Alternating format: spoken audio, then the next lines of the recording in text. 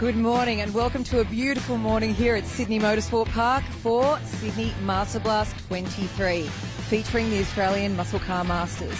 And it's proudly presented by the ARDC. And for the ARDC, I'm Samantha Stevens. And I'm Shanna Raj.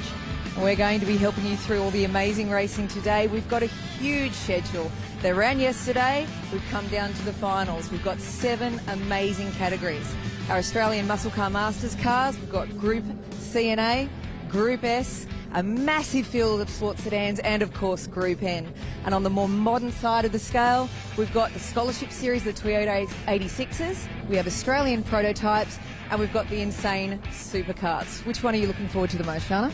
Oh, it's got to be the Toyotas, the Scholarship Series. We've got all the new and young up-and-coming talent from Australia, and it's great to see them out on track. And this is their 3rd round. They've got the evaluation test coming soon. They're all going to be on their best behaviour and doing as much as they can today. So I'm looking forward to that.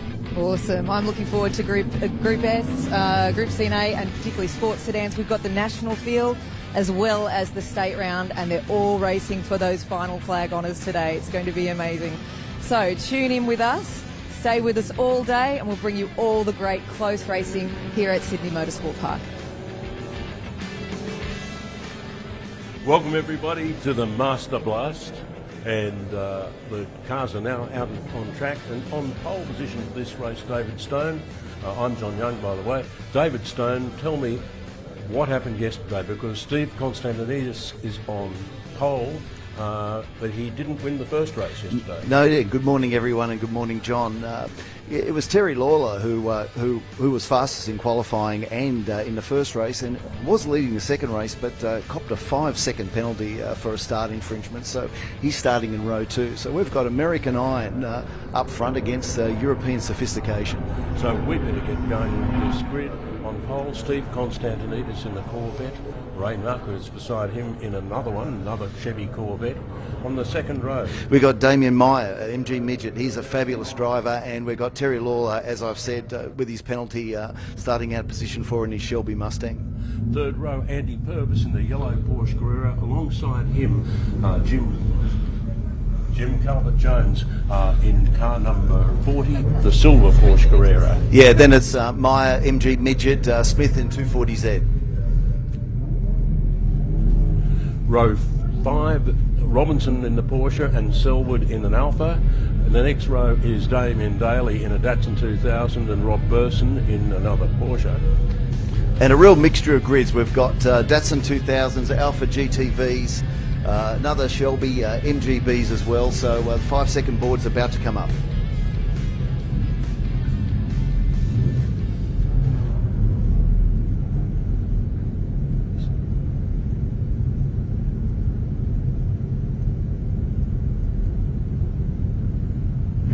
So the revs are routing and the lights are not yet on.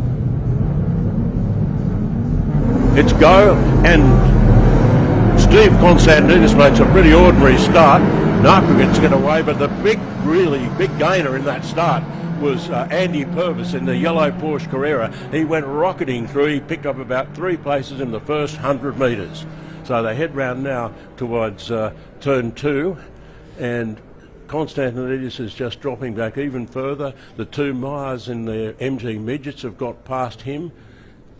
Terry Lawler still where he started.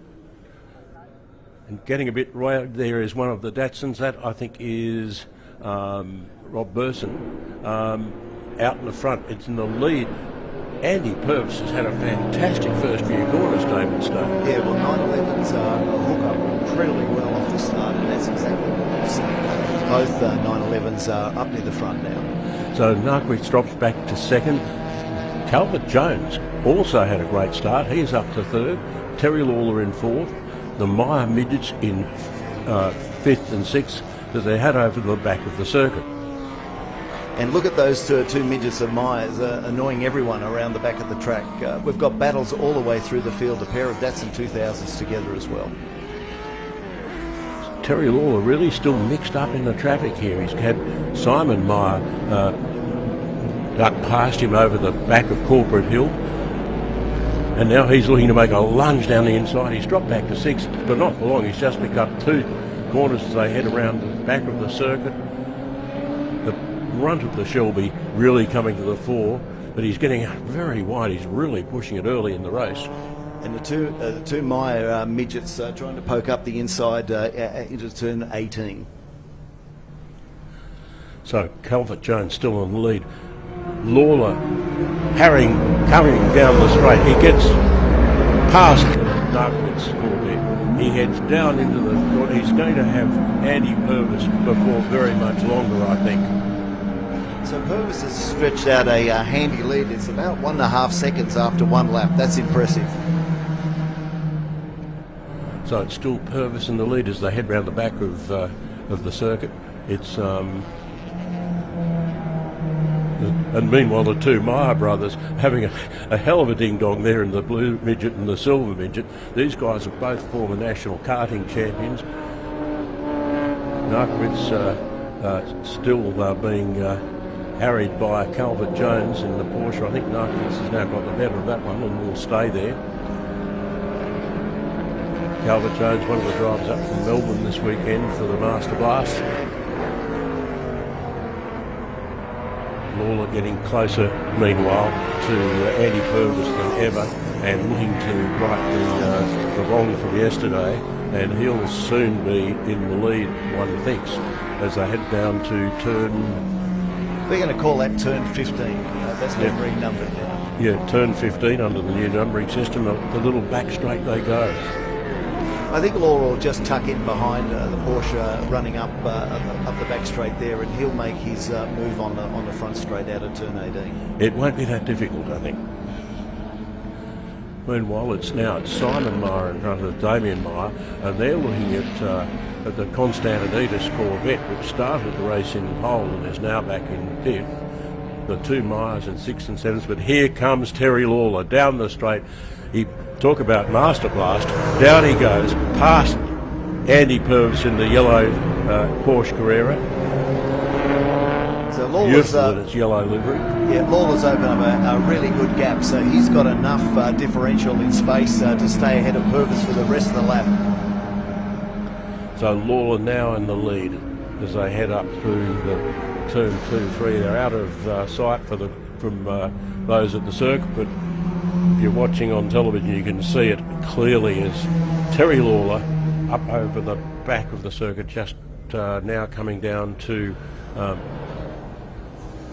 got to learn these new numbers, gosh, turn 4. Yeah, so turn 4 now. So Lawler set the fastest lap of the race so far. That was a 1 minute 48.1, so he's comfortably the fastest car on the circuit.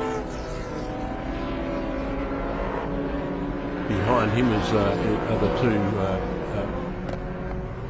Andy Purvis, a 150 in the 150.3 in the yellow Porsche. Narkowitz in the blue Corvette, however. And now we've got Calvert Jones under siege from the Meyer twins. He's very defensive going into turn 15. He's just holding them off. Both the Meyer cars will be utterly frustrated going down the main straight, but I reckon they'll get him eventually. Calvert Jones still managed to hold them up out that little back straight, and as they come onto the circuit, the two Meyer cars are just line astern. Onto the straight they come, and unfortunately for them, what's going to happen next is the Porsche opens up the taps, and away it goes. But I think that Calvert Jones will be very vulnerable into turn 4. That's where Myers will be trying to pick the Porsche off. I don't think they can get him by turn 2. Meanwhile, Simon Meyer just pulled out and got past Damien. Robinson and Smith in a good dice between the Datsun 280Z, most unusual car. So we've now got Simon around the outside. I didn't think he could make it in that time, but he did. Now he's going to work really hard to gap the Porsche for the rest of the back part of the circuit. So it's V8s in 1, 2 and 3 position. It's then Constantinides and then Meyer and Meyer after Calvert Jones. But and here's Damien Meyer around the outside of Calvert Jones. That's an outstanding move into turn 5. These two blokes are really, really quick. and those cars are beautifully prepared. Meanwhile, we've got Stench Constantine getting nice and sideways there, and the gold-coloured Corvette.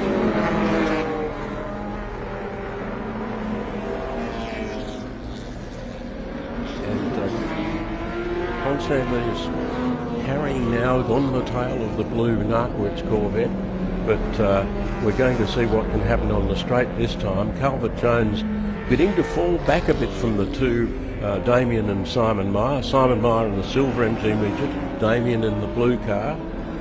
Calvert Jones looking to exercise the horsepower of the Porsche down the straight, but gee, they've opened up a good lead on him. Yes, what can he do in car 40? Yeah, he was ragged. Calvert Jones was ragged in the 17-18 complex. He may well gobble up the first of the midgets on the straight. It'd be very, very close. Well, now it's Steve Smith's In a fabulous 280Z. most unusual is 280Z in this country.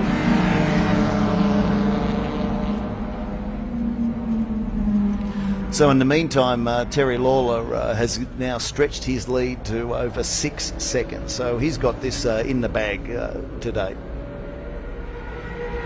Mays have stayed ahead of Calvert Jones, so they'll be pleased about that, and they're going to try and build the gap.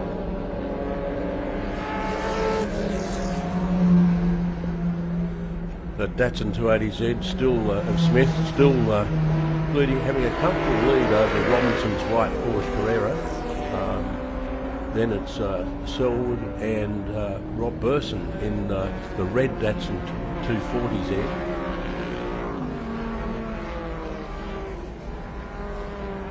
.240Z, a very popular car in period back, not so much in Australia but overseas, also very successful rally cars. A very smart looking car, that car number 90. And very strong in sports car racing in the US. So it's Robinson now, Selwood in the Alfetta GT, another mark we've got here this weekend. The red 240, still looking beautiful on the track.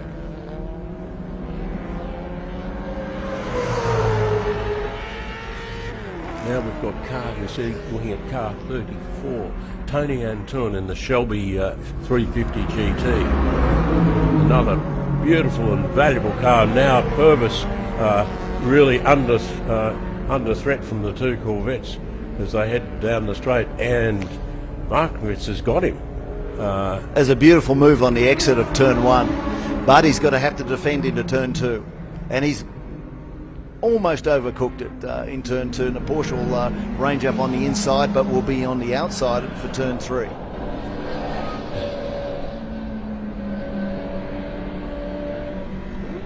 And got him back.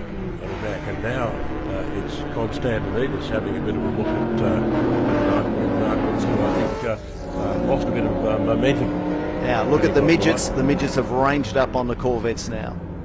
They'll be frustrated, but they're going to try and see if they can get under the first Corvette in turn 15, if they can be close enough. Possibly the closest dice on the whole track is the two Meyer brothers against each other. Simon Meyer in the silver car with the black stripes. So Damien will go straight up the inside into turn 15. Beautiful. They had a bit of a touch there. I don't think Constantinides actually saw him coming in his mirrors. And he's had a massive spin on the exit. So he just stood on the throttle too hard. He got on the concrete. That was a lucky escape. He could have punted that car straight into the wall. He saved it, but he looped it a few times.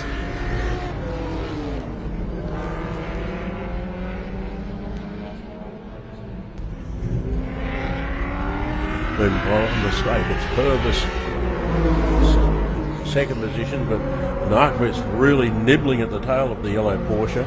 It's amazing to see how well the V8s are now going. For a long while, the Porsche's just absolutely dominated this class of racing. They have. There is no substitute for cubic inches most of the time, but there's a very good battle between the Porsche and the Corvette. Meanwhile, comfortably in the lead by 12.8 seconds. Terry Lawler in the Shelby, having an excellent weekend.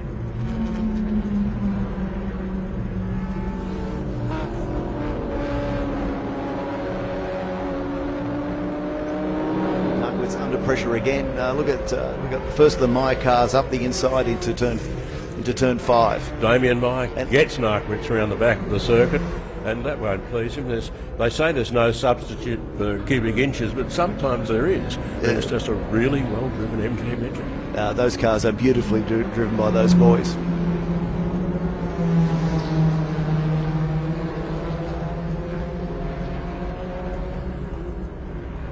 Extending the lead even further, meanwhile, is... this is car...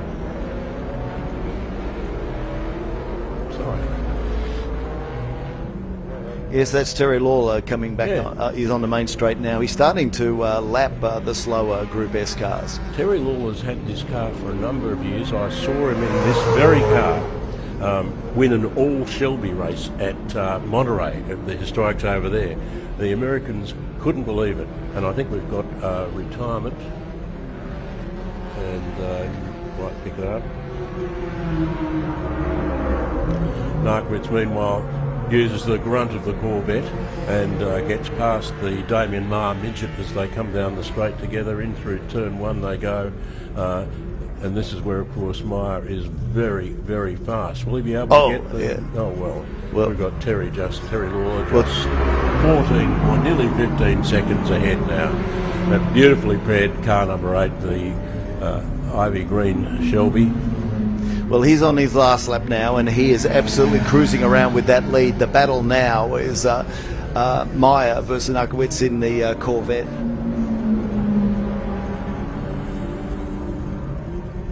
Purvis looks fairly comfortable in second behind our race leader, Terry Lawler.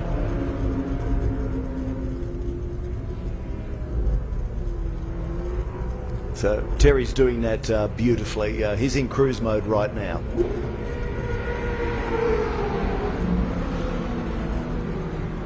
A 5-second penalty wouldn't have affected him at all today.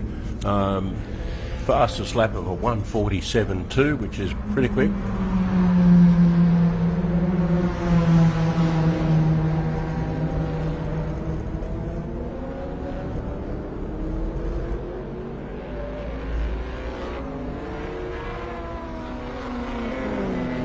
So a very comfortable win for Terry Lawler, Shelby Mustang, and there he is. He takes the flag.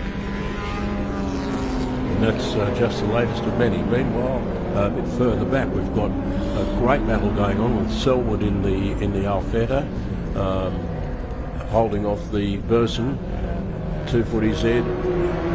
Crossing line now in second place, however, will be Andy Purvis in the yellow Porsche. Behind him, Damien Meyer managed to get by Narkowitz. Then it's in 5th position will be Simon Meyer. Then Calvert Jones in 6th position. Now, after recovering from his spin, Steve Constantinides in the golden Corvette thunders past our commentary position and across to greet the checkered flag. Then it's Steve Smith, it's Robinson in 9th, Selwood 10th, Burson 11th, and Damien Daly in the blue Datsun 2000 in 12th position. Kent Brown in the first of the MGBs was 13th, then Matt McGrath 14, and Tresillian in the another Datsun coming home in 15th position, which will please his driver coach sitting right beside me, Mr. Stone. And then Harry Britton in car number 16. Yeah, that's the 240Z for Harry. Yes, always raced Lanciers until recently. Tony Antun finished in 17th in the Shelby 350 GT, the red car. Goodell in car 95. Okay, here come the highlights. Let's see what we've got for this.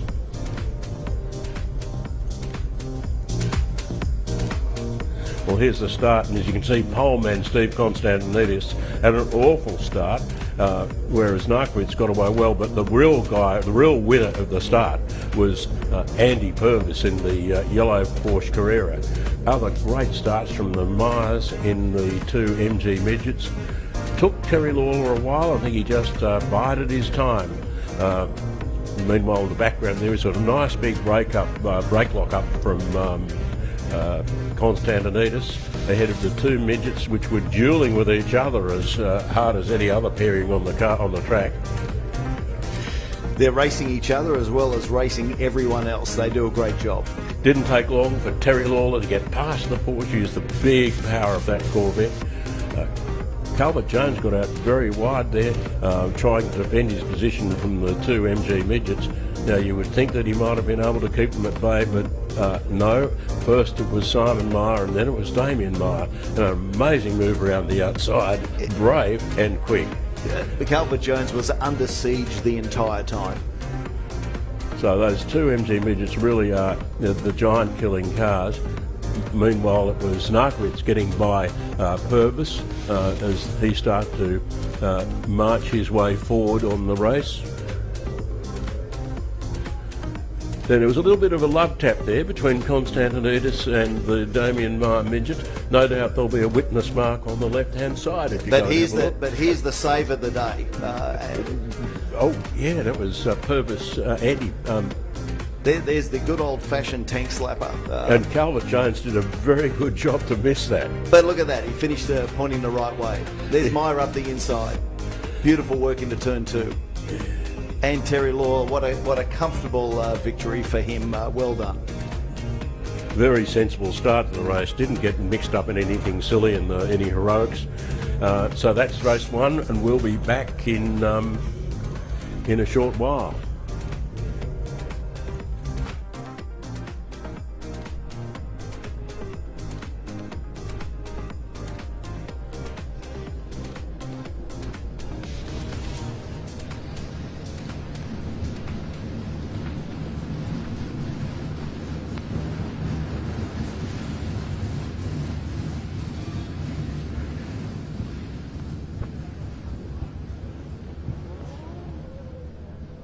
Okay, only a minute 30 to go now until the second race comes out on track. This time it's the Australian Prototype Series. Now these are cars which were a class that was established in 2017 and describes itself as Oceania's premier thoroughbred sports car racing series.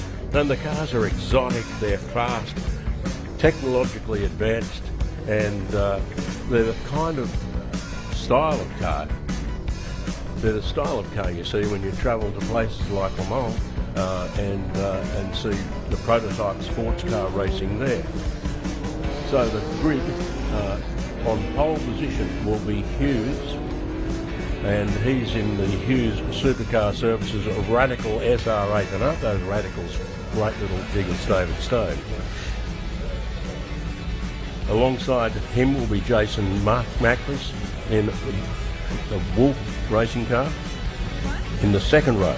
We've got Mark Williamson, he's in a Revolution, and we've got Mark Lowkey, who's in the Wolf. Third row, Scott Foreman in another Wolf Mistral, and alongside him will be Mark Brame in another Radical. And then we've got Bill Medlin, Radical, Andrew McKee in the Wolf. And then we've got a couple of DNFs from yesterday. Will they be out here? I'm not sure. If they're ready to go, there'll be Terry Knowles in another Radical.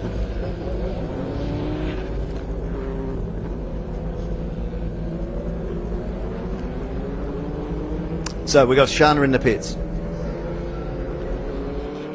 Hi, I'm here with Terry Laura, who is the outright winner and class winner of the Group S Classic Cars in his Shelby Mustang number 8. How was that? You had a very dominant win, over 10 seconds. How did you find the race? Yeah, look, yesterday I only won by 3 seconds and found out I got pinged for a rolling start, so I was penalised 5 seconds, hence why I started 4th today, so I wasn't backing off today. So this time 3 seconds was not enough. You made sure you had a clearing. It was enough. So great job. We've got one more race later. Good luck. Thanks very much. Well, the small field comes down towards the start-finish line for the prototype series car, and they're away. Hughes from Macris, Williamson and Luck, Gorman, Brahim, Medlin, McKee, off they go. And the braking zone into turn 2 is where we're going to see a lot of passing in this event. Bit of a brake clock up there from our race leader Hughes, but didn't affect him at all. Macris still close at quarters in second position as they head up over the back of the circuit through to turns 4 and 5.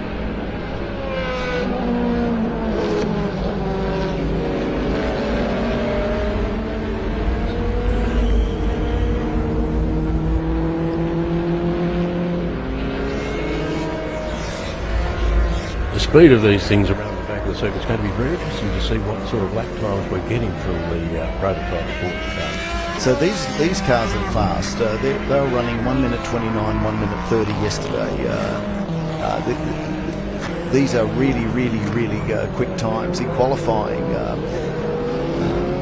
the cars were in the 27s and 28s. To contrast that's roughly what a V8 supercar does around here. So these things are moving really well.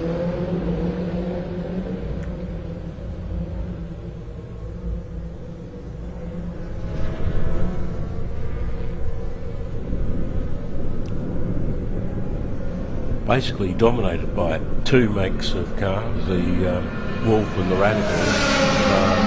The Hughes head leads the race from Macris, Williamson and Drake. Brahim, Knowles. I'll tell you what, it's a close field still. Knowles, Borman walk a little bit further back. In fact, I think our only non-starter was Medland, who was down to start in position number 7, but the two DNFs from yesterday, both out, which is good to see. So Hughes is in a Radical SR8. That's a 2.7 litre V8 car. It makes over 400 horsepower, weighs about 700 kilos. This gives you a sense of what the power to weight is and why these cars can accelerate and corner and brake so very well.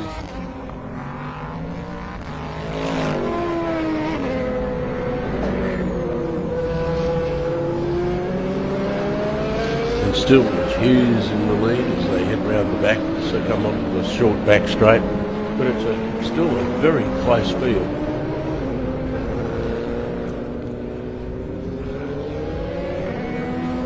Brahim, car 43, another of the Radicals in a very distinctive white and orange livery. Great looking car. He's back in 5th position, still behind Hughes. So Hughes the lead from Macris in a very brightly painted Wolf.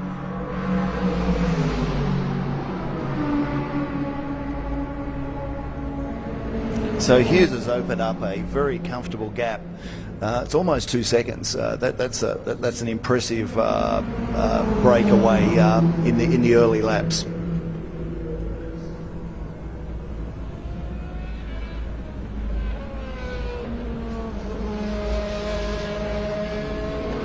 Here at Williamson's Revolution A1. That's very distinctive, very much the international sports car looking car, isn't it, with the closed roof.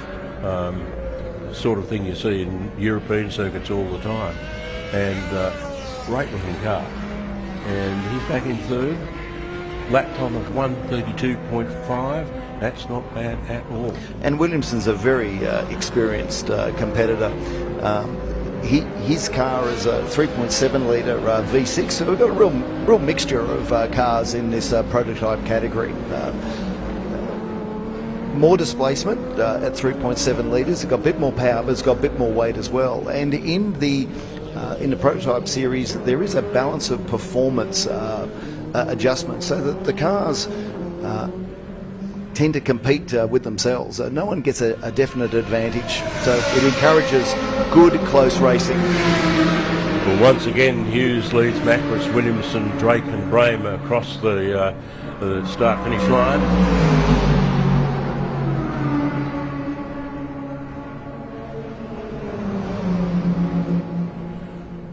As watch Brame come into turns 2, 3, 4, car 43.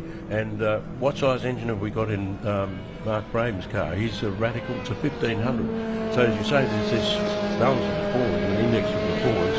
There's not a lot of difference between big engine and small engine. So in this category, there's a subclass, and it's the Radical SR3 subclass, of which Brame's ahead.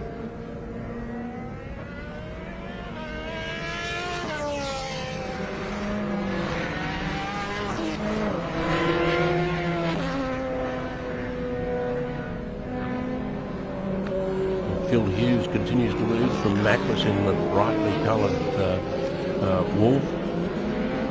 Hughes in a 2.7 litre Radical SR8.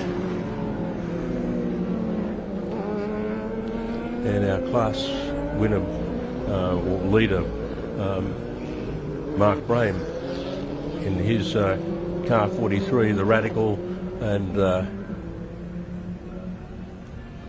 he's not far behind the cars in the class ahead at all.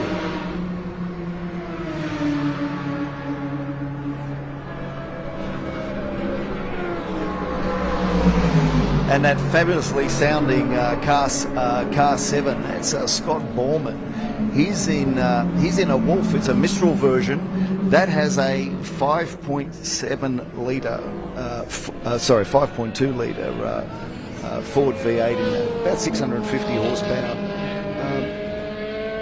Weighs a bit more than the others, but it is clearly the best sounding car here in this event. It's certainly the best sounding car in this event. Absolutely. It'd be probably the hardest of them to drive too, with all that power and not a hell of a lot of weight underneath it. The aero's good in these cars, and you can see from the bodywork and the wings that each car has that they generate a lot of downforce.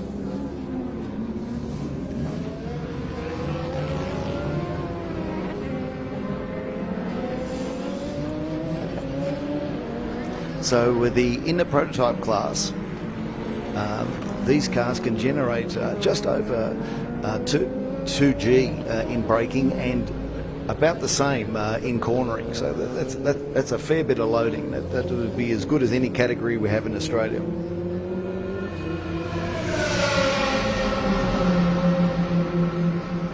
Meanwhile, back in 7th position, Terry Knowles in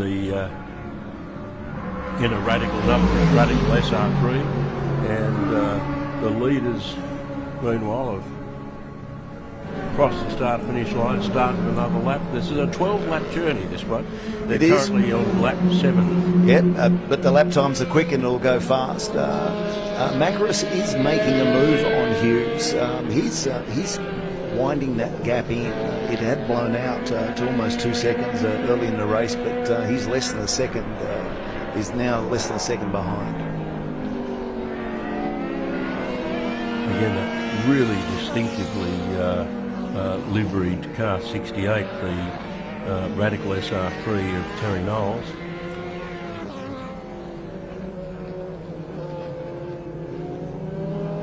And the 13 car, which is McKee, also having a bit more of a lonely race out there at the moment. Not keeping company with anybody. Well, we've got Hughes on screen now, but look at Macris reining in on him. When they cross the start-finish line, the gap will be less than a second.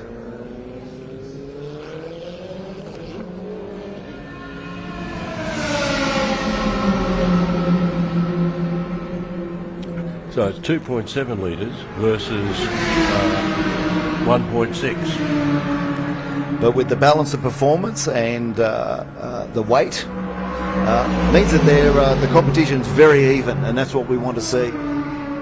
So that was Macris's best lap for the event so far. So he's the quickest man on the circuit, and that last lap a 29.6. Hughes has clearly can perceive the threat because he's dropped his lap time down to 1:29, and in actual fact, the Macros has currently got the fastest lap.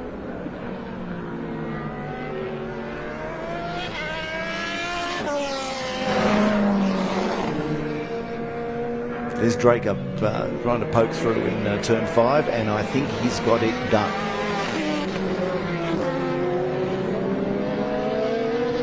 So Williams has been around pretty fast cars for a fair while, but yes, he's dropped back from now from Drake, and Braham's going to be on his rear bumper. Well, he would be if he had a rear bumper. He'll be there very, very quickly at the rate this thing's going at the moment. So Williamson in that very, very elegant, I think, Revolution sports car, just maybe losing something. Almost a bit of porpoising there happening with Macros. We lost him on the screen.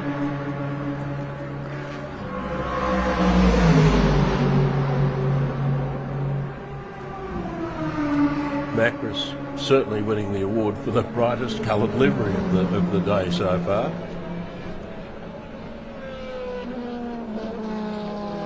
But Hughes, I think, is... He's responded. He's responded. He's got a bit of a hurry-up, though.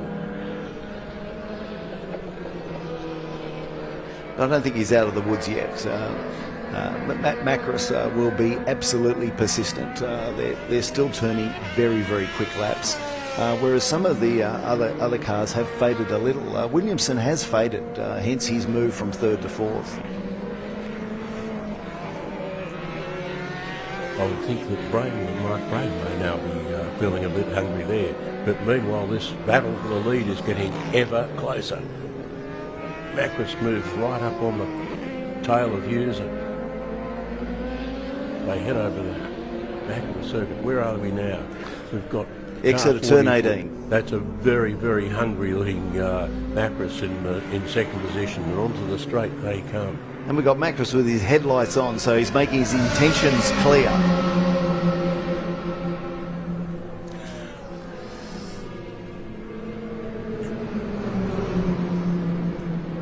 Hughes visibly faster than Macros down the straight. It's an interesting comparison. Hughes 241 kilometres an hour down the straight, and Macros 233. But now Macros has arranged in up, and he's going to try and make a pass into turn 4 if he can just pop out. Just a little bit too far behind.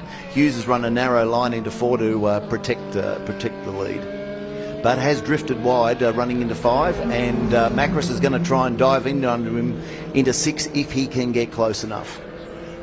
We've got Hughes with a narrow defensive line again.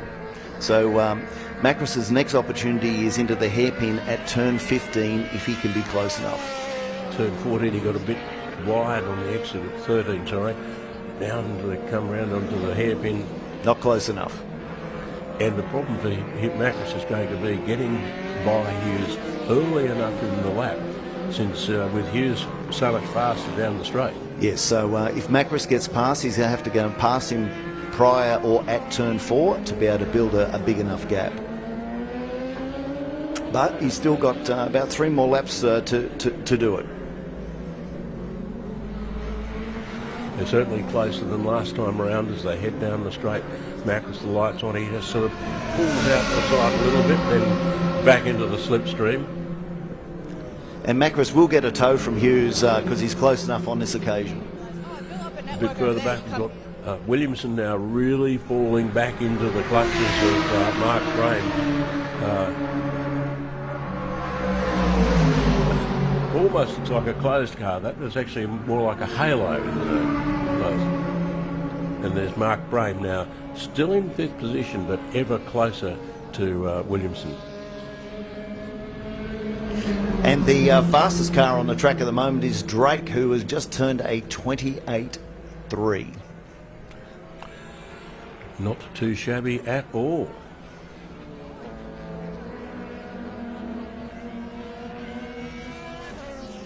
Braham closing, ever closing on Williamson, right up his tail as they head round the back of the circuit.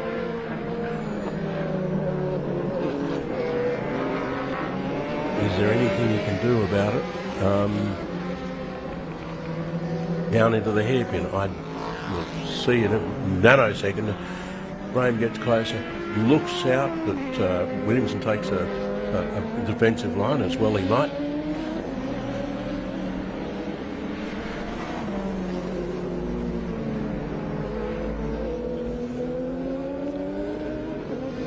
Meanwhile, over the start-finish line, it's Hughes leading Macris.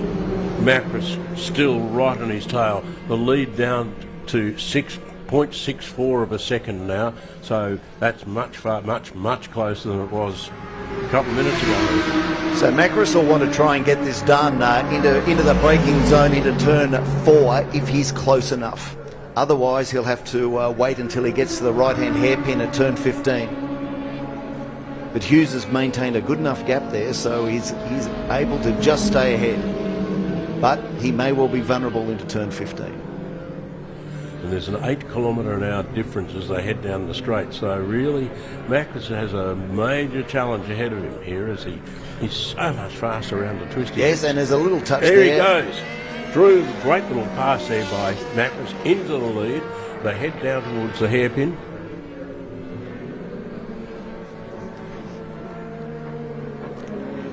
The question is, can he get a big enough lead to hold Hughes off as they head down the straight? Meanwhile, Drake is getting ever closer to that lead battle for the lead as well. There's an excellent move from Macris in turn 6. Graham still hasn't been able to get past Williamson, but it's only for pride because Graham is still an easy leader in his class.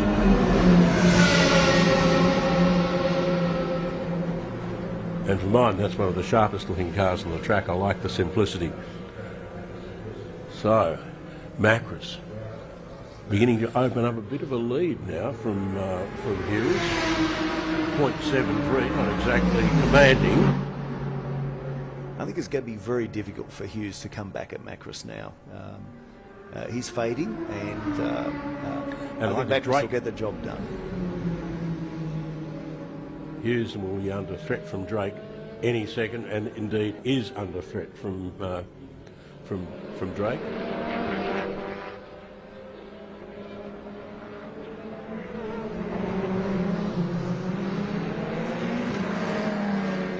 Our race leader, Jason Macris. Very impressive drive from Jason Macris. Meanwhile, the battle for second and third in the background, we just see it really getting hot.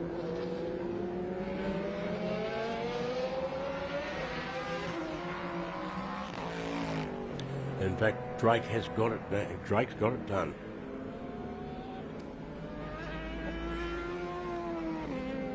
So it's Macris from Hughes back in the number second, from Drake. No, it's Drake in second now, and the fastest lap of the race is Drake. So Drake through in second.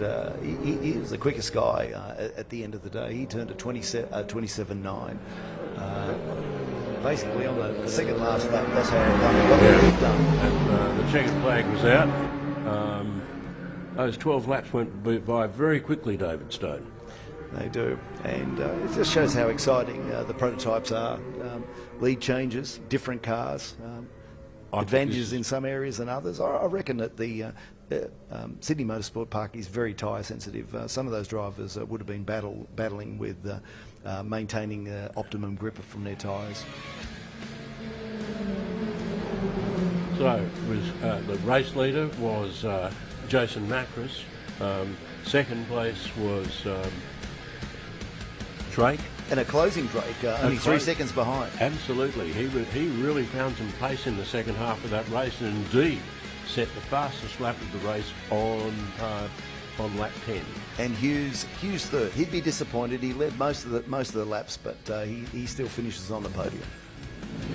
Then was Williamson, Borman, Braham, Knowles, McKee and Plum. So Macris in that magic looking Wolf Paul's up in the number one position in the pits. In the end, John Paul Drake was 3 seconds behind Jason Macris, both in the same team, by the way. Hughes was in third, not very far behind Drake at all. Mark Williamson a fair way back in fourth. And then quite a close race with Orman, Brame, all within a second. Then a bit of a gap back to Knowles, McKee and Lockie. So we should be seeing some highlights pretty soon. A beautiful day here at Sydney Motorsport Park, and here come the highlights of this race. And it was a pretty even start. There was the big winner on the start was actually Mark Brame, who, having started from back of grid, really got stuck into it. As the race progressed, there are lots of little races within races, and Williamson being harried there by, well, now we've got Hughes having been taken by Macris, or about to be taken by Macris, sorry. This was a great battle for the lead. Hughes initially opened up the whoa, that was an interesting lock-up from car number 13.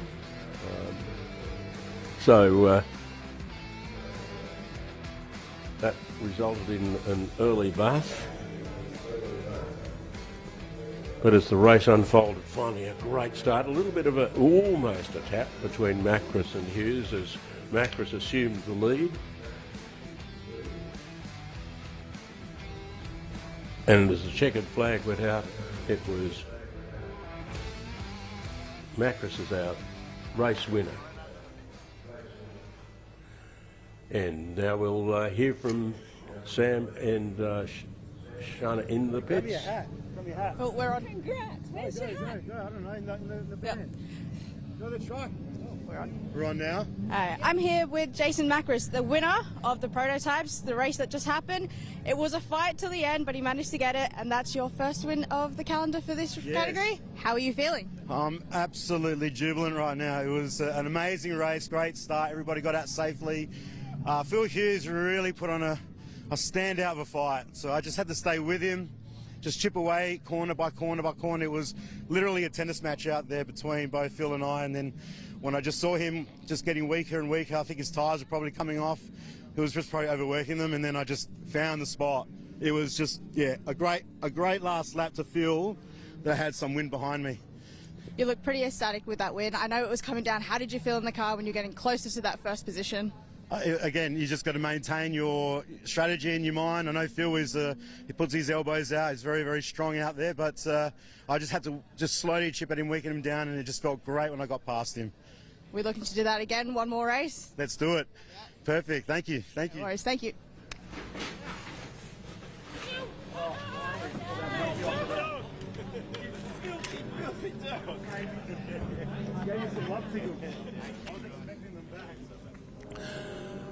Well, the next race is already out on the track. I'll tell you what, this action's coming fast and furious here at Sydney Motorsport Park today. Credit to the organisers, the Heritage Touring cars around on the track, David Stone. And these are the cars that actually raced in the period. So Group C cars 1973 to the end of 1984, and Group A cars from 1985 to the end of 1992. So, with looking at the grid, we'll just run through it for you.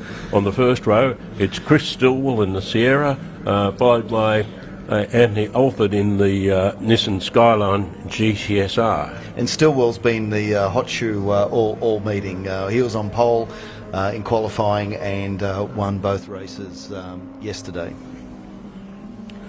Second row will be Brian Henderson from Queensland in the Nissan Bluebird Turbo. Alongside him, Rick Hallen in the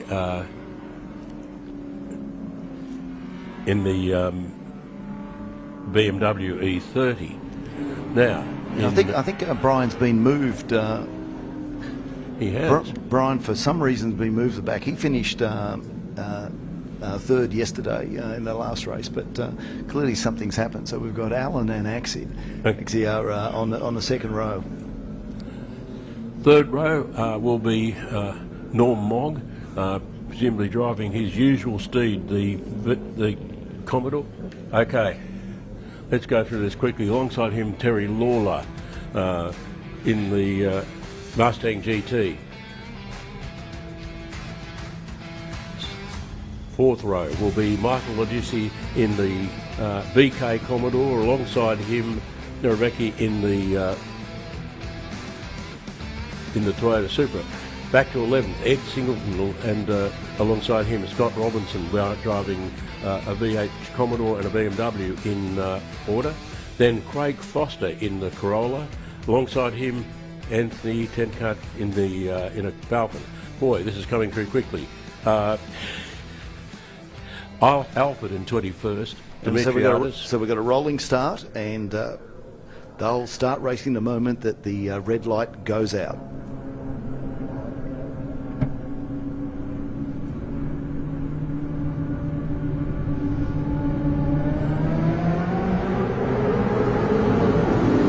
Alfred's spluttered. Something has happened for him. He's dropping back significantly.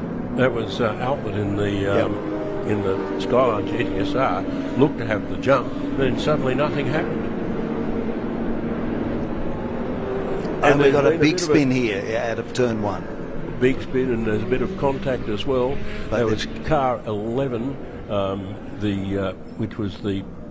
Foster's kept that off the wall, which is an outstanding job. Yeah, Foster and Tenkate, the Falcon XD and the Corolla, I guess. Damage looks very light, but I'd expect that unless he gets going, we'll have a safety car.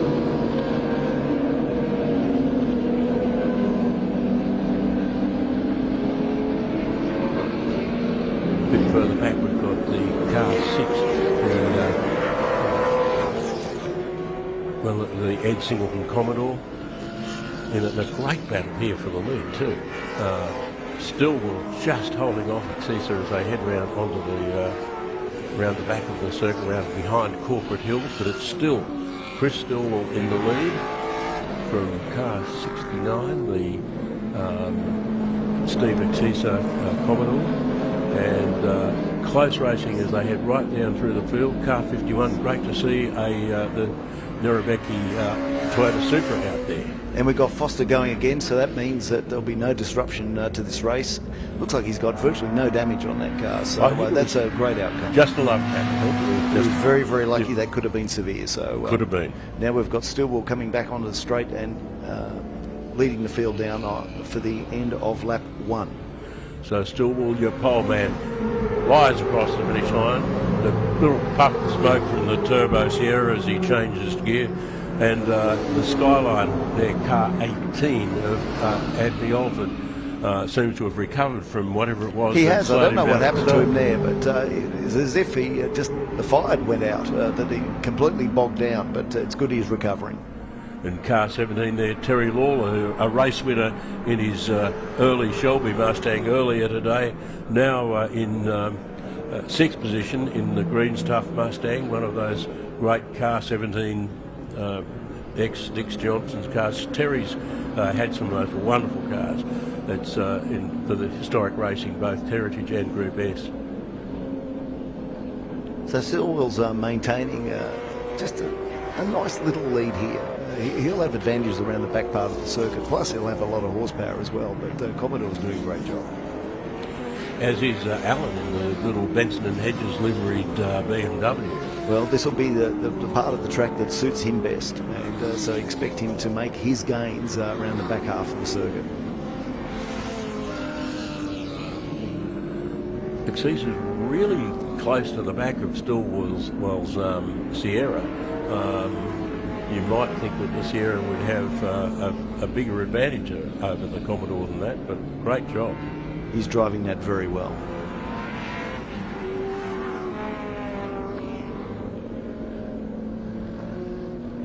Right on the tail now.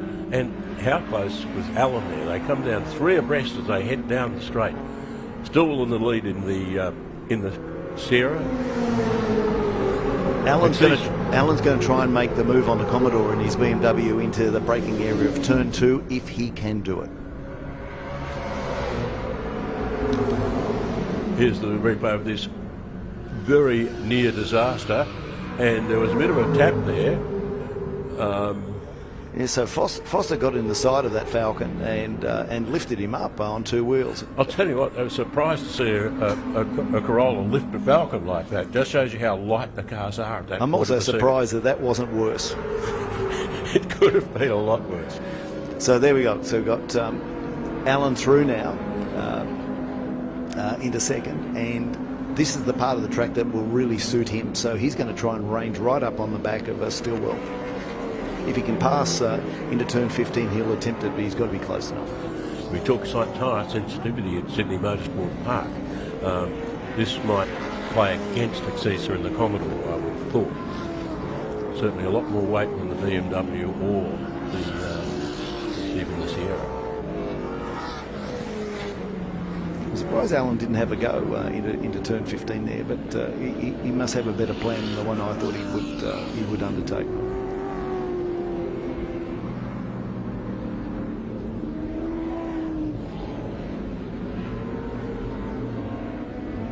Very famous car, that Allen BMW. You can see the names like Chicotto and Longhurst on the side window, the period drivers. What an amazing piece of hip-moving history that is. You could see how Alan was held up running out of turn 18, but now, of course, the Sierra's got way more power, so not sure if Alan can get in the braking zone of turn 2. The gap is excessive. He's probably only passing opportunities are into turn 4 and into turn 15. Meanwhile, Lawler at the moment back in 8th along behind Rose's big Falcon. Lawler was racing one of these big XDs for a while as well. So over the back, it's into turn 4. Just not close enough. Very frustrating. So turn 15 is his next option to be able to get past the Sierra. So the question is, who's the fastest lap at the moment? Well, that'll be Henderson in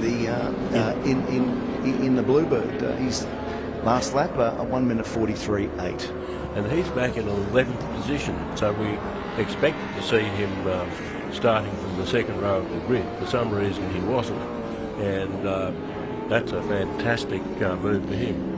So can Alan do it in here? No, he elects to follow. The problem for Alan in the hairpin is that the Sierra is just going to have so much more poke as they get onto the short straight. As you pointed out, turn 4. Turn 4 is the he has to either do it in turn 2 or in turn 4 to be able to build a gap around the back part of the circuit. So you can see here now he's completely held up. He hasn't quite. Well, he had a look that time.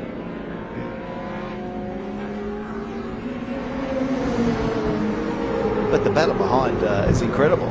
We've got two Commodores. There's a Skyline.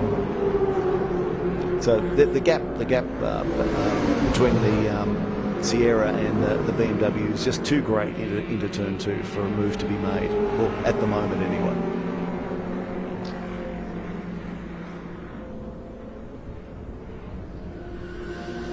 So Anthony Altman, having started in second position, still working at recovering from that loss from that fairly ordinary start. Well, not the ordinary start, it was the second phase of the start. So Allen now very fast through some parts of the circuit, and Henderson still fastest lap.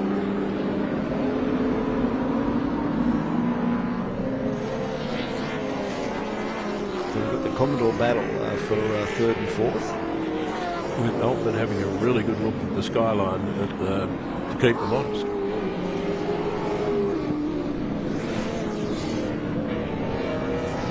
Around the outside is an attempt for Alfred. Is he going to get away with it? I don't think so. Has he? No, he hasn't. Hung out to the right. In fact, he's in danger of losing a spot to Mock there, as I think he may have done.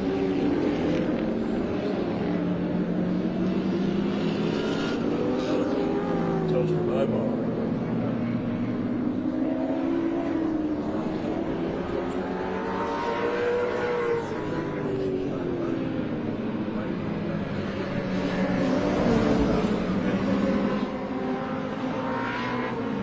Now we're 3 wide on the straight. Alford's going to try and pop up the inside. Just hasn't got the momentum to get through those 2 Commodores. But It looked like he had the yeah, but he's going to try and make the move into turn 2 up the inside if he can. Although that's a very, very ambitious move on the outside by.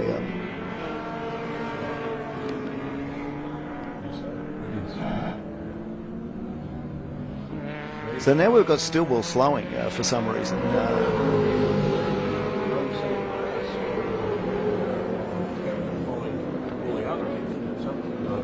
Something might have gone awry.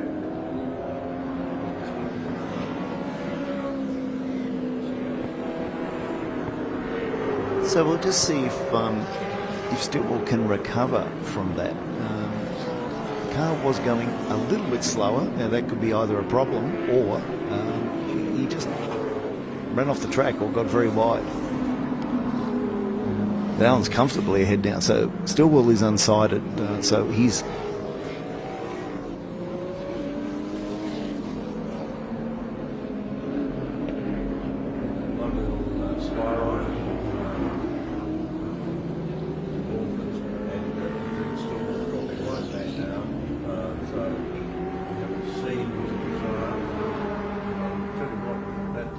Flapping on the Nissan Skyline would be a little bit of a concern for Anthony.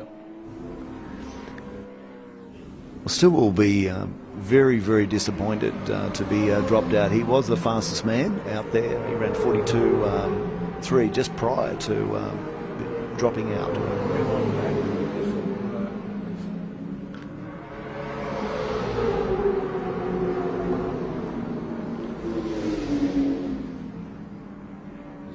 Some of the sharp end cars hit past the Volvo at the tail of the field, and that's found running the Volvo. This battle between Morgan and Crawford.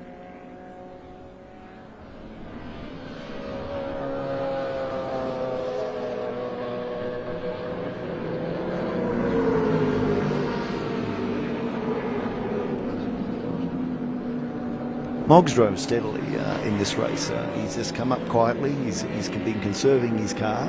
He's doing a great job.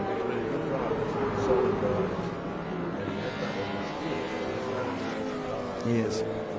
Yes, so his last lap was his fastest lap so far in the event.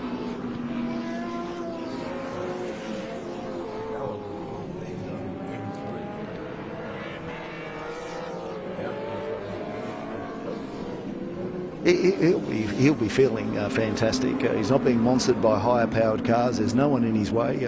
He's having a great morning.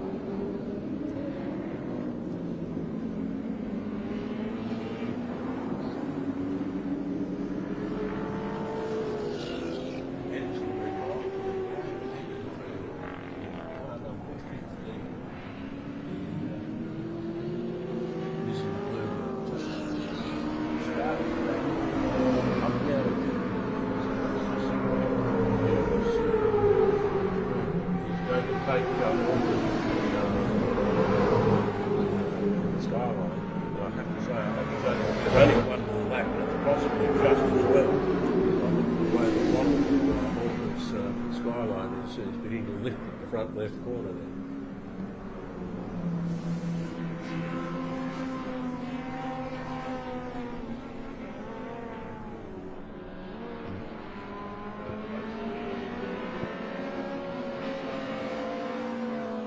He's doing it easily now.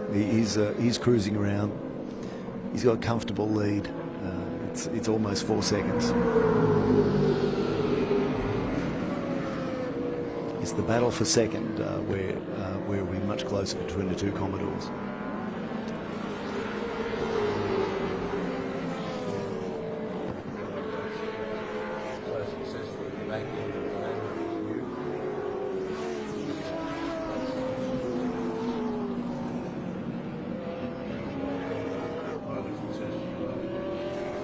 A giant killer then and a giant killer now.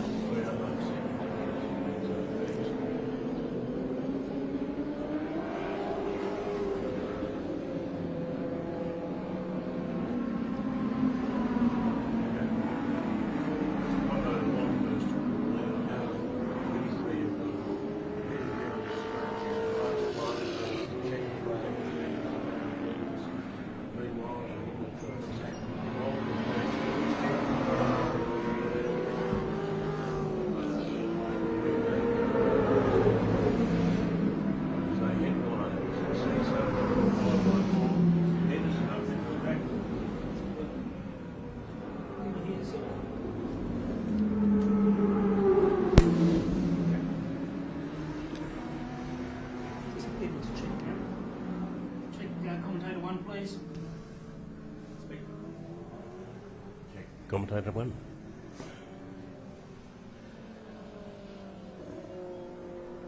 And what about Henderson? That was a great drive. I mean, it's the kind of drive that disappears. The kind of drive that can disappear a bit because starting so far back, you just don't see them heading through the field. But what an excellent result for him. So Allen, Exisa and Mogg, well, they were all pretty sharp end starters. Alford has started from pole and dropped down. Kadichi, Lawler back up to 7th, having dropped down to 8th. Lacey, McDonald and Rose, Narabecki in 11th. Ed Singleton in the Commodore in car 12th position. Kankati Robinson, Gerwin Foster finished across the line. We've got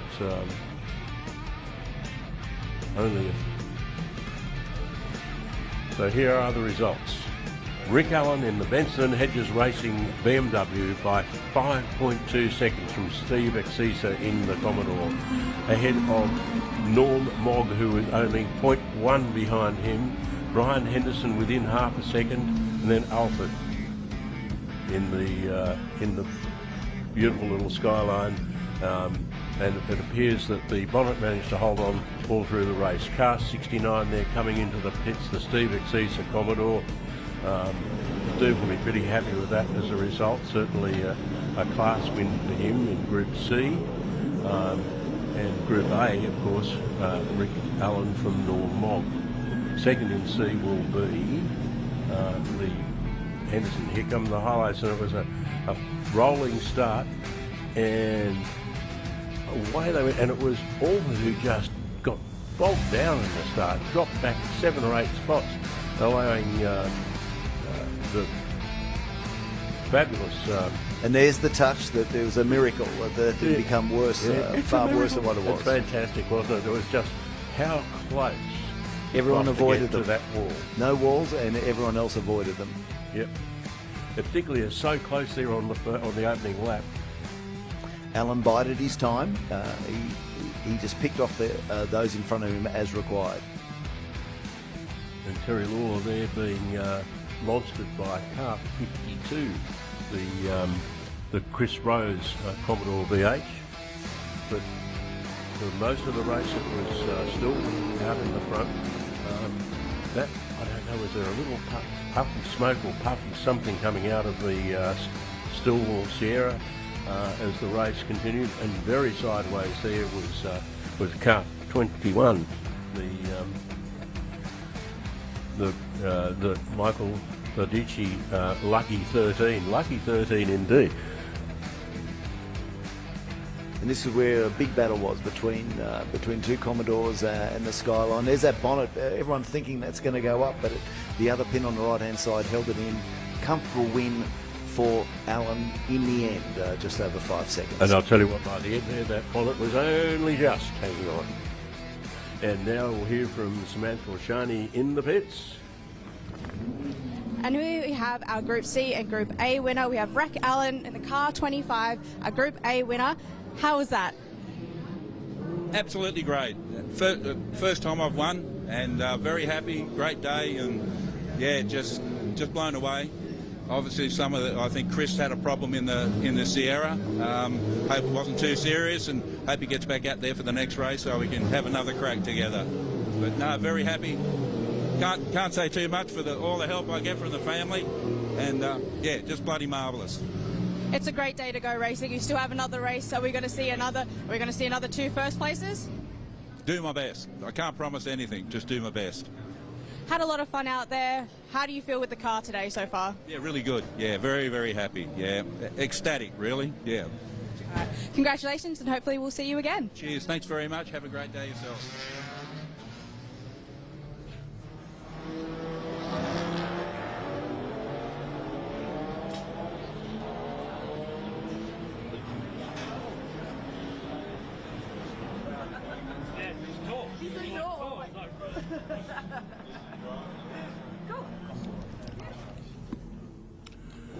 Well, the sports sedans are now out on track, and we'll now be joined in commentary by Gary O'Brien, who's Mr. Sports Sedans when it comes to this sort of event, and he'll be taking over the lead commentary on this. Tell us about the cars we've got running here today. Good morning, John. Good morning, David. It's great to be here at Sydney Motorsport Park for Sydney Masterblast. And here we are for the third round of the Precision National Sports Sedan Series. This is the second race for the weekend. Later on today, we will have the Des Wall Trophy event that'll wrap up this round. Exciting race we had yesterday with Jordan Caruso taking the win in the John Gourlay prepared Chev-powered Audi, having the win over Steve Tomasi in the Calibra Chev with Tony Ricciardello in third spot. Unfortunately, we haven't got Steve Tomasi for this race. Okay, it's Caruso will be alongside Ricciardello in the Alpha, and second row it'll be Shields. Oh wow, That went a bit too quick for you there. 11th, Ashley Jarvis, who leads the series, is out of position 11. Angus Fogg, the Kiwi, in the Mustang, out of position 12. They're lining up for what will be a rolling start. 34 cars made it to the first race, only 14 DNF, so that's not bad for sports sedans, which can be fickle at times. But here we are lined up for the start. So Caruso on his own on the front row with Ricciardello and Shields on the second row. That's a turbocharged rotary engine Fiat 124 that you've seen there, and that's Peter Ward, the next one after that in the triple rotor RX-7.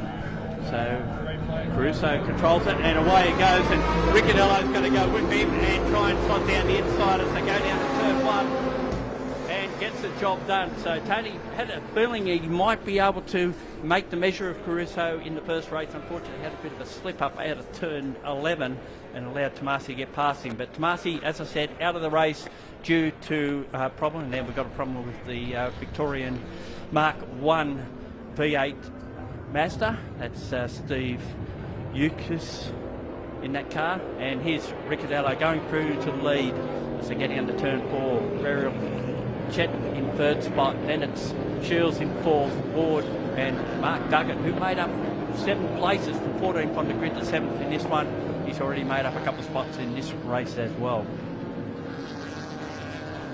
So it's a big field of cars as they come out, and looks like they're taking a yellow flag they have, so safety car is out, and that's because of that number 90 car we see down there.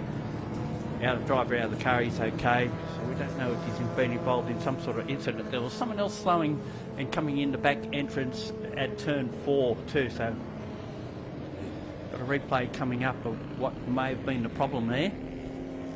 Here we go, and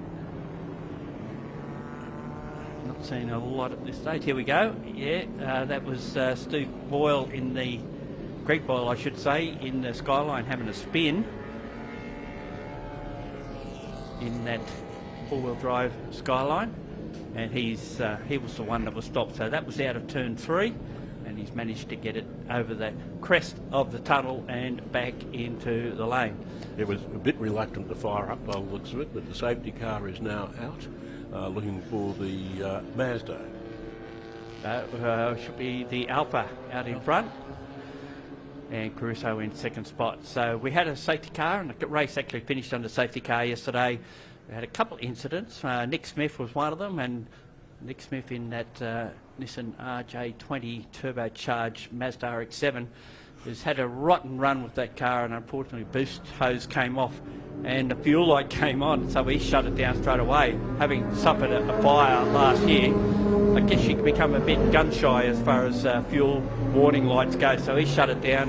There was another car off at turn 4 that left a fair bit of oil around the place. A couple of other cars had dramas as well, but as I said, out of 34 cars, 30 of them got to the finish, which is an exceptionally good effort for our Sports Sedan series.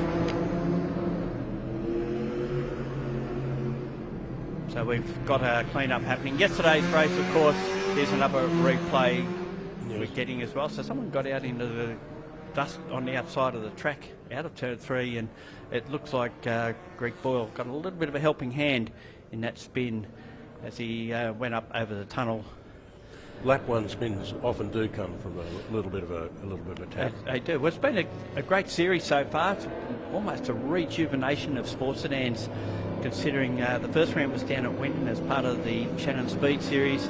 The second round was up at Queensland Raceway as part of the Shannon's Trophy Series, and we've had different winners at both rounds with big fields. And certainly the top three, there's no doubt the top three are Caruso, Ricciardello and Tomasi. They showed that in qualifying. They were well over a second faster than anyone else, and we're just seeing Tony Cox's Saab, the Dodge-powered Saab, coming back into the pit lane as well. So unfortunately, after such a good run up at Queensland, that car's had problems here today. It did get to the finish yesterday, but had some dramas. We're going to go down to the pits. We've got someone that we'd like to talk to. I'm here with Alice Buckley in the Toyota Scholarship Series. Last round she managed to take pole position and 3 race wins, so she's here at Sydney Motorsport Park to see if she can do it all over again. How are you? Yeah, good. Yesterday was a bit hectic with a DNF, and we didn't have the car set right for quali, so now we're starting off 10th for the second race today, but we've got 12 laps, so hopefully we'll be able to go forward. Definitely. You've got some time, you've got your team working on the car. I don't doubt that you'll be able to make up some places. What are you looking like you'll be able to get in this first race coming up? Oh, hopefully a few spots here and there. You know, we're racing next weekend at Sandown, so we're not really risking the car. Yeah, we go straight from here to Sandown, so... Good luck to you. I know you'll do really well. I can't wait to look out. Are you looking forward to get our track with all these cars? Yeah, I'm hoping to keep the car straight, but yeah, we'll just try to go forward. You also have the evaluation test coming up. How you've been going so far in the rounds in the category, and what are you thinking is going to come up next for you? Because I haven't been in Toyotas last year, it's been a lot about learning and trying new things and just working forward and making progress in this category. So the evaluation day is coming up, but we'll just try our best, see how it goes. And how are you enjoying the series so far? Obviously, it's a new and recent category. Are you enjoying it? Are you finding it's doing what it's told it was going to help all the young and upcoming Australian juniors? Yeah, I love it. It's very competitive. It's one of the top competitive fields in Australia, so I'm learning lots, and there's people with plenty of experience in this field, so I'm just learning. And how do you enjoy Sydney Motorsport Park? I mean, I'm a local, so I'm a bit biased. I do love the track. How do you feel around here? Oh, I love any track I go on. It's always fun, you know, just driving. So, yeah, I love Sydney. I've done a few test days and practices and races around here now, so I'm getting laps in. I love the track. You're also part of the Girls on Track in the FDA program, so you're really one of the driving forces of women in motorsport, especially here in Australia. How have you seen things change over the recent years? Even in karting, there's been so many more girls this year, and it's just great to see, and there's just more people females joining the motorsport community, so I love to see it. And you're one of those that young girls are looking up to, so if you have any words to say to any of those junior drivers, whether they be in karting or watching on TV, what would you say to them? Keep trying and beat the boys. I agree with that. All right, thank you for that. Good luck for the rest of the day, and hopefully we'll see you somewhere up the top. Thank you. Been a good one for aspiring drivers to make their way up through the ranks. So far, in the 4 rounds we've had so far, we've had 3 different winners, and they've won all 3 races at each round. Alice being the latest to do it. But at this round so far, Ben Stewart won the first race yesterday, so we could have 5 different round winners by winning all 3 races each round. So it's been an exceptionally good series. I think we're going to go back to race conditions at the end of this lap. This will be the end of the 3rd lap. Still got a few laps to go, 7 in total, and it's Tony Ricciardello that leads the way, and Jordan Caruso, I think, who's just managed to regain the lead in the series due to Ash Jarvis finishing way back in 10th. He was the series leader before this, but unfortunately they had a gearbox sensor which he couldn't tell what gear he was in during the race. So we're gone back to race conditions, and it's Ricciardello out in front, Caruso second, Chet third, then it's Shields and Ingram, followed by Duggan, then the second of the Ingram cars. Folks picked up a couple of spots in that beautiful Mustang. He's currently running in 9th position, And it's Steve Lacey, who finished yesterday's race with a broken wing and now has a wing off a new build Lamborghini car to run in this race. Further back in the field, we've got Nick Pantikos in the Mark II Mustang, followed by Michael Robertson in the Mustang. He's got a Mustang on the way, but not at the moment. And there's Fogg, and we've got a problem for Matt Ingram. He's slowed right up going out of turn 4, and Fogg has just shown the way there to Lacey. Lacey trying to make up that ground. Crompton in 13th position. He's in the BMW with a Chev Power under the bonnet, and Chev powered Mazda behind him in the hands of Ben Maddox and Ryan Humphrey. Another Chev powered car, this time at Ford Falcon XE, of all things to have And a nice little spin there from car 21. That's Lloyd Godfrey in the Honda Integra. Don't often see that in amongst the big boys, but he's having a good time out there as well for a small engine car. Performs really well. Now we've got Caruso right on the back of Ricciardello as they come out of turn 11, head down the straight again. Who's got the straight line speed? It'll be interesting to see. We'll keep an eye on what sort of speed they're getting down the straight. And Ricciardello, if anything, has managed to pull away.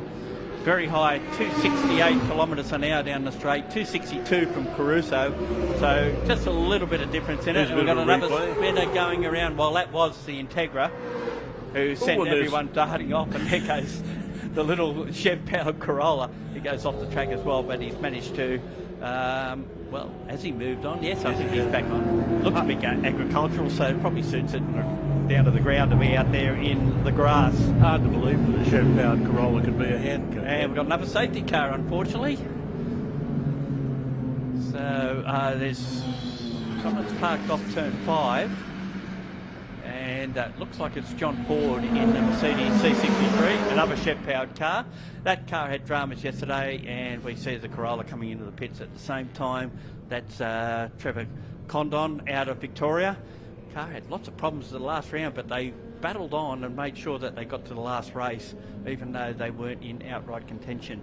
Well, it was involved in that multiple spinning and what have you over the back, and looking at the right-hand side, the witness marks are suggesting that he was helped along. Quite possibly. Yeah, but they were all fighting position. That's the problem when you have a safety car. Everyone tightens up, and of course you're a lot more likely to have more and more dramas. So at the moment we're back under safety car conditions. Still got several laps of this race to go. It'll probably get cut short because of time restrictions. We hope not, but generally that's the way these things roll. Just an impressive field. Very impressive field. Here's a replay of that. Now, John Ford was involved in this as well, so that's why he's pulled up. He's the one that's actually hit Condon. He's drilled the side of that. Well, it's so subtle of you to say that, but he certainly, there was contact, let's say that. Yeah, I'm not going to blame anyone, even though it looks pretty obvious. I wasn't judging. And of course, Condon's going back out on the track. He's following the tilt tray out, so they've got at least the Ford Mercedes C63. That's an interesting car, that Mercedes. It's a Trans Am type car. It's built to Trans Am specs. Came out of Europe, but it can never run in Trans Am. The dimensions aren't quite the same. It runs a different sort of Chev power to what the crate engines you see in our National Trans Am series. There is another car out there, out of Thailand, a Trans Am car as well. That's the Hugh McAllister Ford Mustang. That car actually runs a Coyote engine, which is part of their rules over there, so they've got to modify the engine bay quite a bit to fit the Coyote engine in. It runs paddle shift and a couple of luxuries that you don't see in our National Trans Am series, which are limited to a H-pattern 4-speed and a control engine. So here we are, we're back under safety car conditions. This is probably helping Ricciardello to a certain extent as he leads Caruso. Billy Chetton up the third. This is his best round to date, and he's currently heading Peter Ingram, Mark Duggan in position 6, Steve Lacey and Angus Fogg the next two. Now we've seen them battling, so somewhere along the line Steve Lacey's got ahead of Fogg. Matt Ingram continues to run, although we did see him slow or have a drama there at one stage. Nick Mantikos, Ash Jarvis is in 11th, Jason Crompton 12th, Ryan Humphrey from Western Australia 13th, and it's Ben Maddox. And we're going down to the pits again. Hi, I'm with Ryan Tomset, who is part of the Toyota Scholarship Series. He managed a pole and a win in the main category at the Bend, and we're here at Sydney Masterblast Park to talk to him. So how are you feeling for the race coming up? Yeah, just want to get a good start and try and do my best. So, right now we're fourth, just want to see if we can go forward and have a fun race. So what happened in the race yesterday? How did you go? We just got off the line, a bit of carnage happened behind me and just drove around really, so trying to fix up a couple of errors that I made in that race and do better the next one. And how is the car feeling this weekend? Yeah, the car's feeling pretty good. I think it's a bit of a driver's thing, so I just got to fix up a couple of things, and the car's good, so it's got pace, and we'll see how we go.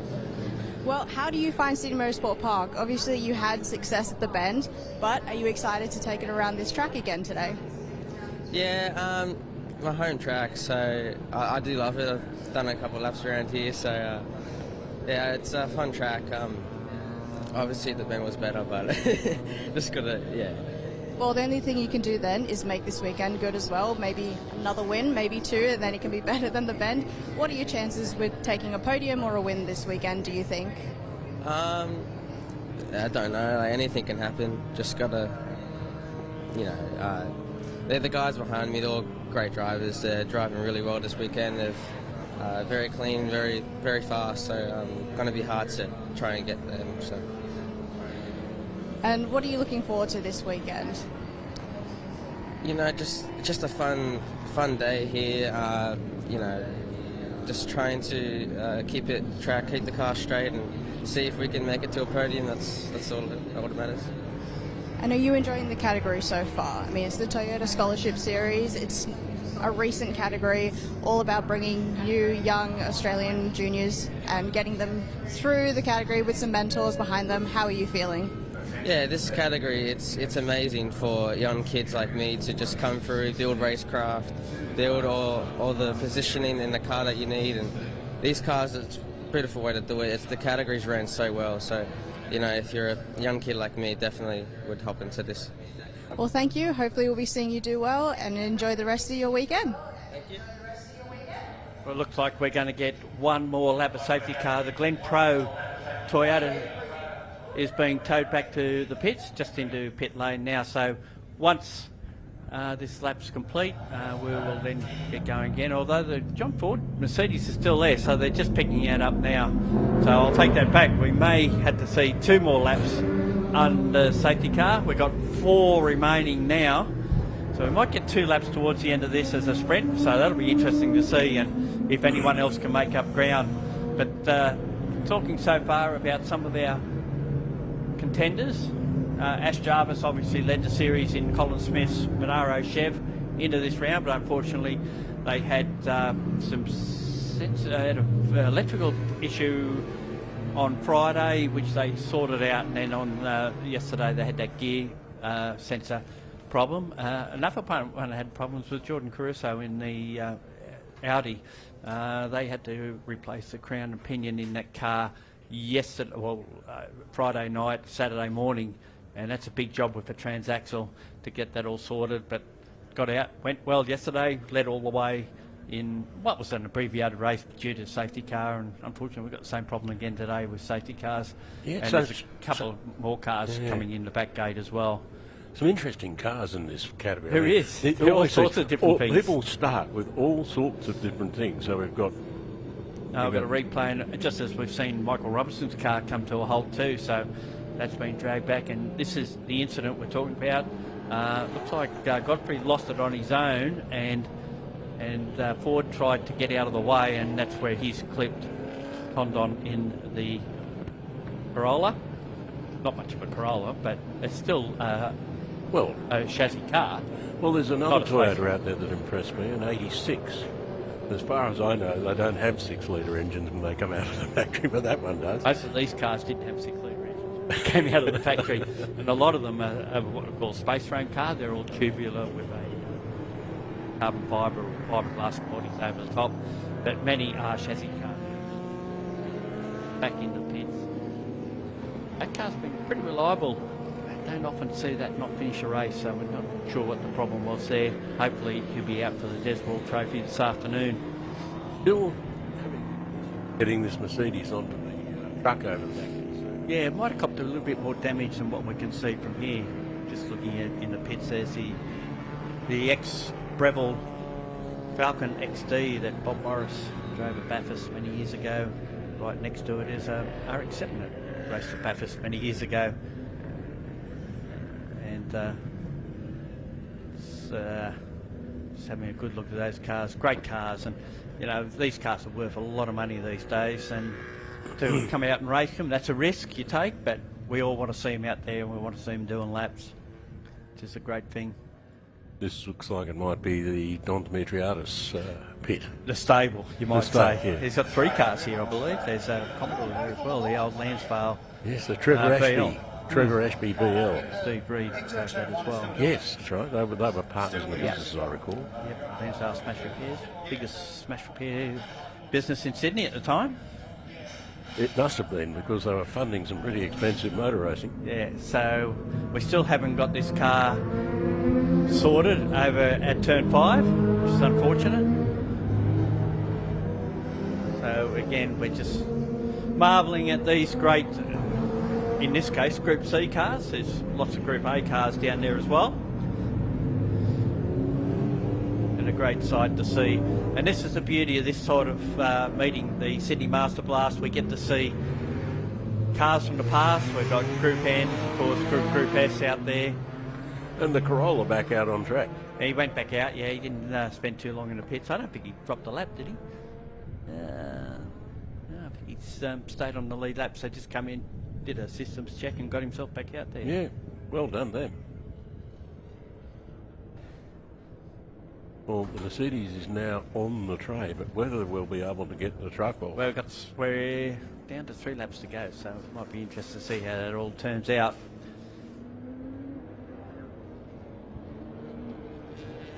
Here we go. We're back down to pit lane.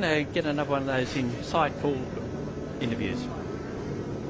All right, Chris, runner of the Sierra. You had a great day yesterday, cleaned up both races, but a bit of drama in race 1. Tell us what happened. Yeah, unfortunately, a new set of wheels, new set of wheel nuts didn't like each other, so the left-hand front wheel came loose. So I could feel that pulled in the back gate. Back a grid next race, we got another set of wheels and another set of wheel nuts, so we know they like each other. So hopefully back to P1. Sounds good. So the car's all good and you'll be back out for the races this afternoon? Absolutely. Ready, terrific, good luck. Yep, looking forward to it. Yeah, Chris Dewell, of course, has the one of the Shell cars as well, so that's what, hence the Shell outfit that he's wearing, the driving suit. And of course he won yesterday's race on the last lap where he passed Adrian Owsley in that Walkinshaw to take the win. Marvellous car. That was the first of the 2 Bond Sierras, the other one owned by Steve Webb. That John O'Webb's broke the heritage lap record in here at a historic meeting last year, was it? Last year or the year before, one of those anyway. So that car owns, the second of the Bond cars actually owns heritage lap records at everywhere it's raced. Quick car. John O'Webb's a pretty good steerer too. That's why he's back at Bathurst this year. He is, yeah. And a Bathurst winner. And twice. And Steve Webb, his dad's a pretty handy driver as well. Pretty handy as well. Yeah. Doesn't drive the car with the same vigour that his son does, though. Remember Steve Webb winning the production sports, or being either first or second in production sports in a Bolwell Nagari when they were new. Yes, raced in the original Porsche Cup Series too at one stage. So safety car in, we're going to have 2 laps of sports sedan mayhem out here with fast cars right up the front of the field. Caruso tucked right in behind Ricciardello. Will try and slot himself out there. Chetton and Shields the next 2. Then it's Ingram, Duggan, Lacey, Fogg, and the other Ingram car, followed by Mantikos. Jarvis has just picked him off going into turn 1. So it'll be good for his championship aspirations. I see Nick Smith is still travelling. He just wants to see a checkered flag with that car that's had so much drama over its life cycle. And that's that very bright yellow car we just seen go through there, the Mazda. And there's Condon actually picking up a place as he goes past one of the other small capacity contenders. And Chills looking for a way past Chetton as go down to turn 4, but already our front two have pulled away. The big three are, as I said before, Caruso, who's now in front of Ricciardello. And I guess that could be put in a small tyre, cold tyre change. They Tony Felby gear back, and Chills has got past Chetton as well. There's been a change there as they come around through turn 8, and it's very close between those two, and Chetton can't do anything there. He's on the wrong side of the track to try and get past. Ingram right in behind him in that triple rotor RX-7, looking to capitalise if there's any untowards going on, and not far off them is Duggan and Lacey as well.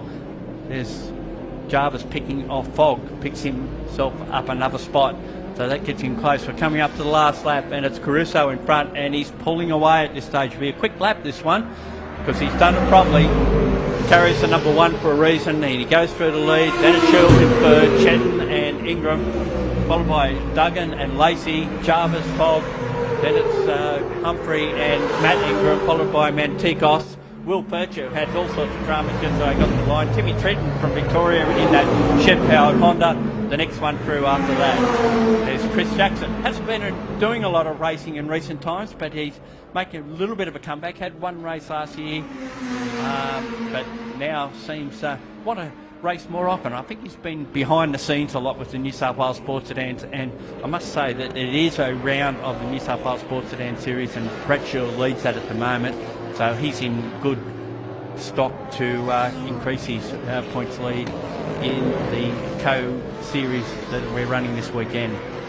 Meanwhile, Caruso just walking away on this last lap, not hanging back either. He had the thing a little bit sideways there. Now to the fastest lap on the 9th lap. You picked that absolutely right, Gary. 1:29.37 on the penultimate lap. And 2:10 off the lap record. So is he going for a lap record? This will be interesting to see. He's been faster in the first two sectors of this lap, coming around to what will be the checkered flag coming up. And it's Jordan Caruso. So for the weekend so far at the third round, 2 wins from 2 starts. Tony Ricciardello improves from third in the first race to the second. Brad Shields picks up third spot and a win in the... and right on the line, Peter Ingram has pipped Billy Chetton for 4th position. So interesting race, bit of drama throughout, but when these cars are firing and on song, they're good to watch. Hello, something's looking pretty smoky. Chris Jackson, quite a bit of bodywork rubbing on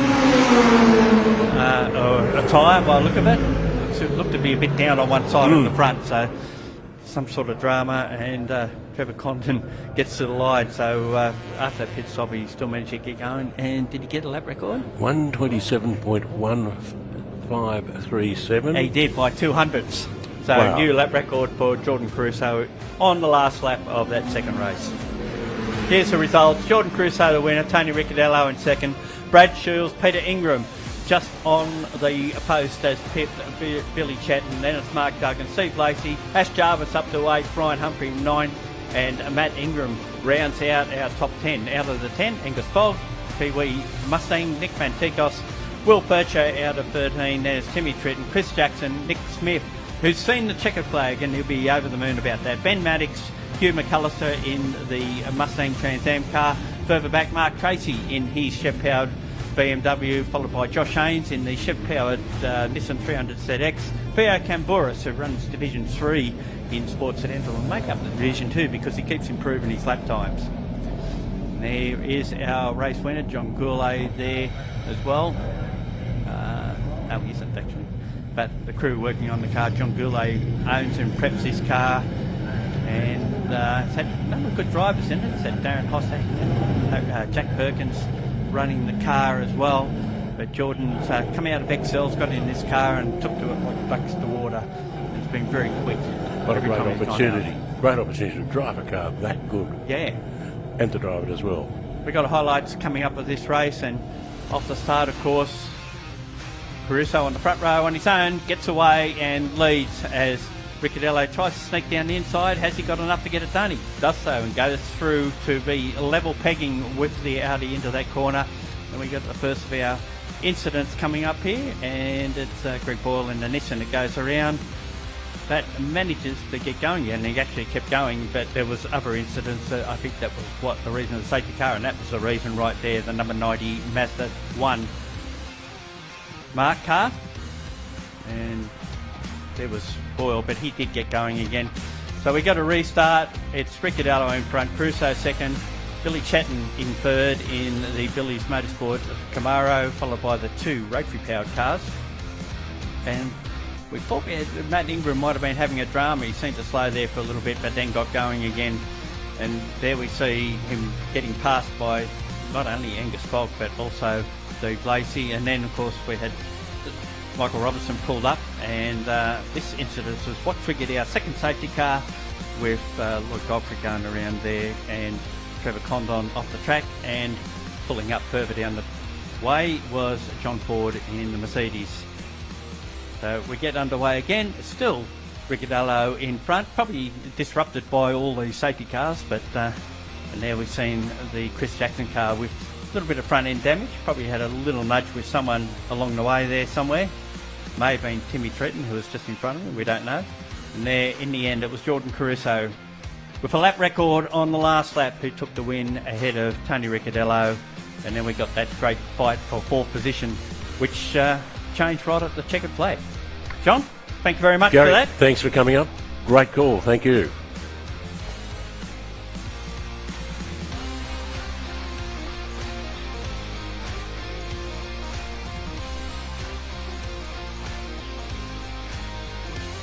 Well, what a great event that was, and we'll be back in just a minute. But Sports Sedan's always entertaining, always great motor cars to watch, always one of my favourites, and I'm sure yours as well. And now over to the pits. We have our Sports Sedans winner here in the car number 1, Jordan Caruso. How was the race? Yeah, that was a lot of fun. Unfortunately, a lot of it was under safety car. Tony managed to get me. But then, yeah, after the safety car, the car had really good pace. I went for the move into turn 2, and then, just wanted to do...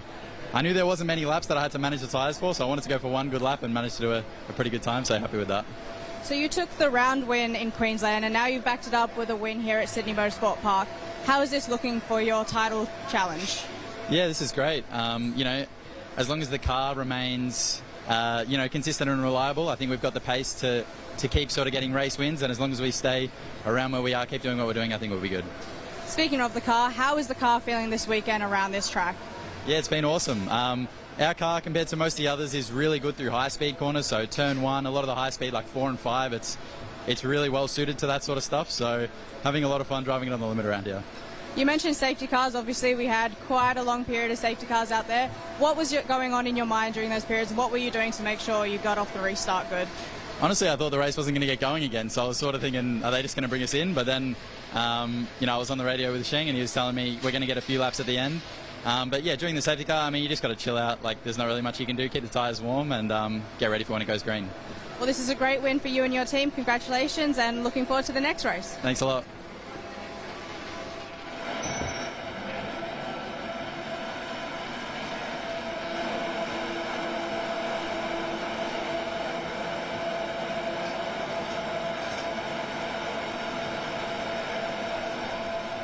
What a great looking car that Audi is, and great to see a young guy getting a drive at something that's so good, so fast, and doing so well in it. It's just a fabulous class. It's rejuvenated. There's wonderful cars and a lot of variation as well. Yes, how good it is to see. Okay, race 3 for the supercarts coming up. Grid, Mark Robin from Colgo.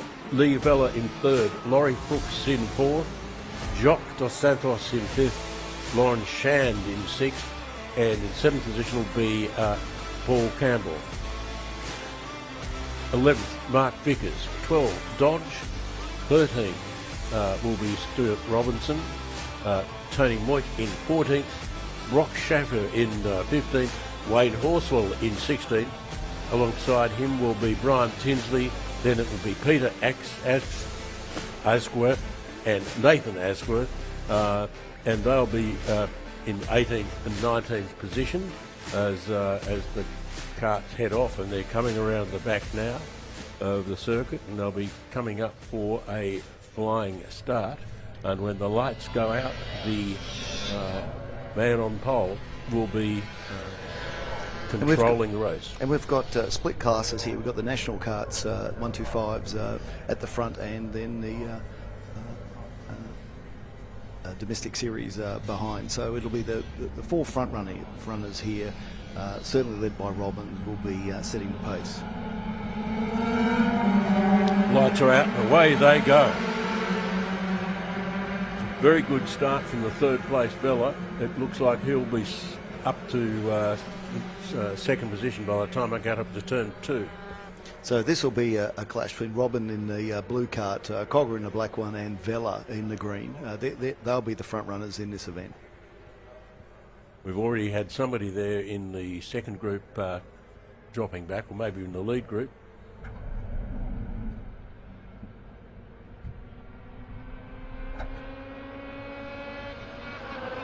So over the back of the track, it's big dice going on with 97 just losing a spot as they head around the back of the circuit.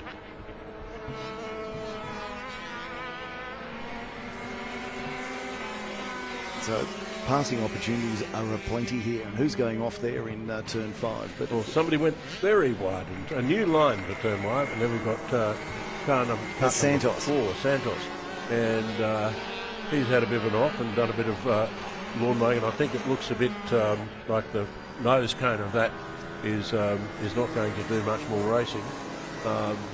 It's a great shame. Here we go. Oh, it was he who went off so wide.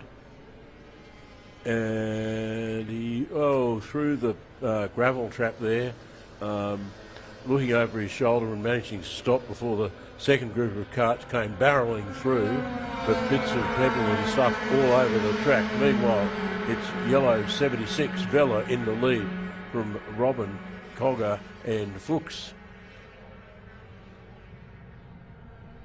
And Santos is still showing somewhere there, but he won't be having anything more to do with the racing, I don't think. Well, Lee Vela, he was the winner of the New South Wales Championship in this category last year, so he's going to be a very strong contender in this race.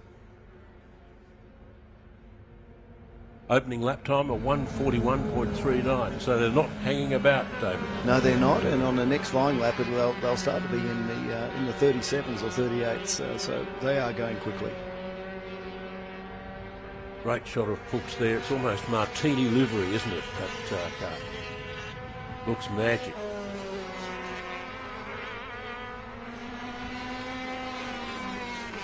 So plenty of passing opportunities for the supercars on this track. We've got a full-width racetrack. The carts are small, they're nimble, excellent under brakes, high cornering speed. So we'll get lots of action in this event. I think Robin's closing in now. Yeah, it's not a huge gap, is it? It's 0.664 last time around. Fastest lap time still Vela on lap 1. My money'd be on Robin. He was the quickest in qualifying yesterday. He won the race yesterday afternoon.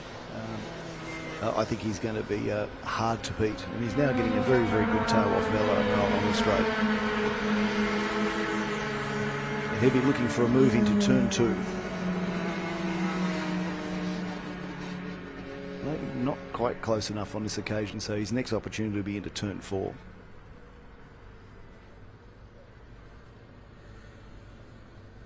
But certainly the battle for the lead is an intriguing one in this particular race. And we've got Vela holding up, I think, just stretched the lead a little bit there. He got very, very good drive out of turn 2.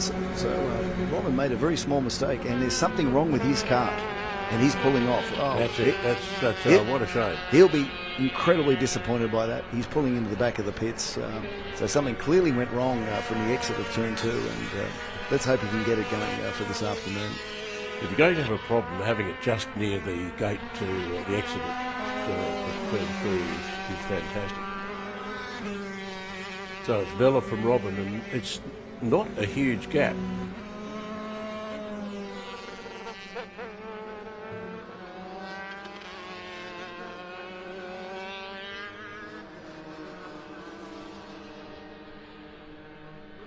Ashworth in kart 47, one of the Class 1 cars.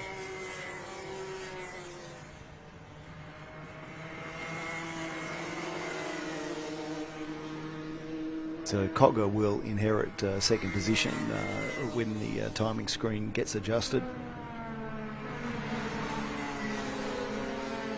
Bit of a gap from him to Vella, just over 3 seconds.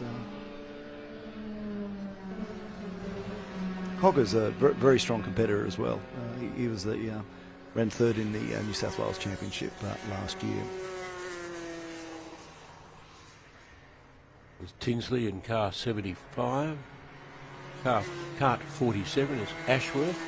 That's another of those really, that modern livery that was being sported in the prototype class as well. And a great little passing opportunity coming up here. And it's 19 from 91, and from Royce from Dodge. And this one is, nobody's giving up on this one yet. So 19 Moit got Dodge right behind him as they head around the back of the track up there over the out of turn 2 up into turn 3, and how close can you get? And that's Robertson will try and go up the inside here into 4, but just can't quite get it done. Probably follow him for the rest of the circuit. His next opportunity is into the hairpin at turn 15.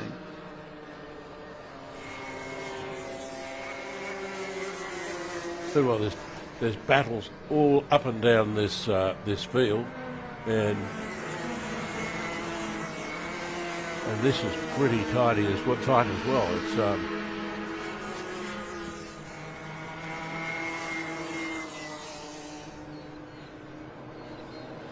so it's 91 from 19, 91.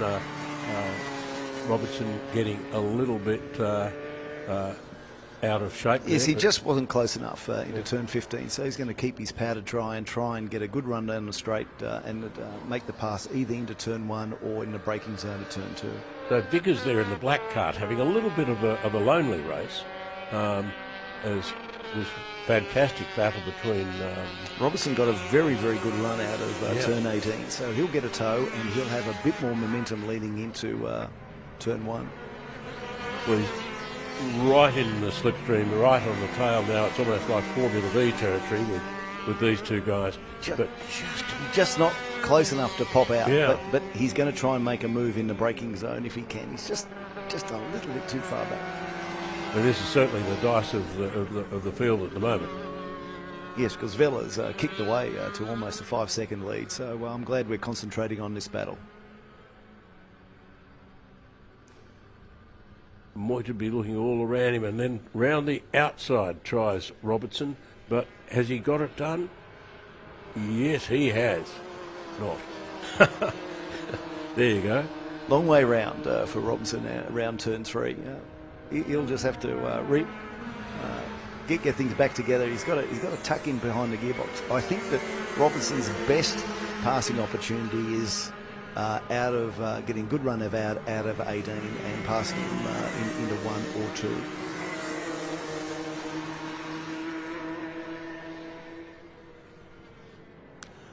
Meanwhile, fastest lap, Vella, a 1:36.47. But this great battle between Moit and Robertson continues.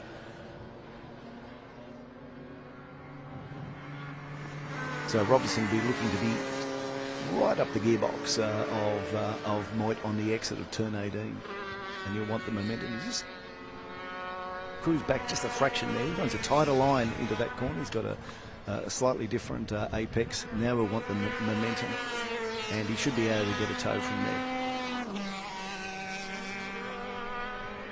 He couldn't get it done last lap, and I don't think he's any closer this lap, but he says that...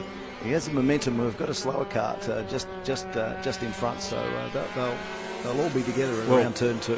Closer than ever through turn 1 that time around. He's locked in, and he'll want to pop up the inside into turn 2. And here's another battle between 75 as Tinsley. And that'd be Asquith behind him, but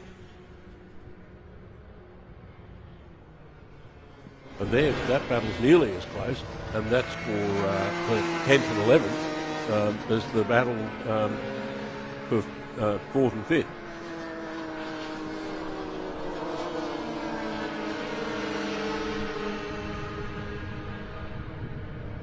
So in the meantime, Vella's stretched that lead out to almost 7 seconds. And he is the fastest man on the circuit. He's running a mid 36s, which is equivalent to the time he set pole in qualifying. So, well, that was the qualifying pole for Robin. So he's really doing a fantastic job. Well, there's a couple of very good dices happening in this thing, but Vella here in the lead is really in a class of his own. And he's not holding back. You can see how that car would squirm between turns 4 and 5. He's driving it very hard. Back to this battle for 4th and 5th, who's going to resolve. But this time, Moit has managed to open up a bit more of a lead on Robertson. Robertson seems to have almost run out of ideas. Well, the gap is a little bit greater than before. I think we've got about 2 laps to go. Unless Robinson is having some tyre degradation, and it's a very tyre-sensitive track, Moit may be able to protect that position, 4th position.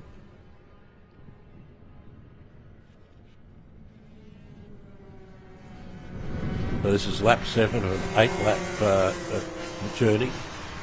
So we're back with Tinsley and Ashworth again. They've been inseparable. And Ashworth wide out of 6. It's going to make him vulnerable. So now we're on the last lap. Vella having a very comfortable win, over a second faster than anybody else, and the gap between the first two, Vella and Connor's times, and everybody else's is enormous. Although I've got to say that Vella's just rolled out of the throttle a little bit here. Maybe he's just taking it easy on the last lap. We'll see what the cart's attitude is between these two corners. So I think he's just taking it just a bit easier than before. Not that easy. The cart was a bit squirmy coming through there. He's got it in the bag. Yeah.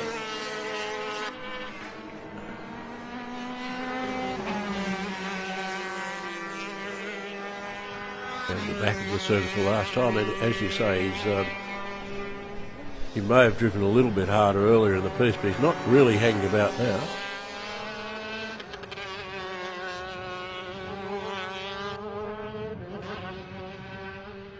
And fastest in every sector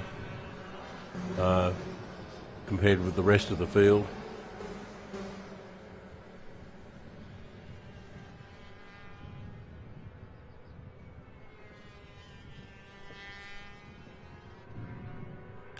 That could have been interesting, as two competitors about to be lapped. But Vella's got the job done. Yeah, he's done it. He's won his fastest lap, pole position, fastest lap. You can't do much better than that. He did benefit from when Robin got into difficulties, but he drove superbly. He's well credentialed and deserved the victory. So the cars finishing in 6th, 7th and 8th had already been lapped. That was Dodge, Horswell and Schaffer. And it's not surprising because their quickest times were 10 seconds a lap off the pace of the two leaders. Well, it just shows the different categories. And it's great that the whole bunch of categories in supercars can be accommodated in one event. A bit of an empty track at the moment, with this battle with Ashworth and is it? Now this is the better one. This is Moit and Robertson, who almost should get married. They've been that together during the entire event. Yeah, they're very close. And it's going right down to the wire. And that was the Ashworth and Tinsley battle. It was resolved. And here's the Robertson Moit one with Robertson ahead. Moit couldn't quite get the toe, so Robertson clearly got that done just on the last lap. So well done to Stuart Robinson. There's our winning cart, Vella's winning cart. Beautifully driven. A relatively easy race for it. And here are the results. Vella from Cogger, Vickers, Robertson, Moit and Dodge, Wayne Horswell, Rock Schaefer, Brian Tinsley and Nathan Ashworth rounded out your top 10. Then it was Peter Asworth, Laurie Fuchs, Mark Robin, Santos, Shan and Campbell. And now over to the pits. And here we have Lee Vella, our Supercarts winner in the cart number 76. How was the race? It was good. Had a tough day yesterday, but made a few changes overnight. And just got into a rhythm, and the result sort of spoke for itself. So yeah.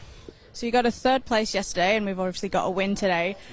2/3 yesterday. So we're improving. Is the cart feeling better today? This morning, with the changes that we made, it was really good. So we'll see what race 4 brings. Can only try.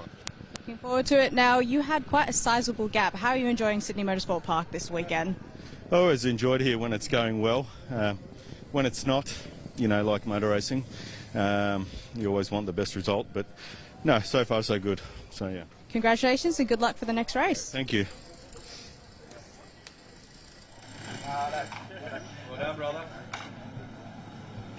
Now some highlights from that race coming up as we look at the winning cart and the way they went from the start. It was very, very tight to begin with. It was actually took a little while for Vella actually to get into the lead, but once in front, it was all good. We then had this major off and had a very well stopped there by the driver of cart number 4, because that could have ended in tears. The big battle here, one of them, 19 and 91, 46, an early contender, but unfortunately pulled out and drove in the back gate to home. But this great battle here between 91 and 9. That was really the dice of the event, and also the 75 and they were Ashworth involved in that one. That was a great dice. But your race leader, he was just dominant. In fact, he was almost jumping out of the cart with joy there as he came onto the straight for the last time, and greeted the finish, the checkered flag, for a very, very comfortable win in the end, and good on him. So we'll be back shortly.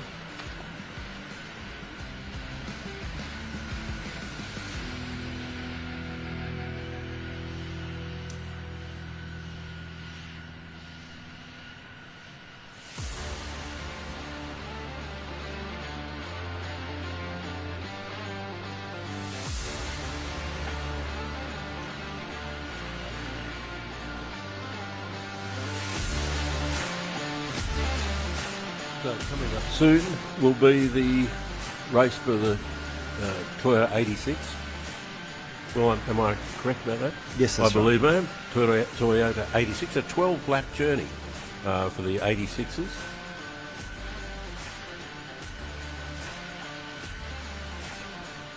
Okay.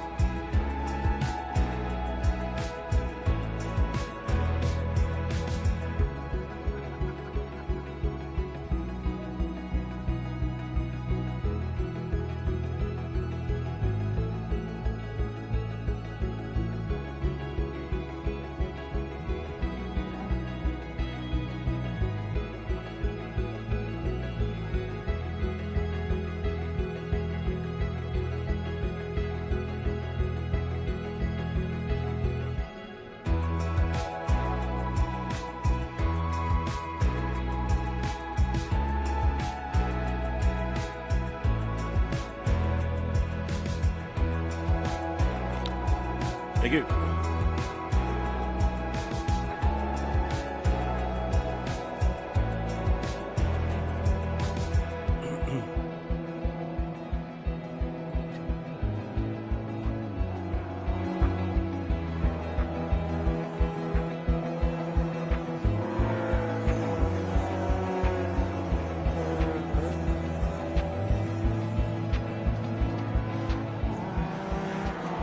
Well, the cars are back on track, and the next to blast off David Stone will be the Toyota 86s. And what a great development class this is. It's a fabulous series. It's been going since 2016. A lot of drivers have graduated from this category. Brock Feeney, Will Brown, Cameron Hill, Declan Fraser, they're all in V8 supercars now. So it's a great nursery as a developmental series, as well as being just a fabulous category. And the grid lining up will be on pole position, Ben Stewart. In second, Lachlan Bloxham. Third, Mason Harvey, followed by, or alongside him, Ryan Thompson. On the third row, Lincoln Taylor and Salvatore Imbrogno. Seventh, Charlie Parker, and alongside him, Summer Rintoul. Hugh Zockley in ninth, and Alice Buckley, who we saw interviewed a little earlier after a DNF yesterday afternoon, is back on track, and she'll be starting from 10th position. So a fairly small field as the lead cars come down the straight towards the start-finish line. And this will be, I think, a conventional start after seeing a number of rolling starts. So Stewart would have to be the favourite for this. He was on pole yesterday, won the first race yesterday as well. I think he's going to be hard to beat. So the first and second rows are now in position. All these young drivers getting a bit of sponsorship on their cars, which is great to see. Thompson on the in the second row, I think he can be a bit more generous and move up, or be less generous and move up in his grid spot just a little bit more. He still could. So he's giving away about a metre at the start. Yeah, and Harvey on the inside wouldn't want to creep over, so 5-second board is up. The lights are on, and away they go.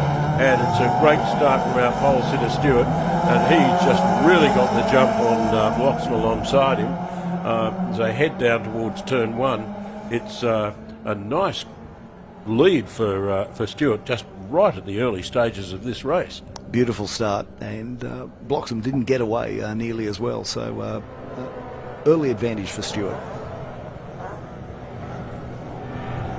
And a great battle going on there as they head around the back to turn two with car 49 and car that's Parker ahead of Imbrogno, which was not how they started a nanosecond or so ago.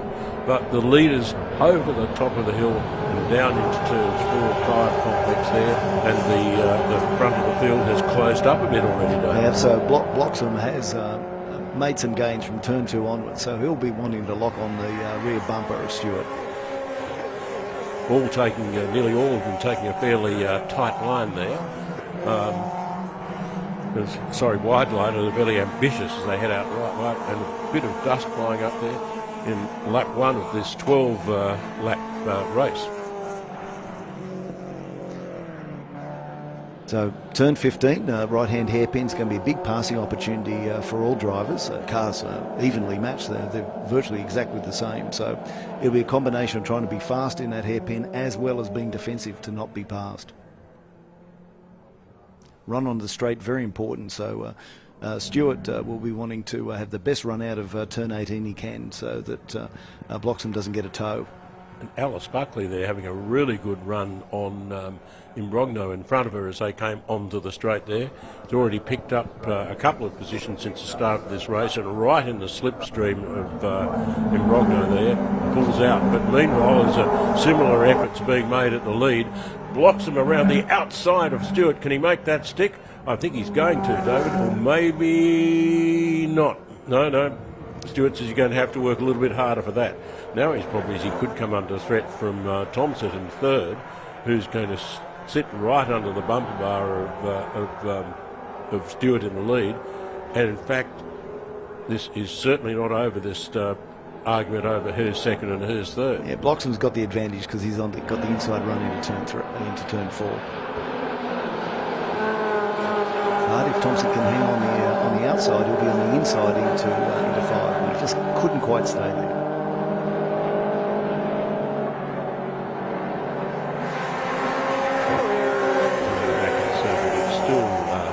Stewart in the lead, and a bit more comfortable in the lead now.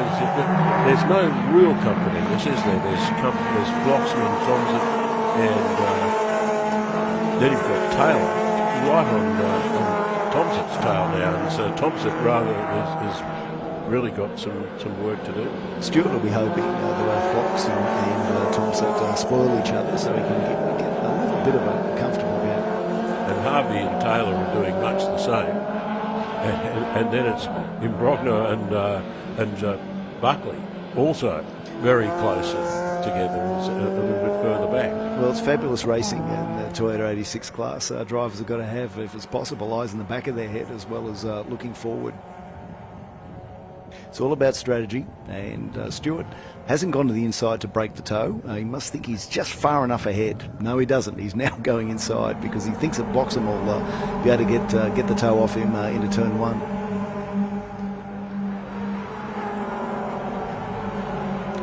Through turn 1, and very fast through turn 1 for, still doing, they're not the world's fastest cars, but still doing 189, 190 down the straight. Back fastest down the straight was Harvey in 4th position at 190 clicks, which isn't bad at all. That's the benefit of being in the draft of 3 cars ahead. Meanwhile, unseen by us, Alice Buckley's got past Rintoul up to 7th position, having started in 10th. So she's having a good run.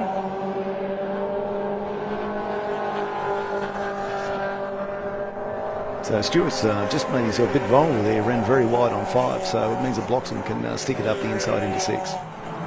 Which indeed he has done. And Stewart's got out wide again, and now very, very much. He's going to have to be too wide around Corporate Hill to get the inside drop into the hairpin. Which indeed he does. But Thompson still hangs around the outside into the hairpin. Nothing doing there. And Stewart gets that spot back. Not exactly comfortable.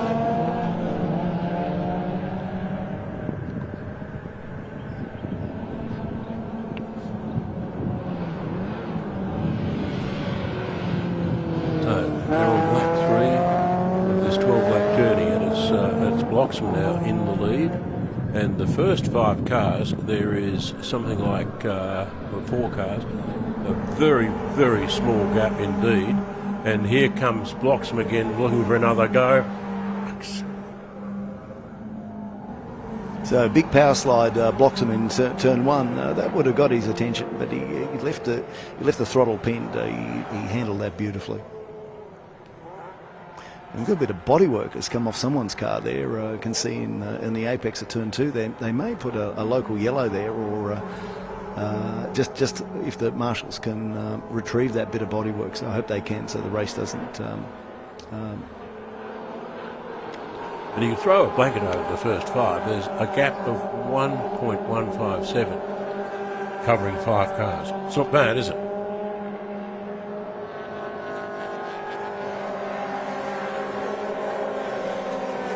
Harvey trying to keep Taylor at bay. In fact, Taylor has got Harvey, and then it's Parker, Buckley, Rintoul, Imbrogno, and there's the bit of car. Looks like an inner guard or something sitting in the middle of turn 2. So they'll show a hazard flag there, but let's let the race can continue. Bloxham getting a bit sideways there. Stewart and Thompson close behind it. This is the first 5 cars. The 4th and 5th are dropping back just a little bit. Then there's nothing between Parker and 6th.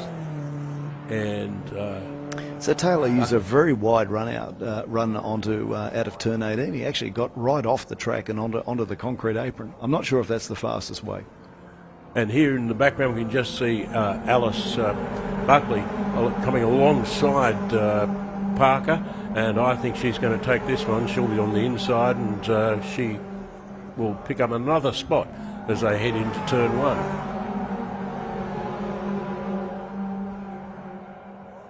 Very quick through there.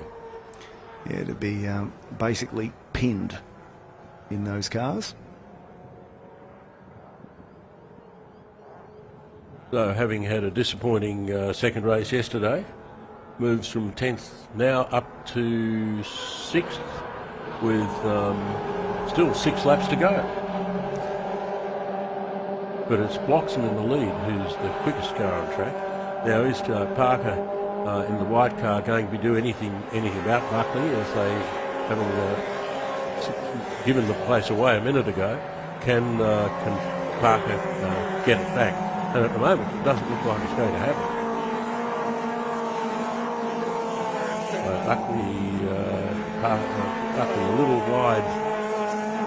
Well, plenty of effort there, and still recovering. Plenty of effort there. That gets everyone's concentration. A run as wide as that around Corporate Hill. Back to the leaders. Looks like Stewart's been bumped back to 3rd. He won't be used to that. He's been leading. He was leading everything yesterday.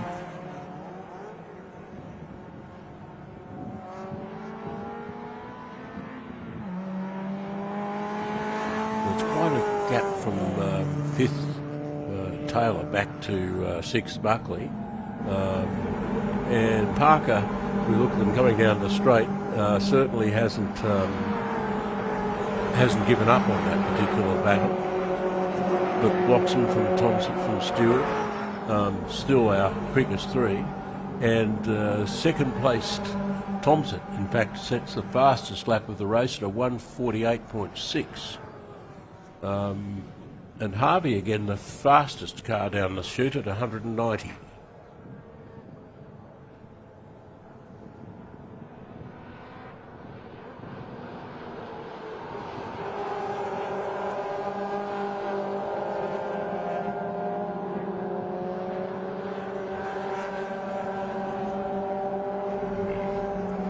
So we're about halfway through the race now, and what will be happening is that there'll be some tyre degradation of the cars. They're probably as fast as they could probably go. There might be a little bit left in it, but the tyres will start to be getting tired. So it'll be a question of management. And our leaders both getting a bit wide on some of the exits there, but still Bloxham from Thompson, and Thompson is now closing that gap. It was 0.565. I'm sure it's less than that now. There's no way that's a half a second, and in the background there we saw Buckley getting very wide. Well, it's good we haven't got the Formula One stewards on. There'll be track limit violations, almost for every car. Well, there'd be a track violation penalty for every car in the field. There would, so it would equalise. It'd be all fine. Yeah, so I see Thompson is making a move now. He's got fastest lap, yeah, and he's getting ever closer. I'm surprised that Stewart hasn't made the gains, but maybe he's just biding his time a little, but he won't want to leave it too much longer. Well, 1.5 seconds a fair bit. He's 1.3 behind the second place car, and that's way too much. No one set their best. Only one car in the field. That was Buckley set their fastest time that lap. So I think the tyre deg is now becoming an issue. Yeah, I wouldn't have thought tyre deg would be such a huge problem in a Toyota 86 because they're quite a light thing, aren't they? But they're driving them as hard as they can, and this is a pretty tyre-sensitive circuit. 87. Rintoul out on his own, having a bit of a lonely race there. And Rogno, who was much further up the field to start, has dropped right back to 9th position, just as Ockley behind him, a fair way back in car number 10.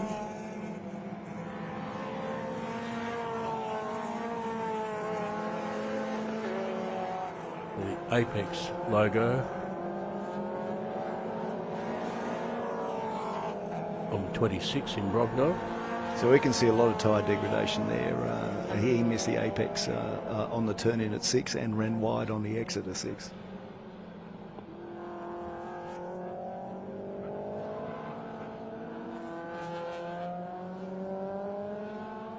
The apex still associated with quite a few historic motor cars. Joe Kalaja. I think they're down in Melbourne this weekend. So back to the leaders. Bloxham's still doing it. He's maintaining that gap over Thompson. And Stewart doesn't appear to be making any gains. So I'm surprised by that. He slipped another 0.3 of a second that lap. Yes, the couple of the tighter battles, which were still tight about a lap or so ago, have now begun to just stretch out a little bit. It's nowhere near as tight as it was. So almost only one car was in the 48s that lap, whereas almost everyone else was 49s and 50s. So we're seeing the race slow down a little. The car's a little bit harder to manage. Yeah, Harvey down to a 48 Harvey down to a 48 now, and Buckley also a 48. Their best laps. They did that early, yes. Early in the race in laps 3 and 4.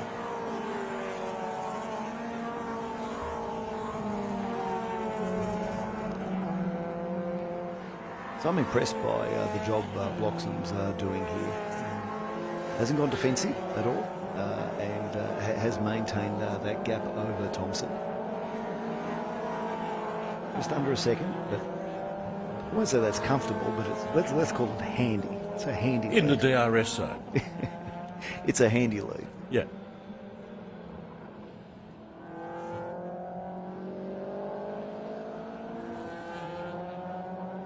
And just looking at the sector times, Bloxham's just pulled away a little bit more. He gets a 10th here and a 10th there. That's working well for his advantage. He doesn't have to run the inside down the straight. He can take a very wide entry into turn 1. That's going to optimise his speed. Yeah, he can do a kind of a lap dash speed is through turn 1. Doesn't have fantastic. Always faster if you're not defending. The gap's still only 0.7, so Bloxham certainly can't afford to make an error. Parker had a beautiful slide, as you can see on the screen there, through turn 1. He overcooked it a bit in the entry into 2, but great car control in turn 1.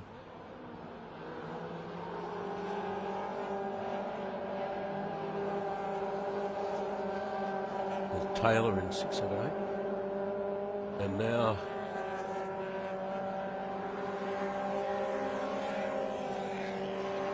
Yes, we've lost all our dices in this one, David. It's just, these people the guys and girl are all driving as hard as they possibly can, and the little gaps and little dices that were happening earlier in the race, and there goes Alice Buckley rather wide,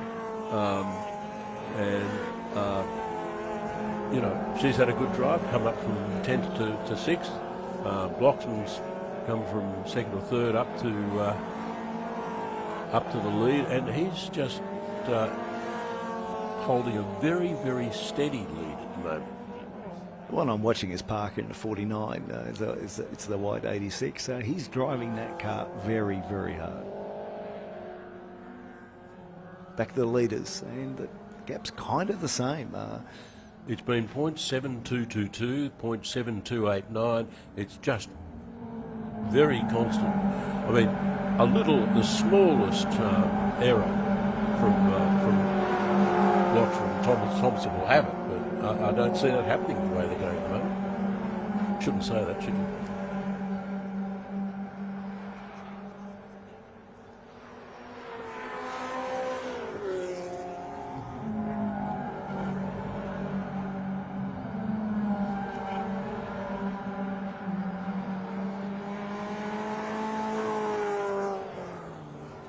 In the lead, Bloxham still in the lead. The gap down now to 0.6, so Thompson obviously having a bit of a run to see if he can get up closer before the end of the race. He almost gained 10th just in that first segment. So he's clearly strong there, but in other parts of the track, not quite as good as Bloxham. So that's why the gap's very even, but we'll go back and forth just a fraction. Bloxham still has a very nice. Interesting, the fastest car nearly every lap down the straight is Hartley. 189, 190. Blocked very wide there. Well, where are those F1 stewards? Oh, they'd be having apoplexy. They would be.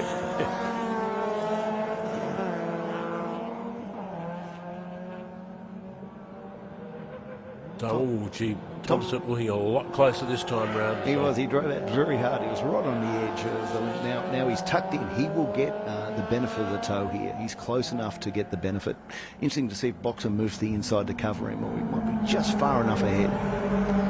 Maybe with these cars, the trick is just to keep yourself on line and hammer it into turn one. Yeah, so the battle's going to be in the braking zone now in turn two. That's exactly what they both did. So down into turn two they go. Thompson pulls out the outside to see if it's a long way around. Is there a long way around? I'll tell you what, they're getting very close. Thompson just ran out of road there, but he's going to try and maintain momentum and then switch to the inside. But Bloxham's awake up to that. Thompson goes down his left-hand side. Is there anything there? No, nothing doing. Round the back. This has actually suddenly come alive, this race. They'll be going slower, but it's way more exciting. Next passing move is into the hairpin. That's turn 15. That's where Thompson will want to go up there. Bloxham very bad run on the outside. Yeah, that was unfortunate. And he may not be. He may get past before turn 15. Yes. Down the inside comes Thompson, but Bloxham's got the inside line for 15. And that's the corner that matters. Get a little kiss on the bumper at the apex there. Oh, the lead is 0.2, quite comfortable.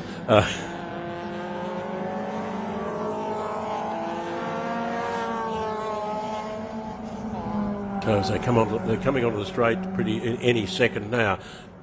Thompson right on the tail of Bloxham. Bloxham probably run the inside, going down the main straight to try and cover into turn one, but the battle will be in the braking zone. Well, he moves to the left and Thompson covers him. He's right behind him. Thompson starts to pull out. Is he going to be able to get... Well,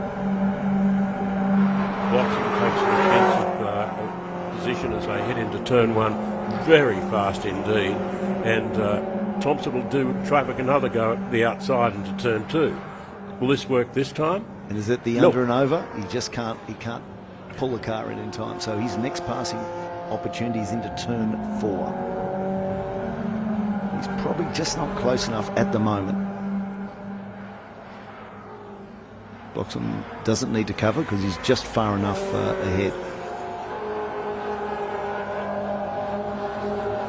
Thompson will be hoping that Bloxham overcooks in the braking zone into 6. Oh, a big power slide there from Thompson. So that'll hurt him a little. But some impressive opposite lock there. Yeah, wash off a ton of momentum. Sure did. And the gap was there for all to see. And he may not be able to be close enough. But it's the last lap. He had to give something a try. I think he's too far back now to make a move into turn 15. Bloxham will be mightily relieved. Yep, this will be, I think, the second last lap will have been the longest lap he's ever driven. But Bloxham is still leading on the last lap. The gap's now to, after that indiscretions now.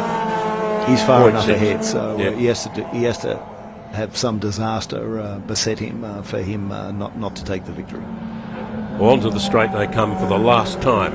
And it's Bloxham in the lead, and Thompson, who's been right on his tail for the last few laps, doing his best to get by, but there's nothing can happen now. The checkered flag comes out, and it'll be Bloxham from Thompson as they finish race 2 for the weekend, and what an excellent drive by Bloxham.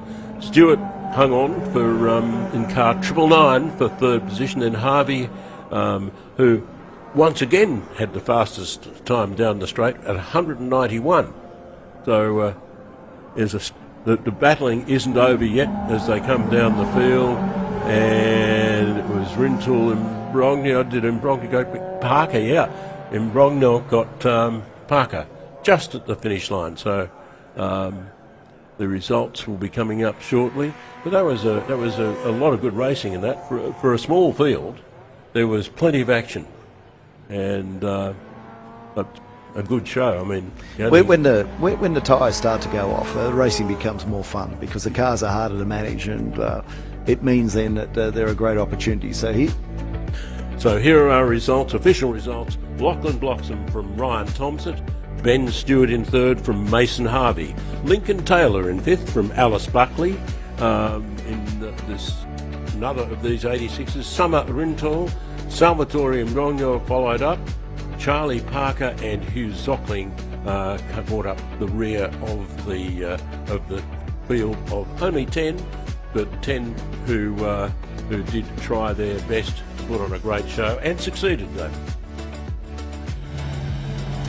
And we see Lachlan Bloxham come into the pit.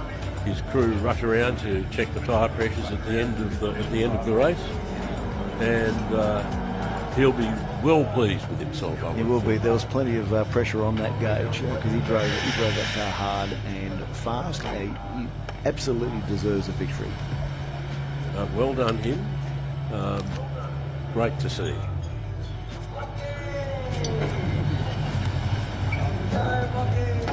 Rather a pretty car too, an unusual livery, that pale blue and white. I think that's excellent. Matching and a matching race suit to boot. Fantastic.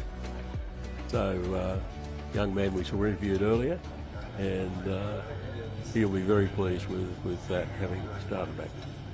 Now over to the pits. I'm here with Lachlan Bloxham, who's just won the race for the Toyota Scholarship Series.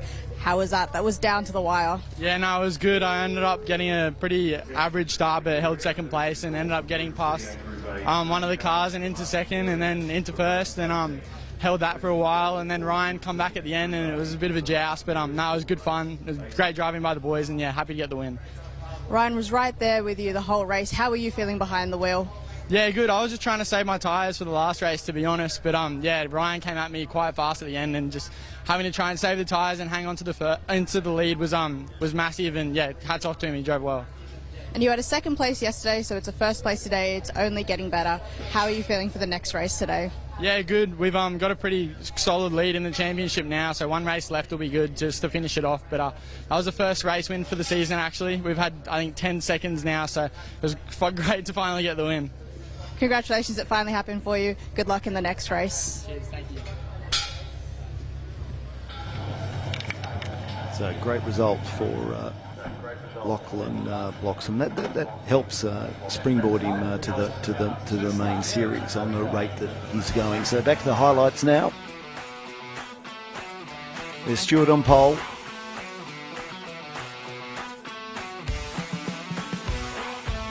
Clean start for everybody.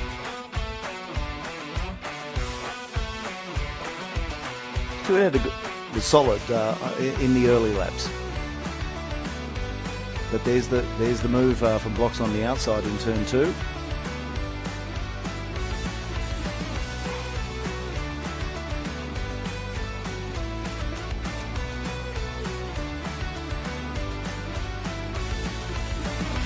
Bloxham and Harvey, Bloxham and Tom said inseparable. Stewart had a bad run out of turn 5, so he left the door open into 6. Bloxham goes through. Stewart under siege again.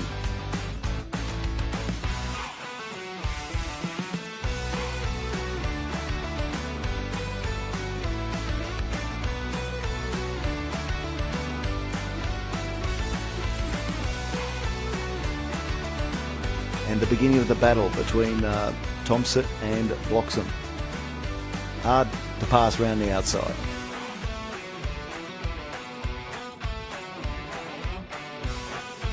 plenty of defensive driving there from Bloxham, but he still got it done. Well-deserved win.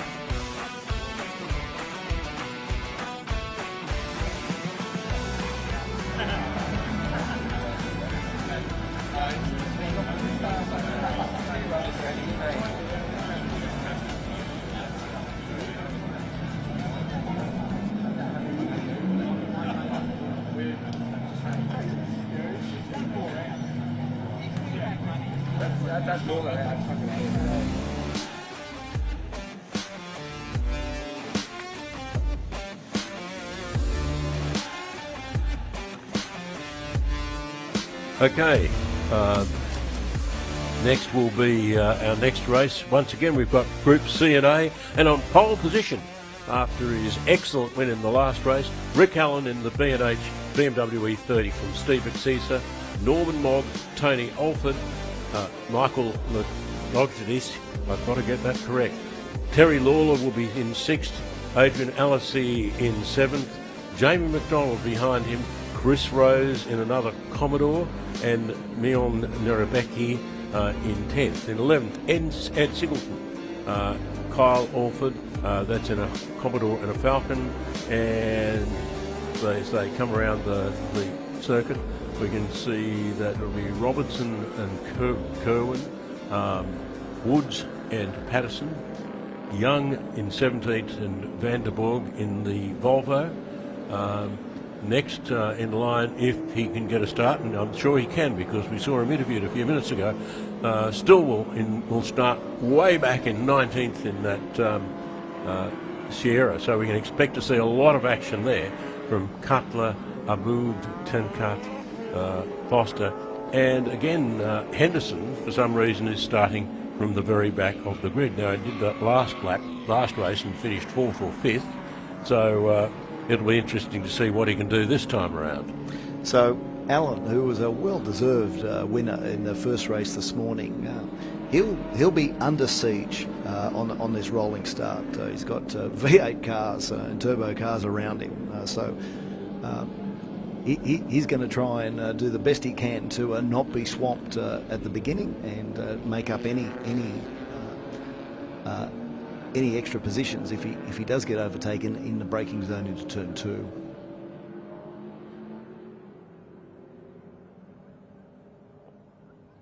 So slowly they wind themselves around the back of the track and onto the straight.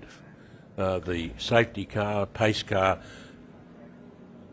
Volvo leads off the track. And Allen's controlling the speed. He'll probably want the speed up, so the acceleration is a little bit less disadvantageous for him. Although he will probably try to hold off actually starting to race, so as the V8s don't gobble him up too quickly. He's got a real balancing act there.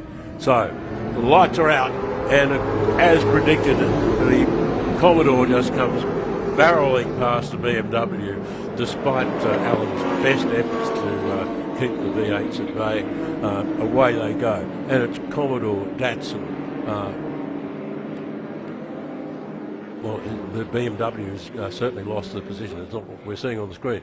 41, the little Toyota Corolla running out wide out there, followed by rows of much bigger cars. But here's the guy who's going to be the big mover in this event. I'd expect Stillwell to pass half the field by the end of lap 1. It'll be pretty close to that. So Allen back in 4th after starting on pole, and that was kind of predictable. And there's Stillwell, he's passed at least 10 cars now as the rest of the field comes through. And that's Brian Henderson right at the back of the field once again in the. And there's Allen already trying to make up time. It's 8 laps. I think he has time to claw back most of those positions. And Terry Lawler right behind him, but he's about to be monstered by Ed Singleton in the Commodore, and indeed has been monstered by Ed Singleton in the Commodore as they head up the back straight for the little short back straight for the first time. He's about to lose another one too to I think Alessi. So not a great opening lap for him, but here comes Henderson, also another driver on the march. Stillwell up to 13th. That's not bad, out of 21. So, it's Commodore, Nissan, Commodore, BMW, another Commodore, and they are really dominating, but not necessarily likely to So win. Allen will want to try and take Mog into turn 2. And he did. So he's up to 3rd now. He's got a handy gap in front of him, so he'll be able to claw back the gap to Alford in the skyline. So it's Cesar and Alford having a great battle at the front. Further back, there's positions changing all the time. Still up to 12th. So he's made a move on McDonald into turn 4. And Henderson up to 14th. So it's car 18, Alford having a crack at Cesa's Commodore. And is he going to get this done this time around? Yes, he has. He's got him as they come around the back of Corbett Hill. But Cesa's not letting him get away with that. How's it going to go through the hairpin? Alford wide. Allen, meanwhile, up to 3rd in the BMW, as forecast, got past Mogg's Commodore. And now Allen is right on the tail of Cesa, giving him a great deal of hurry up in that little BMW. Let's keep watching the guy from the back, Stillwell up to 10th. So, onto the straight they come. Norm Mogg getting pretty wide there coming onto the straight, which won't help his cause at all. And already we can see in the background Chris Stillwell in the Caltex liveried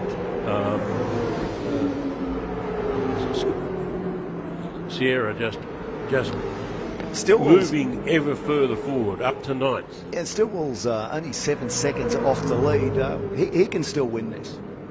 Well, we've got 6 more laps to go. This will be between Allen and Stillwell.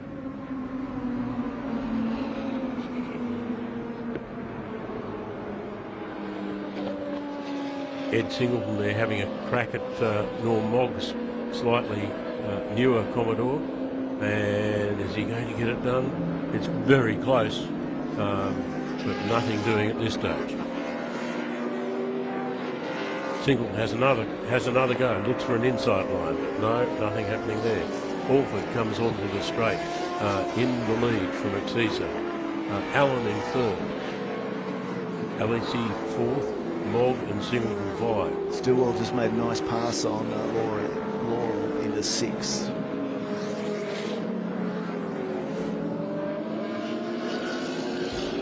No, Stillwell really was always going to be the man to follow, but it's very easy to sort of forget that Henderson's also moving up through the field, though his progress seems to have halted a little now.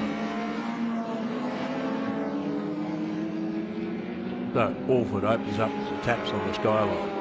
Allen in 2nd place.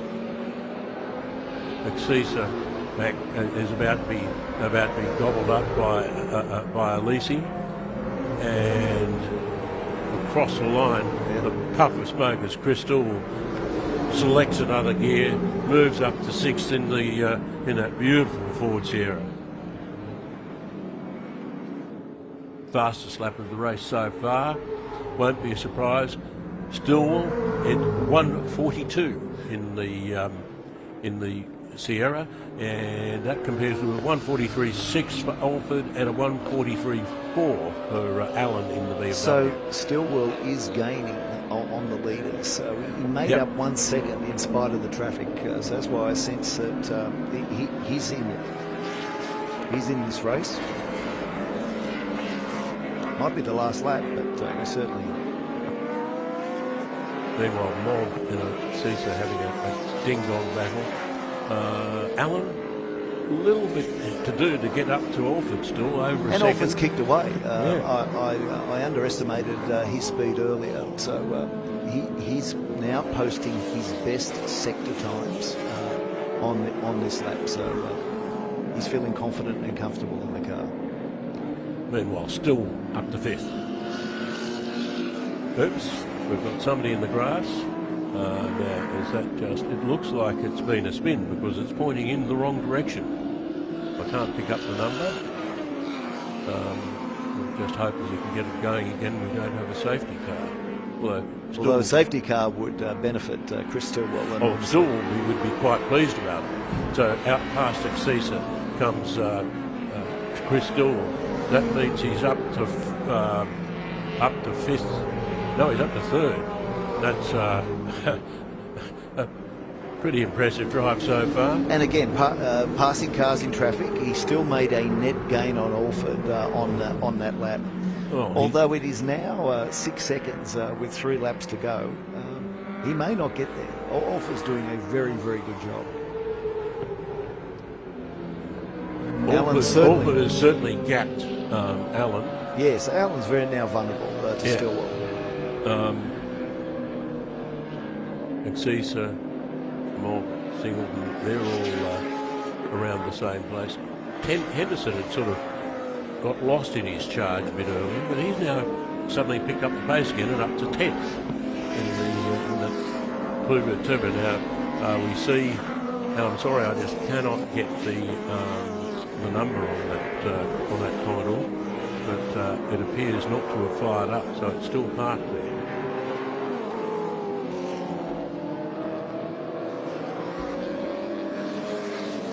It's Allison. Oh, it's A. Allison. So, judging from what I'm seeing on the timing screen anyway. All right, so Stillwell is clawing the time back, but I don't think he's going to get there. Alford is doing a really, really good job in the Nissan. However, I think Alan is very vulnerable to Stillwell. Meanwhile, Henderson has moved up in his Nissan, and he's up to 9th. Same story as in the earlier race, quietly moving through the field while we've been concentrating on other battles. And here's a nice pass into 1. That'll be Ed Singleton.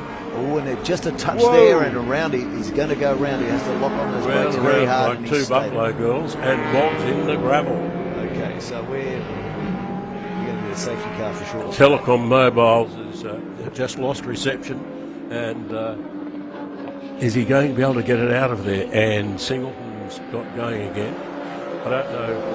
I suspect it might have been a nudge somewhere involved there. Who nudged who? We'll see that in the highlights. It was a very, very light tap, but it doesn't take much to rotate. Well, they're very loose at that part of the track.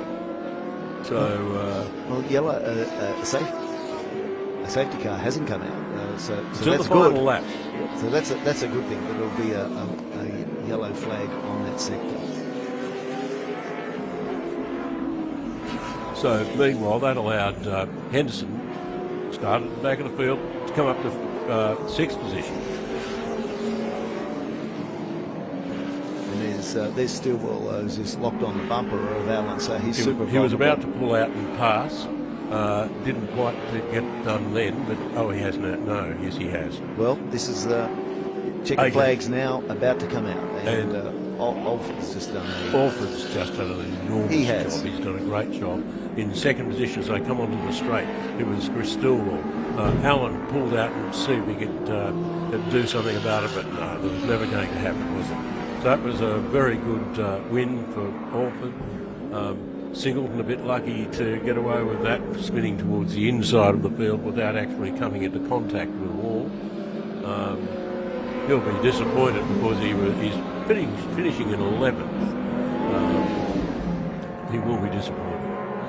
And Henderson finished behind all. So still the field, it's a good solid field of 22. And Stillwell fastest lap in that race, unsurprisingly.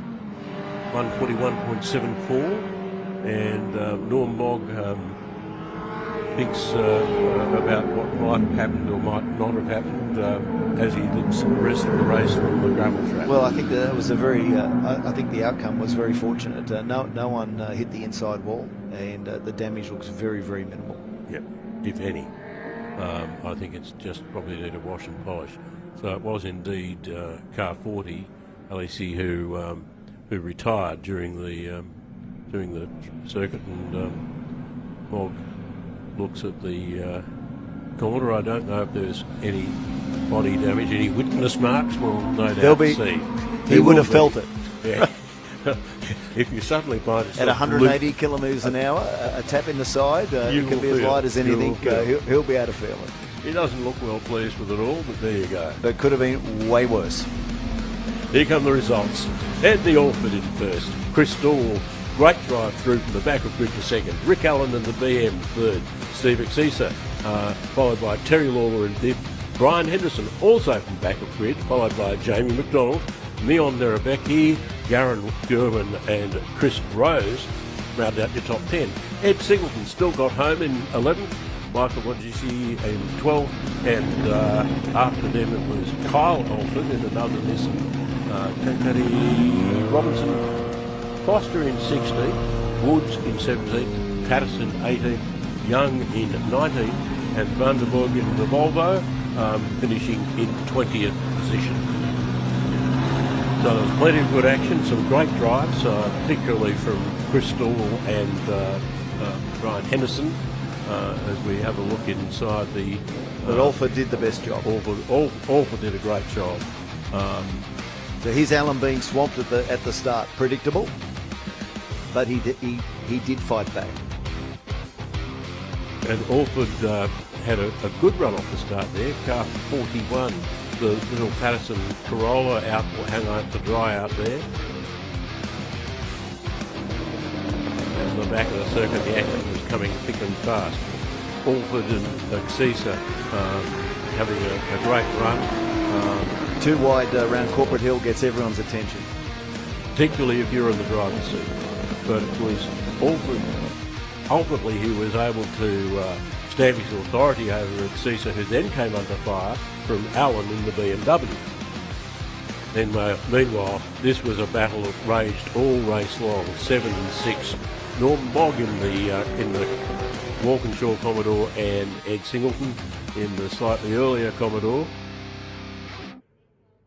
But in the meantime, things were going to get a bit untidy. But still, this battle. Singleton got Mog, and meanwhile, and that's where it went ugly. In turn one, the barest of taps. It must have been the slightest of taps in history. There it is, just touch. Just a minor touch. And I'll tell you what, they were both lucky not to come in contact with the concrete. Great saves from both drivers. But in the end, it was Alford who took a terrific win, and we'll now hear from the pits. Over to you. All right. Got Anthony Alford here, winner of Group C&A, Race 4. You've been gradually tuning the car up over the weekend, a P3, a P2 yesterday, and now you've got your win. How's it feel? It feels really good. It's a fantastic competition. The cars are so different in each of the brands. You've got some like the BMW that are just fantastic at cornering. The Holdens or the Commodores are just so good in a straight line, and the HR31 just sort of sits in the middle there somewhere. So it's a matter of opportunity, I don't think skill. So how are you feeling going into the final race? That Sierra's coming on pretty hot. Do you think you can hold him off in the last one? No, but we'll do the best we can. Brilliant. Back to you. Well, thanks very much, guys, in the pits, and congratulations to Anthony Alford. That was a really strong drive, and to everybody else in that event. We'll be taking a short break in just a minute, and I'd like to remind you that there's more great racing coming up here at Sydney Motorsport Park in the Masterblast for 2023. It's a great event, and hang around for more racing. We'll be taking a short break now for the usual lunch reasons, but we'll be back. Why don't you come back as well, because this is going to be a great afternoon of racing here at Sydney Motorsport Park at the Masterblast 23.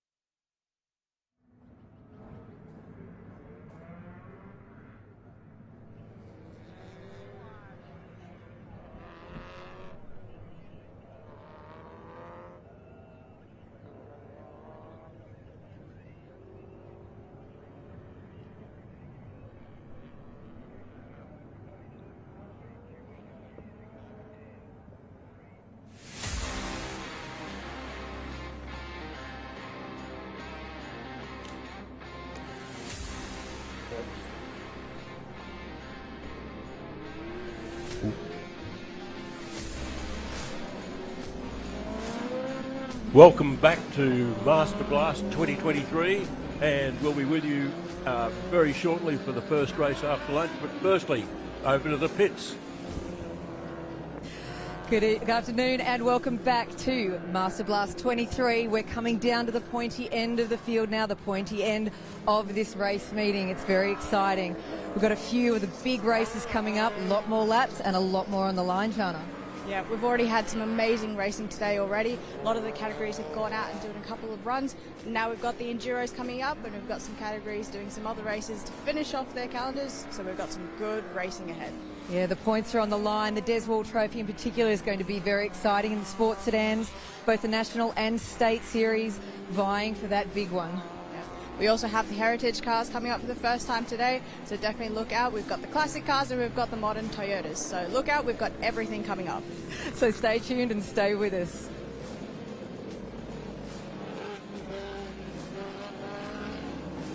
Thank you, Sam. We're back on air with you, and the first race after the lunch break is for the Group N Heritage Touring Cars. And what have we got? We've got on pole will be Aldo Di Paoli, who yesterday, David, blew them away. He did. He's 5 seconds a lap faster than anyone else. So this will be just by how far, presuming everything goes well for Aldo today. So we'll be going through that grid. We might as well start on the grid now, because here comes the start line for you. And on pole, it's Aldo Di Paoli in the Camaro from Spencer Rice in the Alfa Romeo. John Burke in the Charger. David Noakes next in a Ford Escort RS 1600. Then Mark Blyfield, Tirana. Stephen Page, BMW. And going down to 11th, Michael Bevan. Greg Topfer on 11th and 12th. John and Paul Battersby on 13th and 14th. Ray Hepburn and Mark Lenstra in a Ford Mustang and a Ford Escort. Followed by Craig Stevenson and Alex Donofrio, but I don't think he's with us today. So we'll be underway in just a matter of seconds as they all form up on the start line. And so whilst Aldo probably has this race to himself, the main race is between John Burke and Spencer Rice. John Burke in a Valiant Charger, Spencer Rice Alfa Romeo.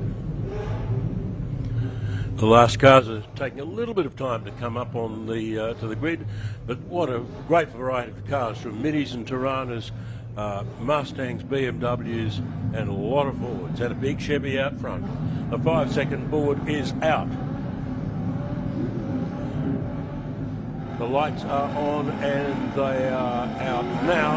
And who gets the start? Well, an initial jump by Spencer Rice, but boy oh boy, David Noakes got a good start in the escort, but of course Cubic Inches counts off the line, and by the time they got into turn one, it would have been wholly on the lead, and I would think, yes, it was indeed John Burke as they head round turn one out towards turn two in the braking area down there.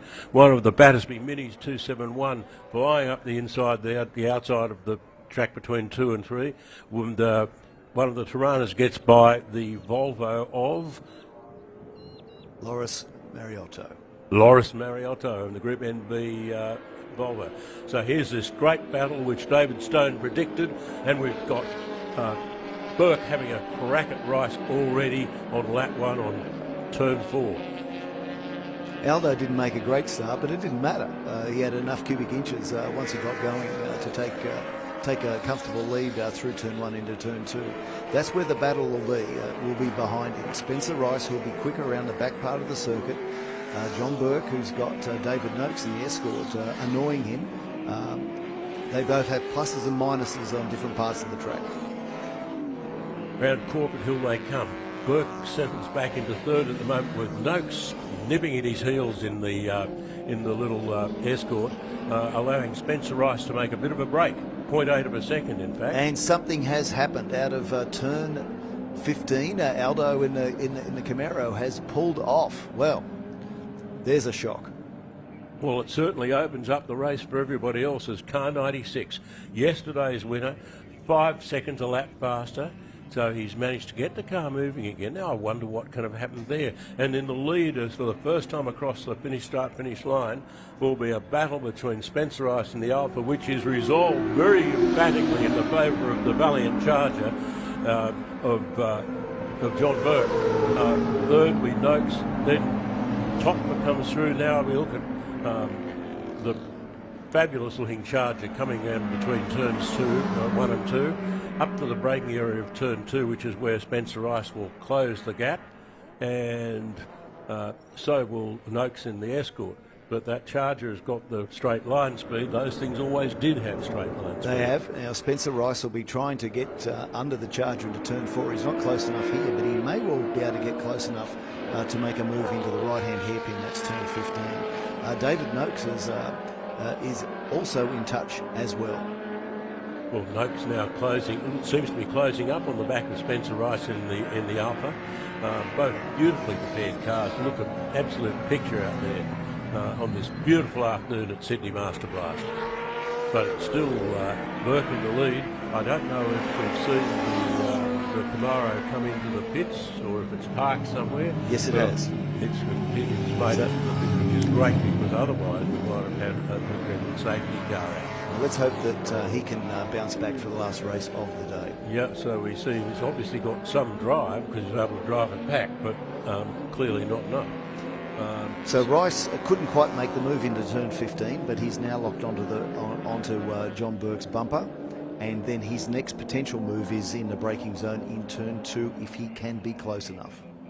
And right now, I don't think he will be, because the Charger's going to walk away down the straight while the tyres are still reasonably fresh. It's only a 6-lap race, so that will be to John Burke's advantage, because if it went much further than that, he would have serious tyre degradation. Topfer comes down a strong fourth with quite a gap to Blyfield's Tirana, and Paul Battersby in the yellow Mini, and he's followed by Page in the lovely little BMW 2002 and Bevan's Tirana. So Battersby, a pair of Battersby entered the Minis, and that's the leading one at the moment. Paul in car 271, a little yellow with the black roof. Watch the thing lift its one of its rear wheels when they come through corners, as Minis are wont to do. But Burke has opened up quite a gap. Topfer fairly lonely there in fourth, and Battersby. Let's see if Battersby can get up the inside into 4. He's not quite close enough. Still right on the tail of Blyfield. He had that well covered. He may well be able to get up the inside into the hairpin. That's turn 15. both of those back cars are beautifully presented, and the Mini doing its thing, lifting its rear wheel. And Battersby took a wider line there just to try and keep the momentum up, but he is driving it absolutely on the limit. Just not quite close enough to drive up the inside, but he'll have another opportunity next lap. Blyfield able to cover him off quite nicely. There was nowhere for him to go, was there? So Burke continues to lead. If anything, by a little bit less. 0.47 was the last time the gap was measured. So there's Battersby up the inside of Blyfield, but he will lose the horsepower race down the straight. I couldn't help listening to that charger there because they sound fantastic, and oh dear, there's a close-up shot. Fan belt. So lost the fan belt. Let's hope he hasn't overheated the engine and he saved it early, and he'll be back again this afternoon. Yeah. Yes, he'll live to race another race this afternoon, I suspect. So, having done all the hard work, Battersby then dropped back behind the Tirana.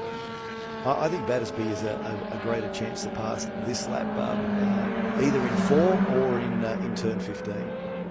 The loneliest man on the track at the moment, still Topfer in the Mustang. So just not enough power there for Battersby into 4, but he may well have the opportunity into 15. Impressed with that little BMW 2002. It's Stephen Page's car, yeah. Isn't it? It's a terrific car. Followed by Bevan in the XU1 Tirana. I mean, all Tiranas racing XU1s, aren't they? Here comes Battersby again, right behind the Tirana, but it's just very difficult for him. But I think that Spencer Rice and David Noakes are getting closer to the Charger out in the lead of the race, so it'll be interesting to see what happens. So there we go, 3:53. It's Bevan in the white XU1 Tirana. Puff of smoke from the back of that car just then. And he's following Page in the white BMW, but not really getting very far. Anyway, now our race second and third place holders head down into turn 1, and it's down that straight. Burke's just able to open up the gap a little bit in the Charger. And, John Burke's doing a great job. He's a very experienced competitor. He's probably had 6 decades of competition. 6 decades? I'd say he'd be in his 6th decade. He's super experienced. He's doing a great job in that Charger. It's only 6 laps. I think he's going to be hard to beat. As much as Spencer Rice is really throwing the car around and doing everything he can to claw back the gap around the back of the circuit. So we're on the penultimate lap. There's only 1 and a bit left now for the followers to do anything, and I'll tell you what, as you say, David Stone, it's not going to be easy. No, but John is staying ahead. If he's not passed it into the hairpin, turn 15, he'll be able to create a greater gap from the exit of this corner. The problem is that if you pass the Charger at turn 15, you're going to get passed again on the straight, aren't you? Spencer Rice would really need to be passing him by turn 4. Yep, and then he'd gap him. I'm impressed David Noakes, who's hung on to Spencer Rice really well. This great battle between Blyfield and Battersby continues, the 2 Bs. And look at the gap, you've got this amazing gap. From the acceleration. Both would be finding each other annoying. Battersby held up in the corners, and of course Blyfield, he's. Well, Blyfield's not obliged to make it easy. No, for he him. isn't. But and he won't. But he'll be finding the presence of that Mini annoying. But he's pulled away on the straight. So we're on the last lap now. So Blyfield leads Battersby, as has been the case all through the race. The Zockling's Tirana just passed us as well. So back to the lead, back to the real sharp end. Car 93, John Burke in the lead in his not quite Benjanta, I guess, Charger. And Spencer Rice just a little bit closer this time round, but it's the final lap. I don't think that there's anything he's going to be able to do about that. So I think Burke just has to be clean on the slower parts of the circuit. The Charger's wide to pass. He has to be defensive into turn 15, and then as long as he emerges ahead, I think he's got it in the bag. So he'll run down the inside here to be defensive. Spencer Rice will drive the long way round, but he won't have the acceleration on the exit. And Burke got very wide on the exit, and Spencer Rice hasn't been listening to your commentary, David. He's having a go anyway, but John Burke, as forecasted, able to pull away on that little back straight and comes up to the final turn and onto the circuit he comes. And meanwhile, behind him, Noakes locks the brake, having a crack at Spencer Rice, and that's actually where it's very close battle at the moment between second and third. But across the line they come, the flag is out, and the man who greets the checkered flag is indeed John Burke. Spencer Rice second and David Noakes third. Meanwhile, this battle between Blyfield and Battersby has continued, and as has happened all race, Topfer has been out for a Sunday drive, going as hard as he possibly can, but with no one to play with. And Blyfield's Tirana has the power to keep Battersby at bay, but a great battle between those pair. Stephen Page next across the line in the BMW 2002, followed by Bevan in a Tirana. Zockling's Tirana should be next. And we've got a few more coming around the circuit. One of them will be the Loris Mariotto Volvo 122. And there's Loris now. He's improving in that car every time out. So great to see Volvo's out there. And then, is he the last man home? I think, no. We have one more to come, do we? We've had a couple of dropouts, so Paoli obviously didn't finish. And the others didn't start. So, here come the results again. John Burke, your winner in the Charger, from Spencer Rice, David Noakes, Greg Topfer, Mark Blyfield, Paul Battersby, Stephen Page in the BMW, Michael Bevan Tirana, Hugh Zockling in a Tirana, and Loris Mariotto in the Volvo 122, the mighty Volvo. A great race, nice clean racing. Nobody played badly. And whilst we didn't want anything to beset Aldo unnecessarily, the fact that he did drop out then really made a race of it for the others. Well, it's always a race. It's just that somebody else was out having his own little drive. So, highlight reel for the start went as to Spencer Rice got very sideways off the start. John Burke in the Charger went roaring down the inside because the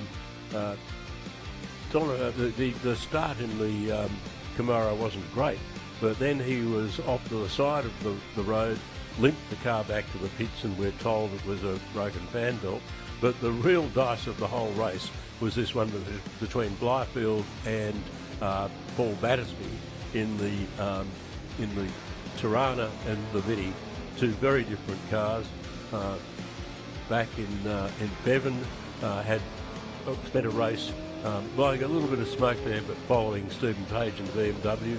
The battle between Blyfield and Battersby continued every time we went back to them. At the very end of the race, Spencer Rice was probably as close as he'd been all through those 6 laps of the journey, but that was it. He drove outstandingly well, but John Burke had it in the bag. Yep, absolutely.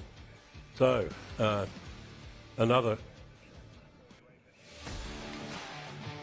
So here's the track map, and David Stone will just lead us through that. So we've got an anti-clockwise track. It's about 4 kilometres around. Turn 1 is the fastest corner on the track, and in some cars it's only a very slight brake or a lift. In some categories it's a no lift.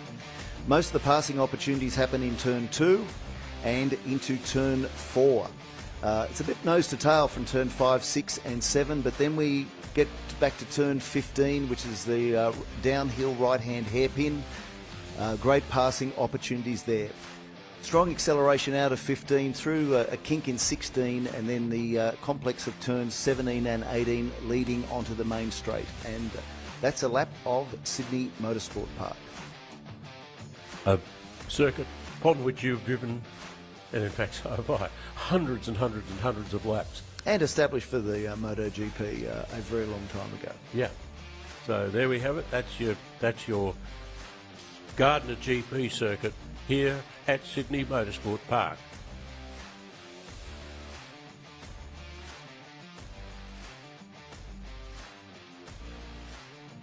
What a perfect day for motor racing it is. Hardly a cloud in the sky as we sit here waiting for the next race, which will be Group S sports cars. Some of these marvellous parts of the circuit here, we're looking here between 4 and 5. We've just talked through by David Stone.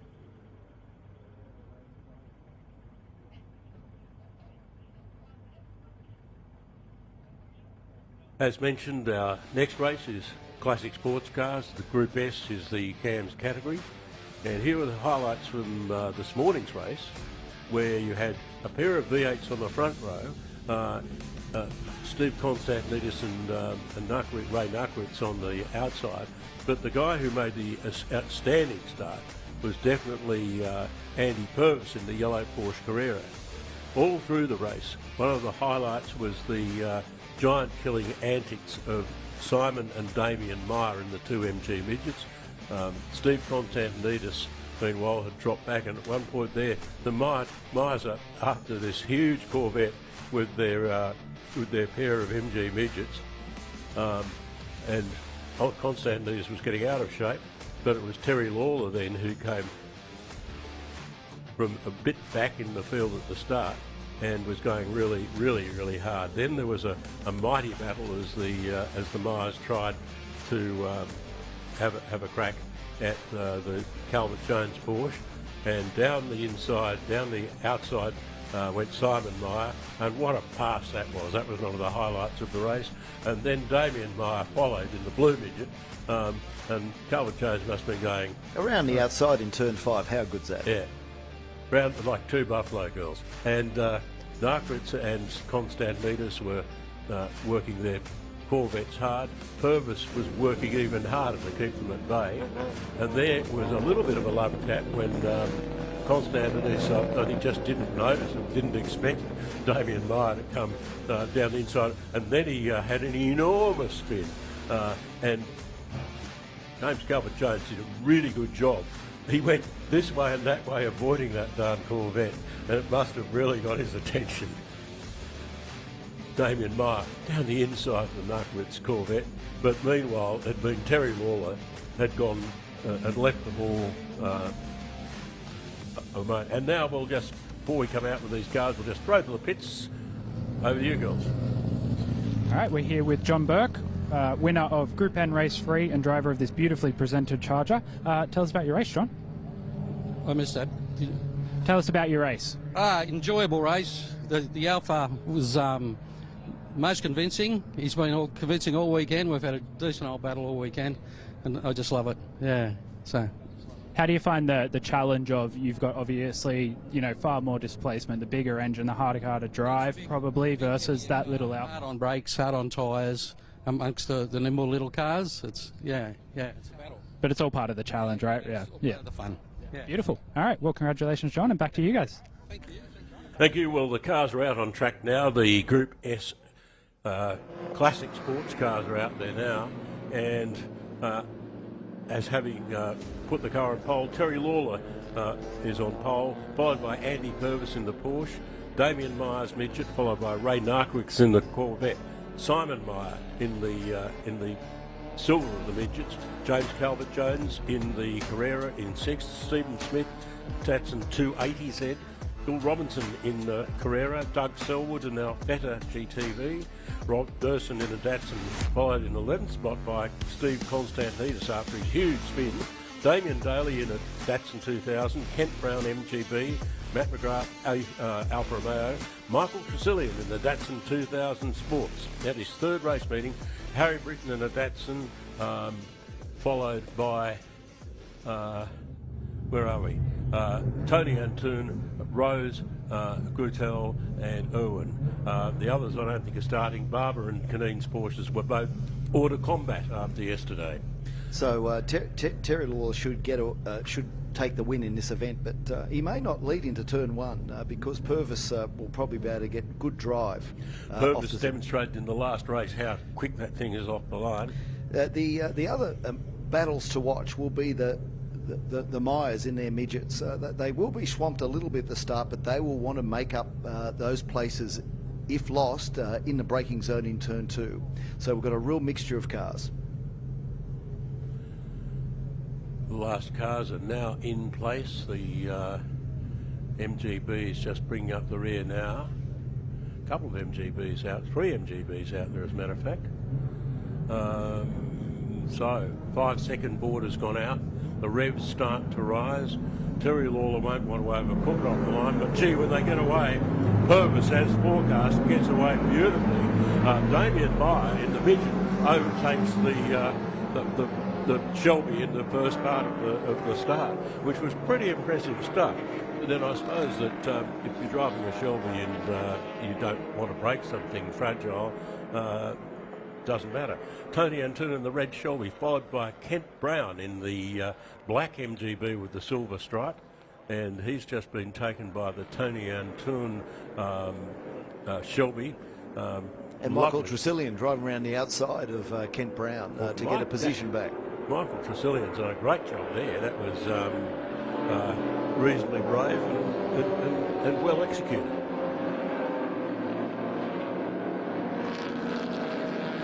Back to the circuit, you see Purvis is now, Terry Lawler is right on his heels. We've got an 8-lap journey, and out very wide goes the Alfa Romeo of Matt McGrath, and a bit sideways. We just saw Terry Lawler out the back between 4 and 5. And Simon Meyer will want to dive up the inside of Calvert-Jones. And 215, and he does it easily. Then it's Steve Smith in the Datsun 280Z, Robinson's white Porsche, and Verson's red 240Z, right out of the beyond the track limits paint from the Formula One, and Tresillian in front of the beautiful Alfa Romeo 105 further back in the field, and they're right on the tail of Steve Constantidis. So the interesting battle here will be the two Meyer midgets are going to be swamped by the Porsche 911, but they will try and get under him if they are passed in the braking zone of turn two. So Terry Lawler has taken that lead as he was always going to do, and the Meyer D has passed James Calvert-Jones, and now Meyer S is going to do the same. They're sponsored by blinds by Peter Meyer. The two blind men are out there in their MG midgets. Yeah, and Calvert-Jones just eased Simon Meyer wide in turn two. In a gentlemanly fashion, of course. Yes. So it's still Purvis in second place in the yellow Porsche. A bit further back, Calvert-Jones has still got Simon Meyer behind him. Damien Meyer is meanwhile taken off a bit. It's only a matter of time, I think, before Simon Meyer is able to pass. And I reckon it'll be in turn 15. That's where he'll want to make his move. So he'll want to lock on the back of Calvert-Jones's bumper and make the move up the inside. Meanwhile, some of the midfield runners making their way around the circuit. Oh, Calvert Jones taking a very defensive line on the inside, and we've got Damien Meyer on the outside. Yes. Of Nyquitz's Corvette. This is an adventurous place to do it, but nothing doing because the Corvette just engaged cubic horsepower as they disappeared from turn 15, and that was that. Damien Meyer might just not be far enough up the road to hold Calvert Jones down the straight, but he'll be in a position to outbrake him into two. So Nyquitz meanwhile pulls out and effects a pass on Andy Purvis, and the big Corvette goes thundering by as they head towards turn 1.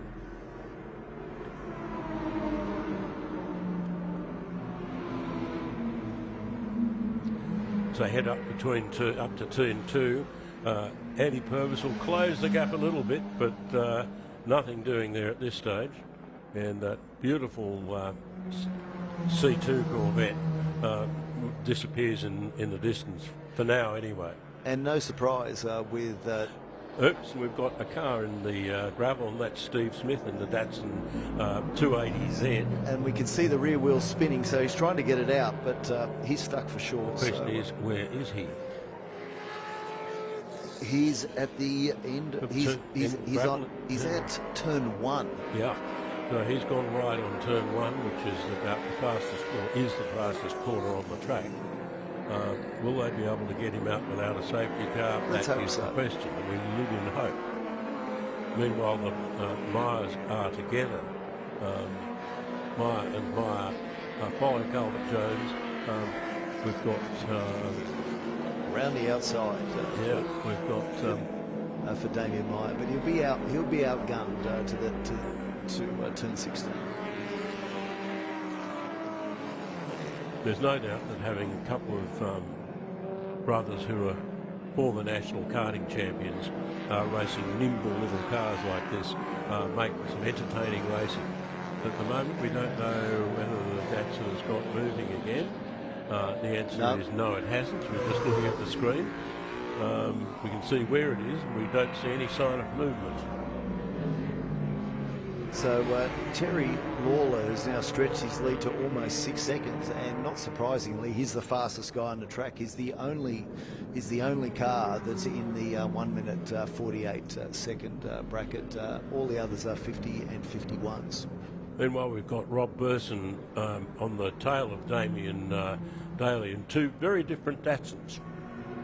You used to race one of those Datsun 2000s yourself. I remember it very well. Yes, Datsun 2000s are fabulous cars, and it's great to see that we've got 2 of them out there today. And that's Michael Tresillian from Queensland. It's his 3rd race meeting. He's recently bought that car, and he's doing a great job improving every time out. And he's having a real crack at Matt McGrath in the Alpha too, so that's good. And Damien Daly just hanging on to his position as Rob Burson is closing by. Yes, well, they're both slowing each other down. They both ran a very narrow line into 4. But Daly's been able to protect his position. If they keep at it, the Alpha and the second Datsun 2000 may well start to sneak up on them. Nice little bit of opposite lock correction there by Damien Daly. They're clearly both trying. And we've got a retirement. It looks like car 95, which is the MGB of Steve Brutal. That's I know that car. It's always been very well prepared, put together by Bob Roundtree initially, I think. So back to this intriguing Datsun versus Datsun dice. But I think what you forecast may well be happening as we look at the background. The Alpha and the other Datsun aren't that far behind. Yeah, certainly these two were spoiling each other. Alpha sneaking up with Tresillian not far behind. Datsun 240Z will probably have a little bit more top speed than the Datsun 2000, but Datsun 2000 is a very, very talky 4-cylinder car and will boogie out of corners. And it's interesting, McGrath and Tresillian both ahead of Will Robinson in the white Porsche Carrera. So they're doing well.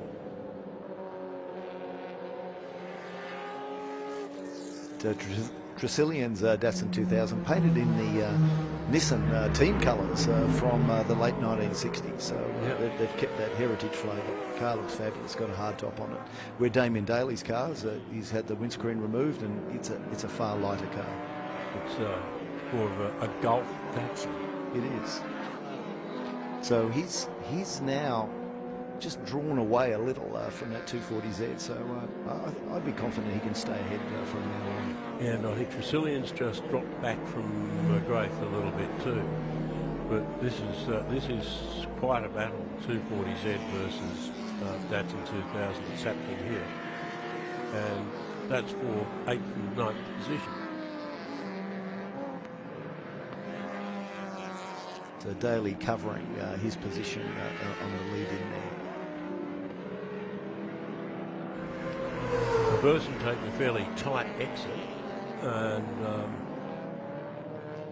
meanwhile Robinson's got past Tresillian, which is, I guess, hardly surprising.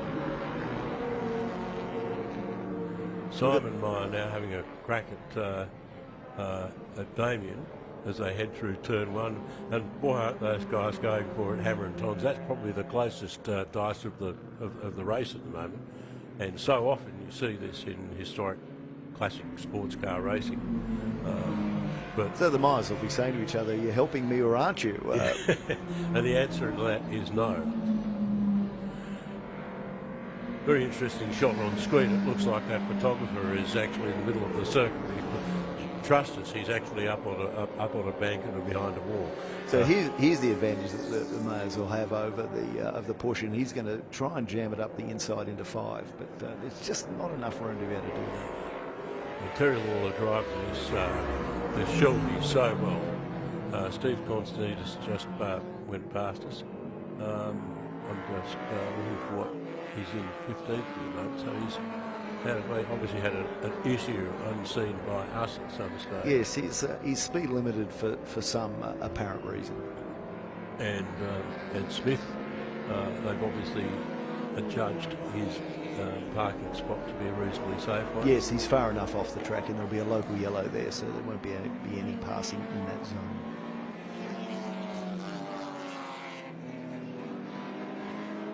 Damien and Simon Meyer putting on a great show, but now they're coming onto the straight, and they'll just wave goodbye. And what's happened to Simon Meyer?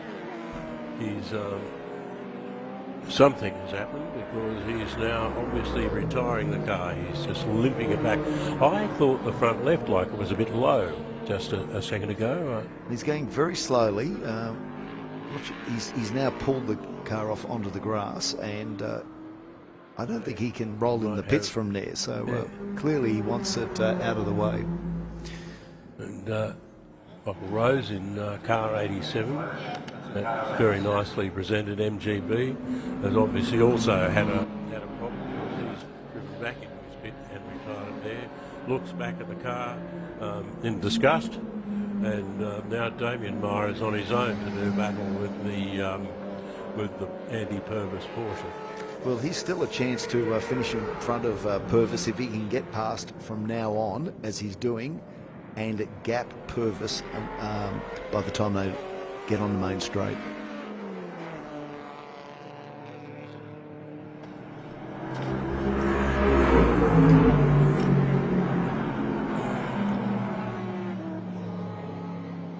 So bad luck for Rose. Well, Damien Mine has stayed ahead of Purvis, so that's good news for him.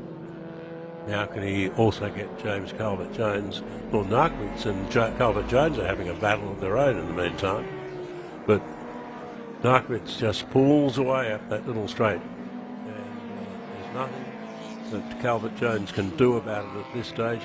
Comes up closer again, and right on his tail is Damien Meyer, but onto the straight they come, and it's all over Red Rover. And now the last lap board is being shown to Terry Lawler.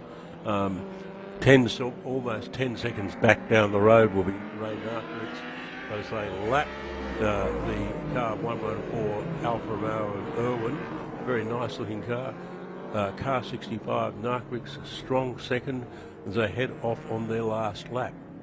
Calvert Jones in third and Purvis in fourth. They'll want to resolve that. Well, Meyer will want to go up the inside here, but he can't because he's been covered off. Purvis has covered it off, Andy Purvis has been driving a Porsche Carrera for a very long while. He is not likely to fall for that. Next opportunity for Meyer is into turn 4 if he can be close enough, but he's not. Meanwhile, Robinson has got past both Tresillian and McGrath. And I reckon the rear tyres are shot on that Corvette, so that's why that car's a real handful in the middle of the corner coming off. But now the race leader is just... And oh, look at this. This is interesting. Narquitz drops a spot to Calvert Jones. And Damien Meyer was the only car that was able to negotiate that corner properly because everyone else's tyres are pretty shot. Nice move around the outside, but he may well get swamped. And meanwhile, Tresillian has the experienced Kent Brown right in his tail. We saw them there, but we switched back to this intriguing battle at the sharp end of the field as Terry Lawler out of our camera view at the moment. Who's going to come home second and third? Well, it's going to be Andy Purvis.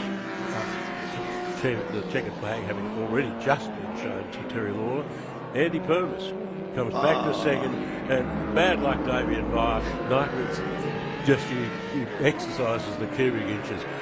I think Damien Meyer had worked hard for. He worked so hard. Yeah. He deserved third, but the Corvette was probably a second behind him by the time he came on the straight and led him, by perhaps a second going past. The speed differential was probably about 30 kilometres an hour, maybe more. Well, it's interesting. Damien Meyer's fastest time down the straight then was 187, and Narquitz was doing 233. There you go. just a little different. Robinson, there's a few drivers getting over 200. Calvert Jones 203, Purvis 207, but Lawler 218. But the quickest car in a straight line, undoubtedly, Narquitz. Steve Constantinides too, way back down in 15th. He was doing 221 down the straight. Now let's have a look at Tresillian, 179. Kent Brown, 178. So there's not much in that, is there? Well, a well-deserved win to Terry Lawler. Damien Daly, by the way, 194. Here are the results officially for you. First, Terry Lawler in Lady Luck Racing Shelby Mustang, followed by Andy Purvis in the Porsche. Damien Meyer is in the MG Midget. It's showing Ray Narquitz as being fourth. I didn't think that was how it looked to me. Then it was Simon Meyer. No, this isn't correct. Here we go. Yeah. Terry Lawler in the lead. Andy Purvis in second. Ray Narquitz in the Corvette third. Damien Meyer fourth. Calvert Jones in a silver Porsche fifth. Doug Selwood. Who flew under the radar. A great drive from Doug. Yeah, and seventh was, Robertson versus Mike Tresillian 11th, Kent Brown 12th, Tony Antunen and Shelby 13th, Steve Constantinides 14th, and just running back to those drives after Selwood, it was Robinson, Burson, McGrath, Daly, and Damien Daly in that thing. He was doing 194 down the straight the last lap in the Datsun 2000, by the way. And Terry Shelby gets out of the car he loves so much and in which he has had so much success. You've never seen such a surprised crowd as back in 2015, I think it was, or 2014, might have been 15, when he won it at Monterey. So here we go, highlights. A great start by Andy Purvis.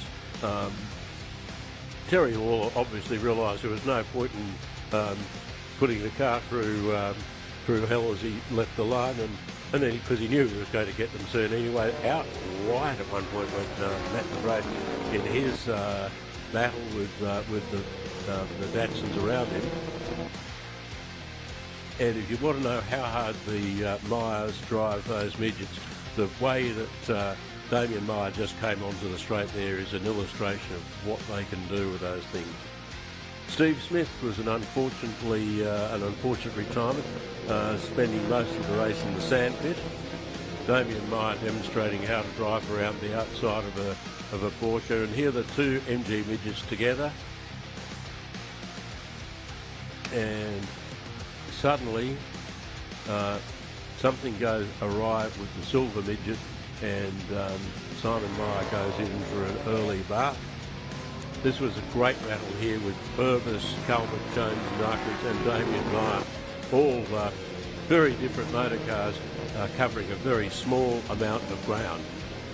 Narkis getting pretty sideways there, but at the end it was Terry Lawler and Daylight. So now it's over to the pits. Here with Terry Lawler, winner of Group S Race 4.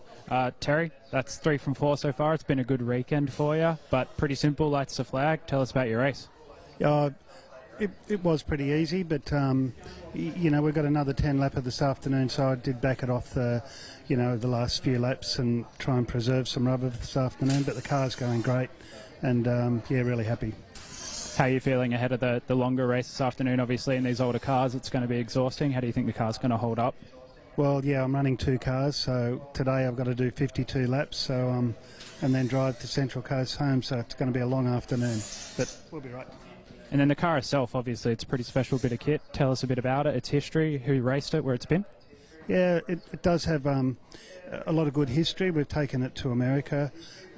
We raced at Laguna Seca and won the Rolex Cup there. We've done Daytona 24, Indy, and I had to take it back there in a couple of years to do a few other bucket list tracks, but it's a great car. Brilliant. That's quite a list, and look forward to seeing what you add to it, and good luck this afternoon. Back to you guys. Well, thanks very much. Great to see Terry out there winning another one, and as I say, over the years I've seen that car win so many races, it's getting ridiculous, but I'm sure Terry would disagree. Lovely looking car, always beautifully presented. And smart to conserve the tyres in the car for the longer race this afternoon. Like, so Terry's a cluey guy. Yeah, why would you drop the clutch from N1,000 revs when you know you've got to come out and do another one a little later in the day, ease it off the line, and then just go and gather everybody in when you can do so a little more simply. But cluey driver, beautiful car, beautifully presented, and obviously prepared from top to bottom. And double duty for Terry too. He's in the Group A Mustang. In the Group A, the little green stuff, the number 17. That's a very famous old Mustang, and good on him for bringing 2 superb motor cars. And part of the Lady Luck racing team. Yeah, well, I think he is the Lady Luck racing team. It's interesting. Terry didn't actually start into strikes in a Ford-powered car. He started in a 2.7 Carrera, a black 2.7 Carrera, which he drove very well. And I'm just seeing over the back of the track from the Steve Smith's Datsun 280Z coming back under its own power, so that was good. Obviously, just couldn't. Yes, I think he just ran out of road and he was bogged. Good that the race could continue without reverting to a safety car. Nice to see Terry Lawler's helmet in the same livery as the Shelby. I can't wait to see the next race to see if he has another helmet in the bright green of the other Mustang, which you can see parked just in front of it there in the background. Right, next category is Australian prototypes, and the top 10 points currently in the series. Jason Macris on 85 points from Phil Hughes 81. Mark Williamson 69 points, a bit further back Scott Boardman on 60. Mark Brame 54 points in his Radical. And Mark Love, sorry, I don't think I'm doing justice to his name, in a Wolf Tornado and 51 points. Andrew McKee, Wolf again, 42 points. John Paul Drake, another Wolf, 40. Then Terry Knowles, Radical, and Bill Medlin Radical both on 24 points. So here comes some highlights from this morning's race, and it was a reasonably comfortable. Yeah, it was Phil Hughes who was on pole, and he'd been the fastest all weekend up until this race, and it looked like at the start that's how it was going to go on, but that wasn't to be the case. Yeah, so Hughes was ahead for a while, but then Macris got through and maintained that. He was under siege for a while from Drake, but he kept everything clean, and it was a well-deserved victory. A big lock-up from McKee in a Radical, and little bits of broken car there by the looks of it, if I'm not mistaken. But then it was time for a little bit of a love tap as they went through. Macris got past Hughes, and then it was a very close battle for second and third, and it was resolved in the favour of John Paul Drake. And so your starting list is Jason Macris on pole, followed by alongside him John Paul Drake. Second row, Bill Hughes, Mark Williamson. Third row, Scott Foreman, Mark Frame. Fourth row, Terry Knowles and Andrew McKee, and then it'll be Mark Lock and Bill Medlin rounding up the 10 cars in the field. So again, not a huge field, but the cars are out on track now, and they're warming up their tyres over the back of the circuit.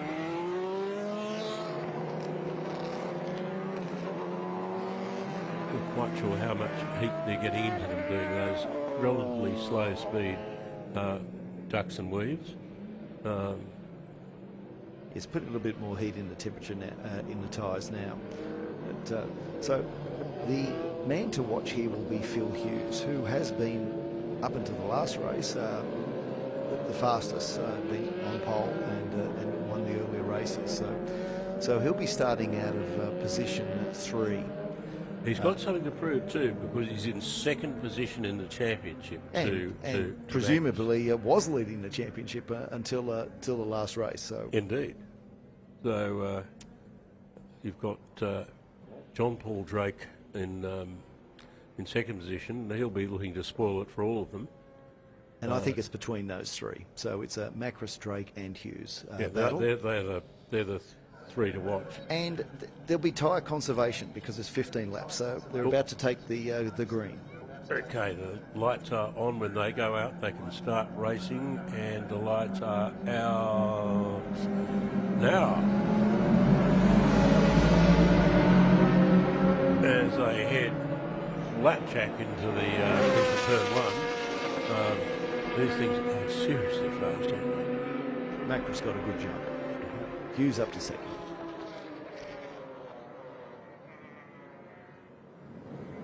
Third'll be Drake still. And looks like Williamson is coming to the pits right at the start. So that's very disappointing for him to drop out right at the beginning.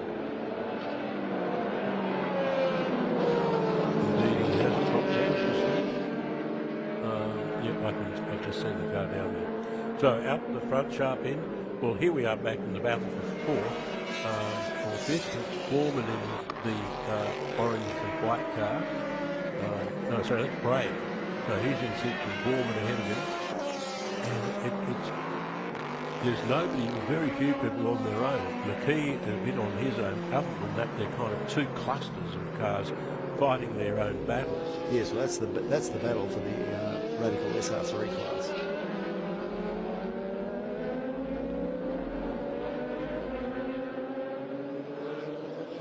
So Macris already out with a handy gap, not quite a second, but he'll like that after just almost 1 lap. And this is going to be an interesting race to see how it unfolds in terms of tyre wear and strategy. How hard do you push it early in the race? I mean, here we go. Oh, there goes Hughes. We've had a bit of a think Hughes is showing that he actually has serious intent about this event. Yes, that was a strong move into turn one and a confident one. Yeah, and over through the turns 4, 5, they'll go. Car 42 is 23. Is Hughes. So he's up to mysteriously dropping back in this morning's race.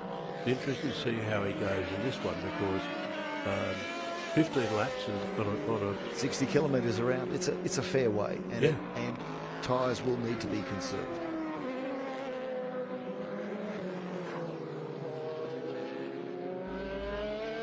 So already after a lap and a half, it's emerging to be a Hughes, Drake and Macris battle. And John Paul Drake, they bounce around a lot, these cars. I was just looking at John Paul Drake's car then. It seemed to be bouncing a lot over that little, up that little bit of the back straight. And he's noticeably closer to Macris than he was.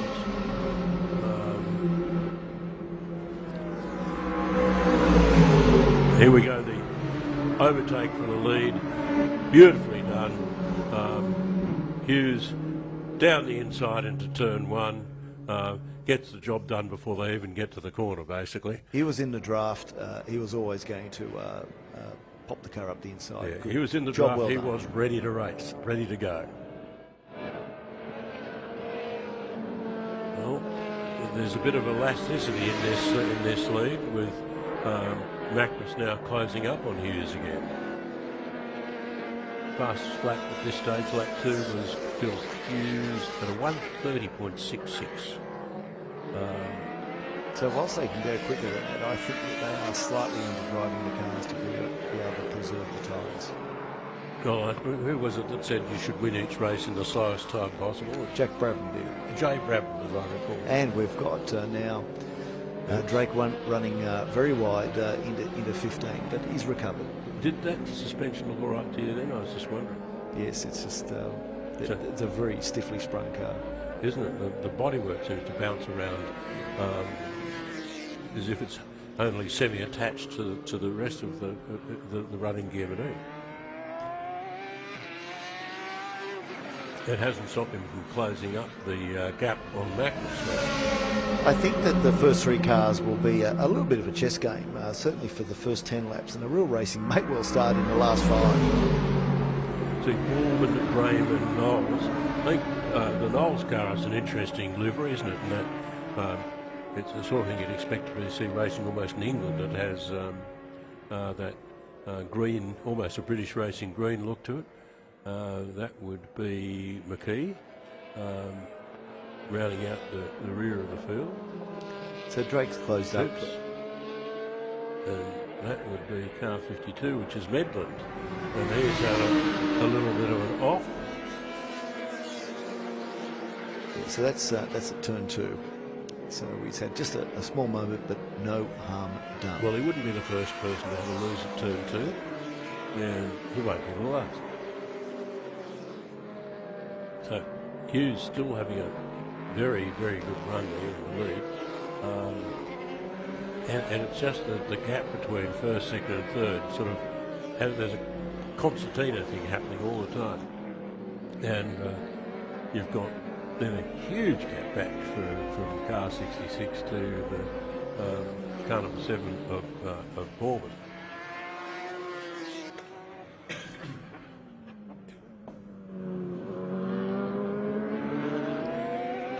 So Drake was having a look at Macris there, but he may not get through. And now back to the battle of the SR3s.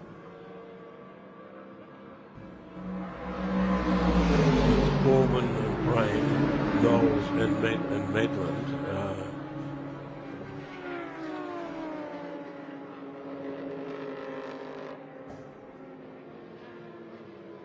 Car 68.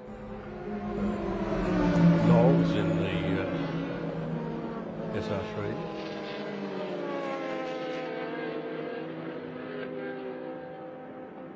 And and Mark Brame in car number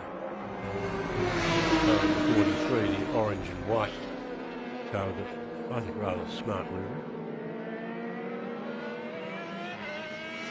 So the gaps in the first three are just remaining constant. So that 1 to 1.5 seconds across the first three cars. So it's a game of chess for them. More interesting battles further back in the field here with the SR3s. Borman and Brame are the two leading exponents. They're followed in their second little dice, Knowles and Key. It's interesting, McKee started at the rear of the field, having had a bit of an off in the morning race, but has steadily worked his way up. The fastest lap now is John Paul Drake, 1:30.48. And find out the fastest down the track, down the straight, is Hughes at 240 kilometres an hour. Williamson was listed here as having achieved 249 on lap 1. He only did 1.1 laps, so it didn't really count.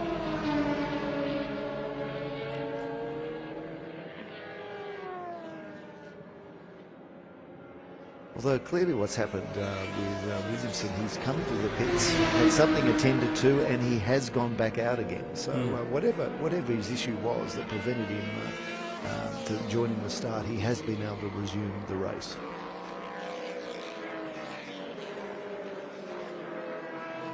Yeah, that thing is a weapon down the straight, 250 now. Well, Williamson's car is the one that's got the 5.2 litre V8 engine in it. Okay, So, what has Borman got? Guys of Borman's. sorry, Williamson's car's a 3.5 V6, and Borman's car's the one with the 5.2. So these are the cars that are going to steer it. That is 258 kilometres an hour down the straight. Significantly faster than race leader Hughes, and 40 kilometres an hour faster, or 30 kilometres an hour faster than John Paul Drake ahead of him. But the trade-off will be the weight in the corners and the braking. So that's what makes this category terrific. The cars are very evenly matched. It does sound nice, that V8.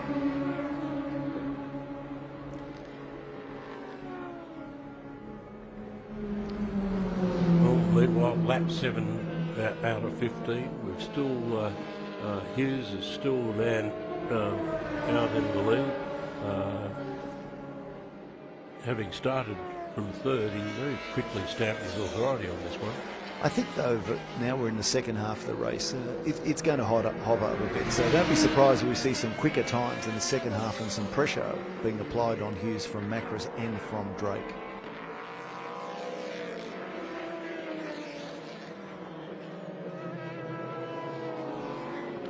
You have to say the big improver has been McKee, who started a reasonable way back. And so if we're looking at our timing monitor now, we can see that the lap speeds in the sector times have picked up a little bit. So now we'll see an escalation in speed.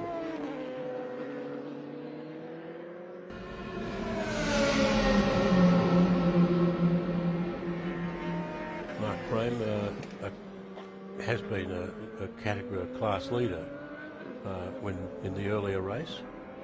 Ahead of him is McKee, closing, I think, on Borman. So Hughes, Macris and Drake, the three, 1, 2, 3 at the head of the field, all turned in their fastest laps that last lap. Yeah.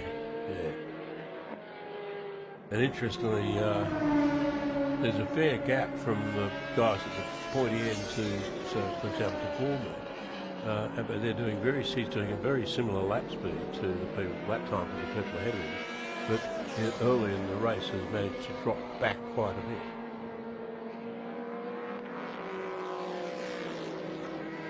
So Medlin slightly hot going into turn 2, but he just had enough road to be able to recover.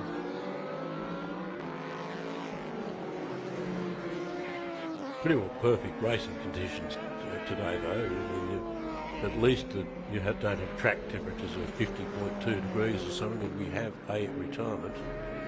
And it's Williamson again. Williamson coming back in.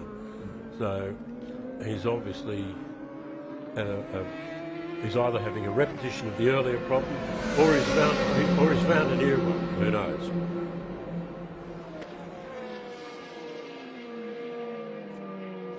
These things are so fast through turn one. Hughes and Macris and Drake flying through turn one, up to turn two, the classic double apex line.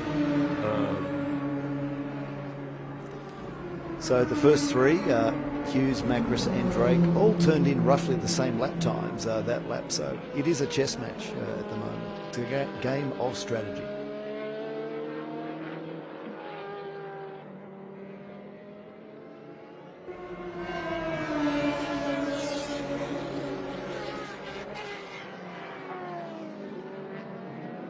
And now we can see that Phil Hughes just pulled away just a little. So that last sector is just upped the speed a little. John Paul Drake was very racy on the tail of Macris, Jason Macris. So as they head up the back of the track, still don't like the way that bodywork flops around like that. It's and down the straight they come on lap 9, soon to become lap 10 as they start heading across the start and finish line.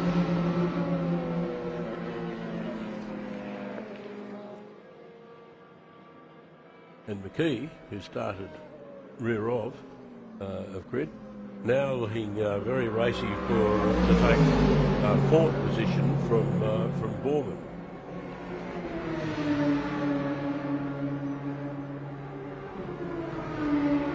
So McKee now is setting some of his best sector times on the last lap. So he's making a move up through the field.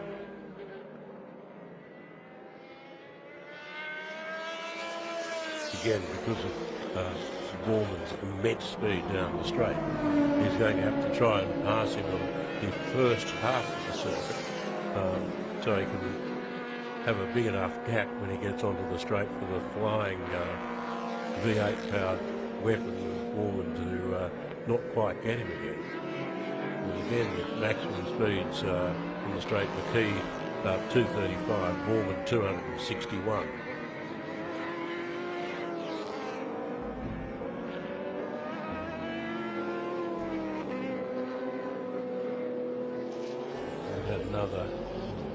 Another retirement by the looks of things with Locke, who started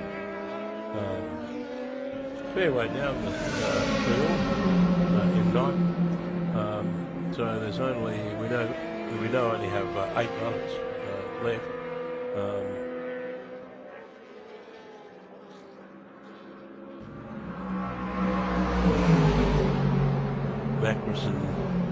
Macris and Drake continue to put on their demonstration of racecraft, and nobody in that front three now seem to be able. There doesn't seem to be a real threat at the moment, and that set will probably all unfold terribly in about a nanoseconds time. Interestingly, now coming around the back of the circuit, Macris look somewhat closer to Hughes. It does. The Drake doesn't have the top speed of the other two cars for whatever reason, but he is strong in the braking zone, so that's where he's making and his it looks gains. like a change for the lead. Down the inside at turn 15, Macris slips by Phil Hughes and resumes the lead of the race, which will no doubt be as disappointing to Phil Hughes as it is wonderful for Jason Macris. And now, once past, he's kicked away. Macris has really pulled away.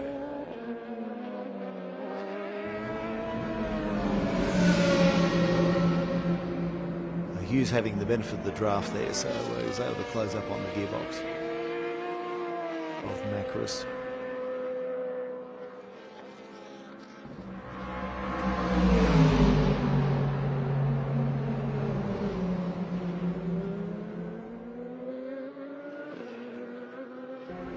So Macris pulls away a little bit from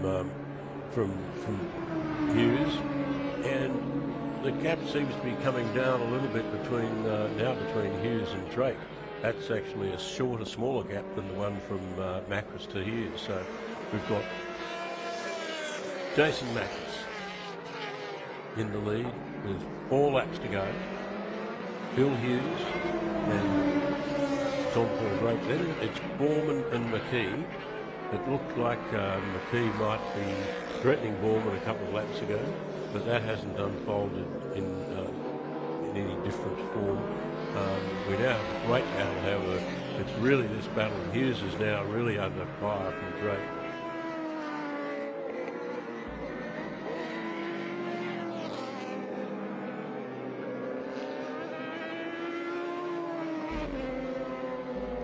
So Macris is extending his lead. I think he's looking very good. I would have thought that if Hughes had anything left, he would.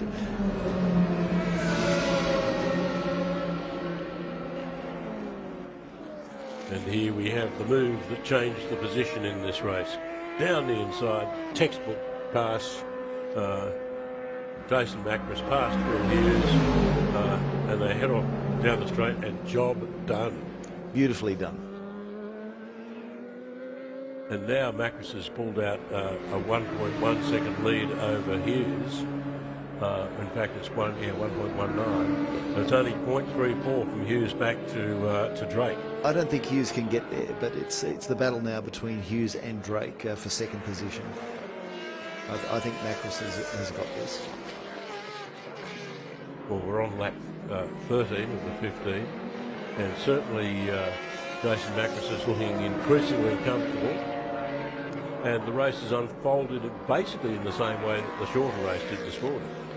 And to reinforce Macris's speed, he's set his fastest lap of the race, just last lap. So looks like he's got a car that's in really good shape. At about 1:29.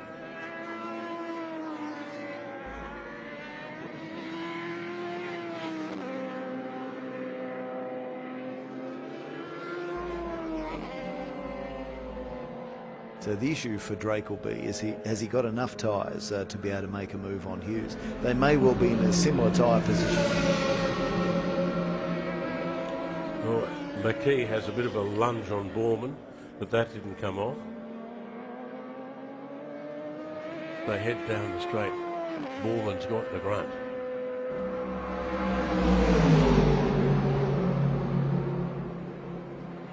That'll be heartbreaking for McKee to do all that work and just watch the other car just disappear. Disappear into the sunset. Yeah. So he has got to do it all again. He's still a chance.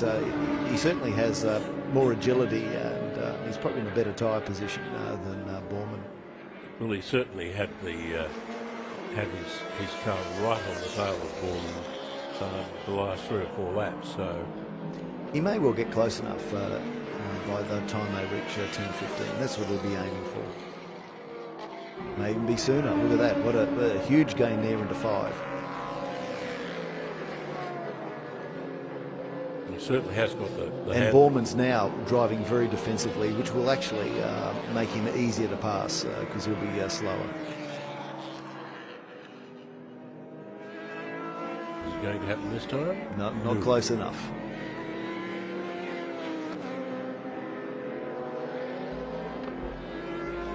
McKee then getting a little bit tail easy. Yes, he may be running out of tyres as well. But there's Macris again. He's comfortably ahead.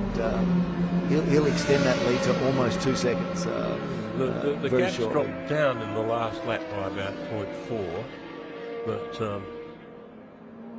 the last lap board has been shown to the leaders, so it's probably not too concerned.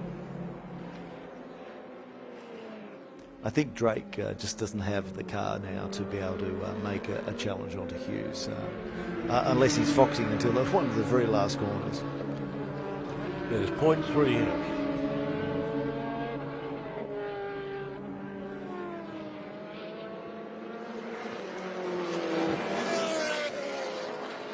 Always having a big dive into turn 5. Just can't get it done. So maybe just saved a little bit of tyre. He may well have another go now into turn 15. Well, down the outside he goes. Is there going to be anything happening there? It's a risky place to go. Yeah, a little touch there. Yeah. Oh. But it's all over. It didn't happen. Hughes managed to keep Drake at bay. I said nobody could say he didn't give it a red hot go.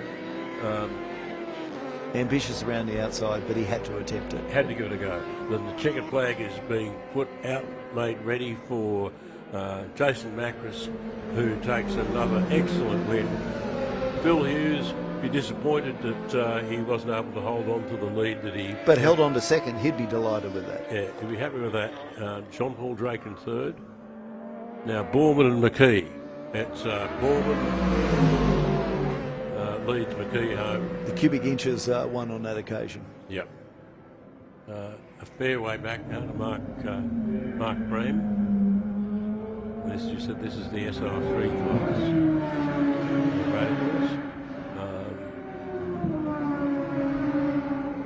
Followed by Knowles and Medland, a fair way back, will be the last to greet the judge. And he will be the last of only 8 runners left at the end of this event.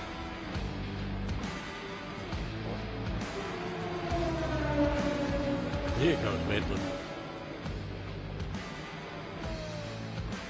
Time to put the car away for another day. And here come your final results. Race win to Jason Macris. Then Phil Hughes. John Paul Drake in third. Scott Borman in fourth. Andrew McKee in fifth. Mark Graham in sixth. Terry Knowles was following him in seventh position. Bill Medland in eighth.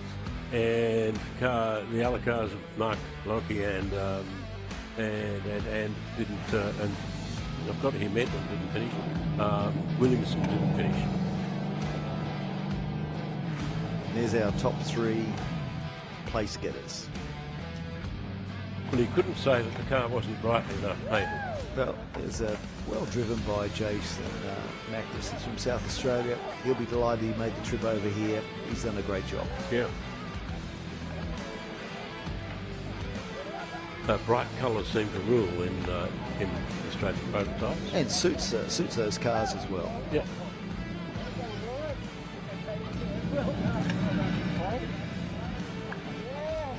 And here come a few highlights for you from the start.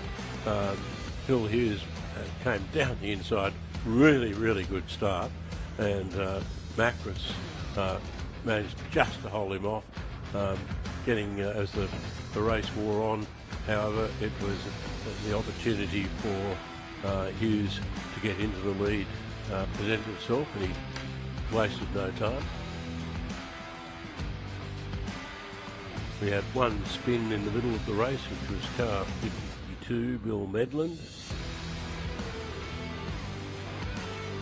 McKee had started at the back of the grid and came very quickly through the second half of the field, but then got kind of stuck in the midfield. Interesting because his lap times weren't that far off the leading four, but he just couldn't close that gap. As the race unfolded, the big question was whether or not John Paul Drake would be able to get Phil Hughes and take the second spot. He gave it a red hot go on the last lap around the outside of turn 15. Did a fair bit of lawn mowing as a consequence of his actions, but Phil Hughes was able to hold him off and finish a fine second as 44 Macris bounced his way down the straight for a win. And now it's over to the bits. I'm here with our last winner of the last race of prototypes, Jason Macras, who finished second and got 2 wins today. How was that? The result I wanted. I mean, for all year I've been struggling and to put it all together today with the car and to build out the long races and actually win, and it was a hard fight. It was good though, 2 wins this weekend. You definitely didn't do it the easy way. You were second and you managed to overtake towards the end of the race. How have you felt all weekend? I felt good in the car. Like, the car is really handling quite well. We didn't get a lot of practice on Friday for dry weather conditions, so we all came out all pretty much equal with minimal practice, but Sydney's been good to me this year again, so I'm happy. And how's the championship looking for you now? With all how point systems are all structured, I think I may be in it. It's still going to be very, very slim, but I'm in it. Well, that's great to hear. Enjoy the rest of your weekend. How are you going to celebrate? I'm going to go home and see my family. Perfect way to end it. All right, congratulations again. Thank you. Thank you. Thank you. Yes. King on the radio. This guy here, mate. This guy here. He rocked it out there for me, mate. He kept me fucking strong, kept me going. Thanks. Oh, it feels so good.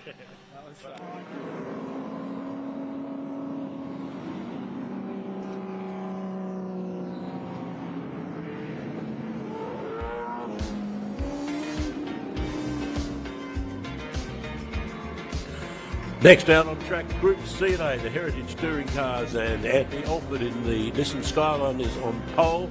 Chris Stillwell, who went from almost back of grid to second in the Sierra, will be alongside him. Rick Allen, BMW, Stephen Cesar, Commodore, Terry Lawler in the Greens Tough Racing Mustang, Jamie McDonald, Holton VN, Eon Nerabrecki in the Toyota Supra, Kerwin, Rose and Michael Jesse, and Kyle Alford in 11th, followed by Anthony Tenkate, Scott Robinson 13th, Craig Foster 14th, Peter Woods followed by David Patterson in 15-16. Heading back down the grid after a bit of an off, Ed Singleton will be back out there, starting from 23rd this time, having been a bit further up in the previous race. And Ryan Henderson, who has done his party trick of going from the back to about 4th or 5th in both races. So this will be about Chris Stillwell to overcome a really good drive from Anthony Alford in the Skyline, but it's Stillwell's to win. So the lights are still on, and when they go out, which is now, they can accelerate. And wow, that both those lead cars really did get the power down quickly. And we've got round the outside goes Stillwell in the Sierra, but Alford's hanging on there like grimly in that Nissan Skyline at the moment. Down the outside there's a stack of cars heading into turn 2. So Stillwell's been shuffled back in turn 2, and he's now running third with Alan just on the outside, about to make a move on it. Well, he was actually up down to 4th, I think, but certainly now that you've got Stillwell has got back up into 3rd, which you would no doubt be surprised to find himself in that position. But Alford getting fairly sideways there between coming out of turn 4. Down the back of Corbett Hill, it's still the Skyline in the lead. Stephen Cesar in 2nd. Allen's dropped back to 4th with Chris Stillwell up to 3rd. Terry Lawler just behind them all in the Mustang, and behind him is Rose in the yellow Commodore.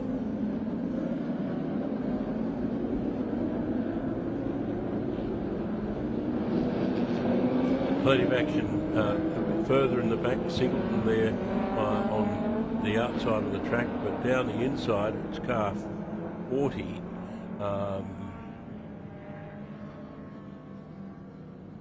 which was Alesi, who had a problem in the first race and retired. So he's already jumped about 9 spots to be there. So here's a move from Stillwell up the inside in turn 1.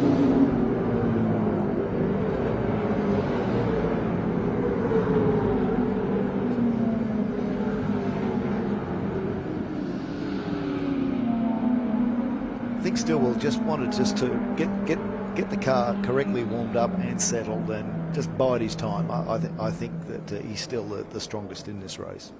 Good move from Allen up the inside as well in turn 2 over the Commodore. Yep, Steve Exceeds is a hard competitor and he'll have another crack, but not this time. And a bit closer to the people at the front this time, Terry Lawler in the old Queen's Tough Mustang, no doubt, fired up with enthusiasm after his win 2 races ago in the Shelby. So this is 10 laps. That's a reasonable way around here. That's 40 Ks. That there will have to be tyre management and particularly rear tyres on some of these cars.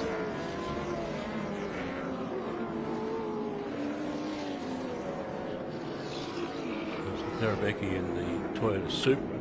He's up to 6th position in this one. Meon's doing a really good job. Yeah. He's emerged through other categories to heritage touring cars. So great job from Meon so far.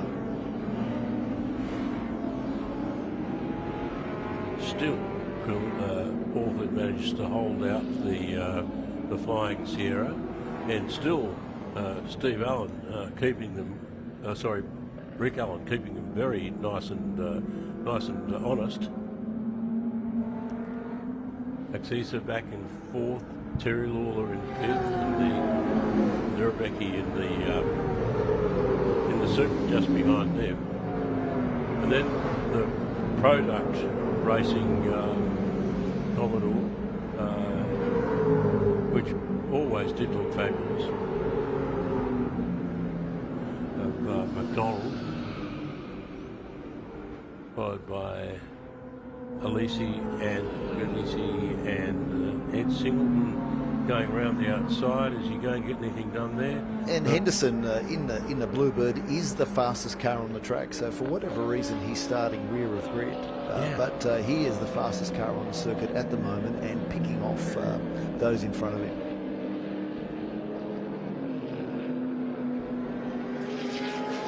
He's a bit of an innocent tragic mind, Henderson.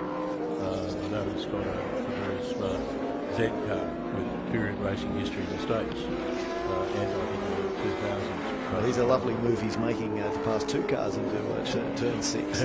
Great job. Had a big brake lock-up. He'll be on the outside here around Corporate Hill. He won't like that, but he'll get the drop into turn 15 on the inside, all being well. And it is. Yeah, but Ed Singleton making him work for it in the SGP Commodore. Just like 1984, that's what that looks like, doesn't it? Yes. Yeah, Grice and Fury. Absolutely, and real some period tail-out driving too, which is how it was always done. So here's our front runners. They're in the 45s. I think they're managing their speed at the moment to conserve their cars until a little bit later in the race. Although they've now all dropped in the 44s on that lap, so the intensity is getting a little bit higher. I'm always amazed at the differences in some of the cars and their maximum speed.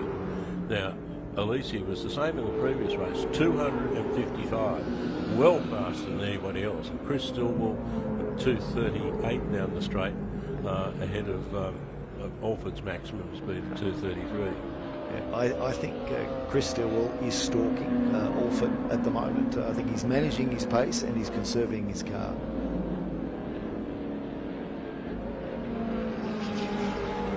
Singleton leading Radici in the battle of Commodores a bit further back. Singleton would be wanting to get back up a few more spots to be where he would have seen himself finishing this race before he came to Sydney Masterblast Park, but hasn't perhaps made as many places forward as I thought he might. Lawler still in 5th position, Alesi now very close to him behind, but the lead at the beginning from Anthony Alford is just, he's still hanging on, which surprises me. I thought by lap 7, I'm sorry, by lap 4, we might have seen a change of lead already. So Allen is turning in the quickest sectors at the moment. You can see that he's shaping a move on Stillwell, so he's now the fastest car on the track.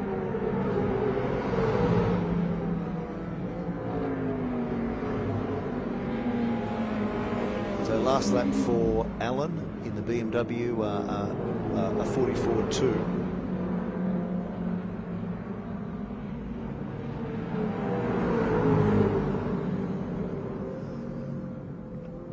Another gaggle of cars there, the old Channel 7 Falcon, the Bob Morris car, the old motorways Commodore. Oh, behind it, yeah. Geisler's car.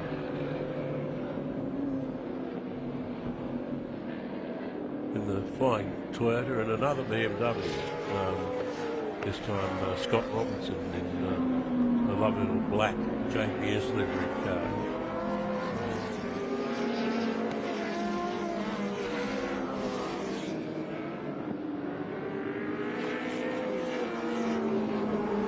I'm amazed how close the Toyota is keeping these two V8s in front of it.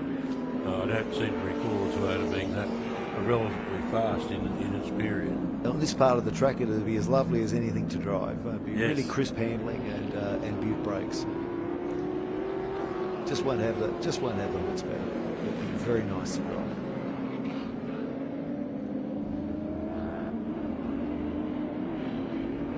And that's Foster in the 90 in that Corolla.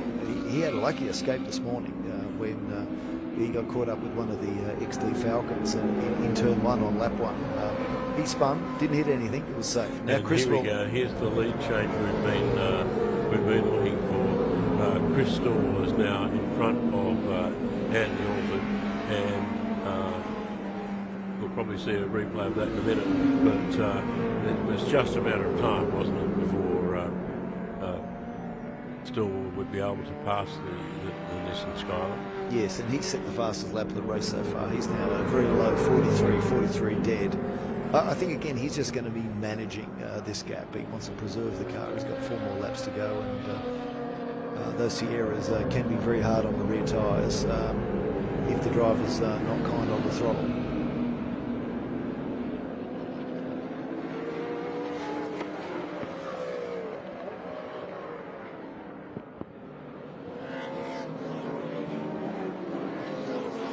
There's Allen now. He'll be super annoying to Alford. He may try and go up the inside into 15 if he's close enough. Well, he's not far back, but I think that the Nissan will just be enough. Alford covers off the inside line, and the M3 is not quick enough to pull an outside start. And, you know, Andy Alford came into the, here we go, replay, I think, of the overtake. Indeed, it is just down the straight, and you know, pretty comfortable. Pretty comfortable, and you couldn't say it was a pass in turn 1. It was just a dead straight line pass. Back to this Revel Falcon and JPS liveried BMW battle, and now it's Andy Alford having a crack at Chris Stillwell and retaking the lead. Now what's going on out there? And Rick Allen right on their tail, and he's looking down the inside of, and he's going to have a go down the inside of Stillwell as they come up to turn 2. Well, there's a turn up. I wonder if Chris Stillwell has a problem, or he's just driving in a strategic way. Well, he may rue the strategy in 3 laps, and we see retirement. We're only talking about how well that Toyota was going a minute ago. Shouldn't have mentioned it. There he goes. And meanwhile, the leaders come through the Volvo. I think it's Vanderberg in the Volvo 244. Remember Robbie Franjovic coming out and conquering everybody in one of those things. In a one that's more advanced than that one. I think that was the David Mackay car from the late 70s. Okay. Well, Stillwell is a bit back. I think we'll judge his pace by what happens on the straight, whether he picks off the BMW once they exit turn 18. This is a really great little battle for the top three, and of course if they really get it wrong, Alesi isn't far back in his Commodore. He's come up through the field very well from a long way back. I'm mystified as to why Stillwell has dropped back to third. Well, we'll soon know if he has a car problem or not. The answer is not. Certainly not in a straight line. Unless he's got a tyre problem, but not in a straight line. Ed Singleton, meanwhile, having a bit of a lonely race, having been very busy with others during the morning race in the STP car. And full road registration on that Volvo, I note. Yes, as it did in the day, as a Scuderia Veloci car. There's Henderson. Henderson closing on Terry Lawler. It's 1.4 the gap now. He's a chance of getting Terry.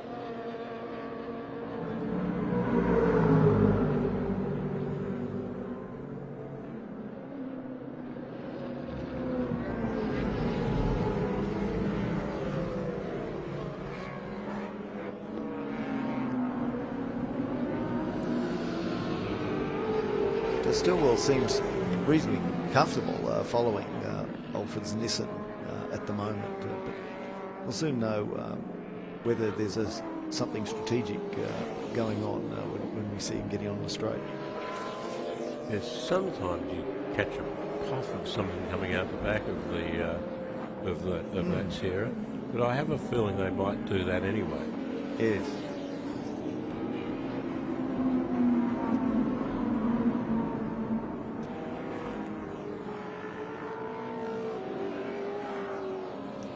Coming right up onto that much narrower line from Chris Stillwell, which tells me I think he's cruising and he can maintain the same. And there he goes back into the lead.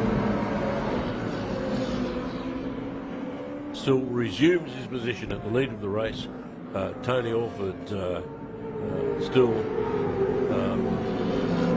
a strong second. Closes the gap under brakes, and we've had another change of position for a little while. Yes, Alesi has got past the BMW in the Commodore. Looks like a Walkinshaw. So fastest lap meanwhile, Chris Stillwell with a 1:43.045. And Alesi's driving incredibly well. He's now moved up to third. He's a threat for second.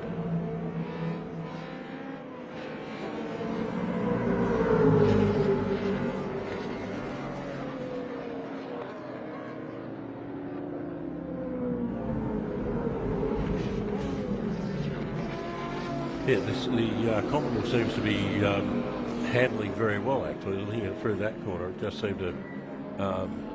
He's driving that really well.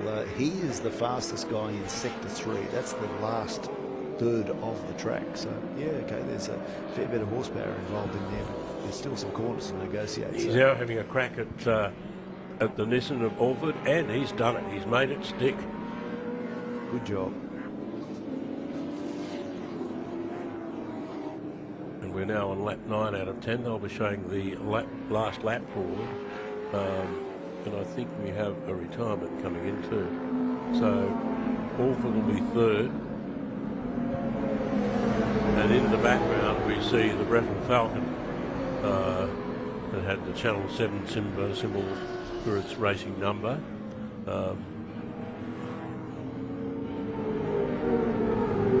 This car's 77. It's the second. That's the second Alford car. Yeah, Kyle. Very nice cars in that Alford garage, I think. In the stable. I think Stillwell's got this well in hand now, but... So Stillwell leads by 1.1 second. They're on their last lap. I wonder what the story is with the big Falcon, but in it comes. Lacey may well hang on for second, and if he does, I reckon that's the drive of the day in this race. Yeah.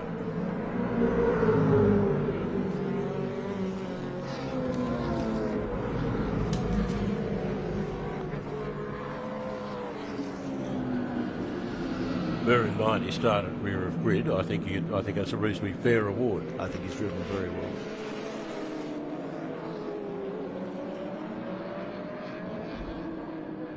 I think he's annoying Stillwell Sierra, but I think Stillwell will get there.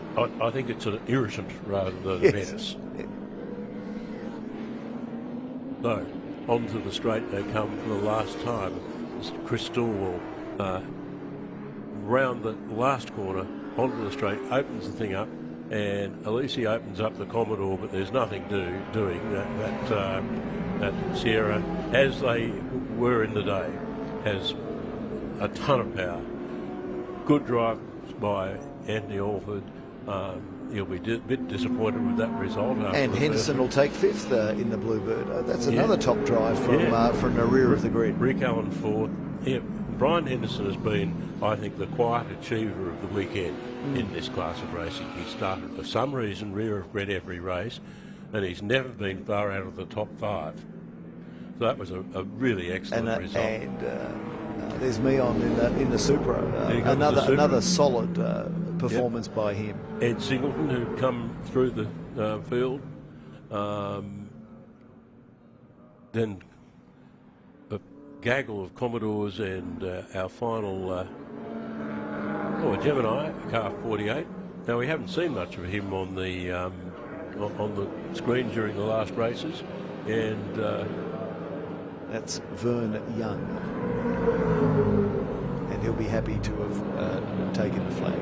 Yep, and good little car, Gemini. It's just we haven't seen that car at all, so I'm glad we saw him now. And Vanderburg will be the last man standing in car 44, the Volvo. And here he comes now. I won't try and read the number plate, but there you go. There you go. SVM 222, Scuderia Veloce Motors. Great eyesight, John.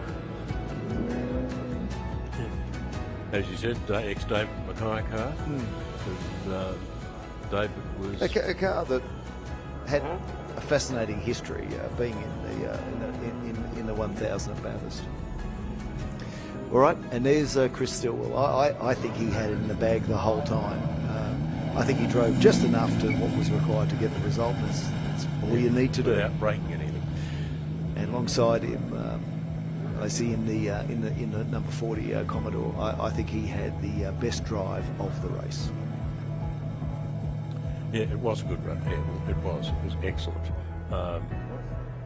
Here we are. So the results in the winning position: Chris Stillwell in the Sierra, Adrian Alesi in second, Anthony Alford third in the Nissan, Rick Allen in the BMW, then followed by in fifth position from rear of grid, Brian Henderson, Steve Exisa sixth, Jamie McDonald in seventh, Terry Lawler dropped back to 8th in the Mustang. Ed Singleton came up through the field to 9th, just jumping a few. Narabeki in the Toyota Supra in 11th. Kerwin, Tenkate, Rose, Robinson, Foster up 17th now, which was Peter Woods. Vern Young in, I think, the beautiful little Gemini, and then Chris Vanderburg and Kyle Alford a lap down. Chris Alford was classified as a finisher, although he had come into the pits on the penultimate lap. Then over to the pits. All right, here with Chris Stillwell, winner of the final race of CNA for the weekend. Chris, your Saturday's been eventful. You said to me earlier that you were going to come from the back, work your way to the front. You nearly got there in 4, but you've done it in 5. I hope you enjoyed that as much as I did. It was a thrill behind the wheel. Tony Alford made it hard work on the Nissan, but there was just a couple of spots that I had more grunt than him, and it's just important to get that little bit more sooner coming onto the main straight, and slipstream and everything just adds to it. So I had his measure eventually. I saw Adrian and the Commodore coming as well, and that was a bit of a reminder. I had to pull my finger out and hurry up. Yeah, no, it was a great race at the front there between the three of you, and then the Commodore coming up the back. A lot of fluctuation in position in that top three. How was the tyre management? I know those Sierras can work through those rears. Yeah, the tyres were starting to get a bit soft and mushy. Tony got me coming down the main straight because I frankly went from second to fifth, which didn't help. So I managed to pick up a gear and get going again. And then the BMW got me into turn two. I was sort of half asleep, not expecting him to turn up, and he did. But it all sorted itself out. Nothing like Sierra turbo horsepower to fix those problems, you know. That's right, and it's a beautifully prepared car. Tell us a bit about the car and how good it is to have these cars out racing again in front of people, giving them that second life. Well, I'm a bit of a Ford guy. My dad was a Ford dealer, I was a Ford dealer, so you know I'm a bit of a sucker for Ford. And I grew up watching Sierras, initially Alan Moffat, and then that sort of moved on to Group C and Group A. So I have a soft spot for Sierras. This is the second one we've restored. This is a Colin Bond Alan Jones car, 1988 Bathurst, so that's the livery that it's in and the specification it's in. These cars by rules have got to be identical to what they were in the day, so this is presented as it was in 1988 at Bathurst. It's just a passion, you know, you have a love for it, and people have boats as hobbies. I have Group A cars as a hobby, you know. Oh, well, it's not a bad hobby, and it's great to see these cars being taken care of by people that love them. Congratulations, that's a wonderful Saturday and an eventful Sunday, but a great weekend overall. Cheers, congratulations, back to you. Thanks very much. Well, we're still looking at Crystal Stillwell's car as we will be heading now to the highlights of this 10-lap race. And from the start, Anthony Alford looked pretty handy, but down the inside, the big Cerberus looked pretty tasty for a while. Then it was Chris Stillwell out round. It looked like he was going to take the lead right from the beginning, but he was soon back in third, following the Nissan of the Skyline of Tony Alford. As there was plenty of action back in the back. Ed Singleton there making his way through the pack, having started down at the back of the field. Steve Exisa always strong in this event, and there was Brian Henderson getting very loose in the Nissan Bluebird coming onto the straight. A little bit further back in the field we saw Singleton and another of the Commodores getting very up close and personal. Meanwhile it was Brian Henderson who sorted the two of them out and soon came by, having started rear of the grid in a very good race, finishing fifth in the Bluebird. We then had the Roadways Commodore taking the Alford Ford Falcon XD, and then we saw that one of the highlights obviously was Chris Stillwell taking the lead, but then dropping back again, and he, by his own admission, selected fifth instead of second. And then he had to do it all over again. And down he came, past Rick Allen's BMW, McDonald in the product car. That was always a sharp-looking car in the day, and still is. But it was Chris Stillwell in the Caltex Sierra, ex-Holland Bond, that really was the class of the field. But the race of the field, no doubt. Okay, start list. Jordan Caruso on pole, and I'll hand over now to Gary O'Brien. Thanks, John.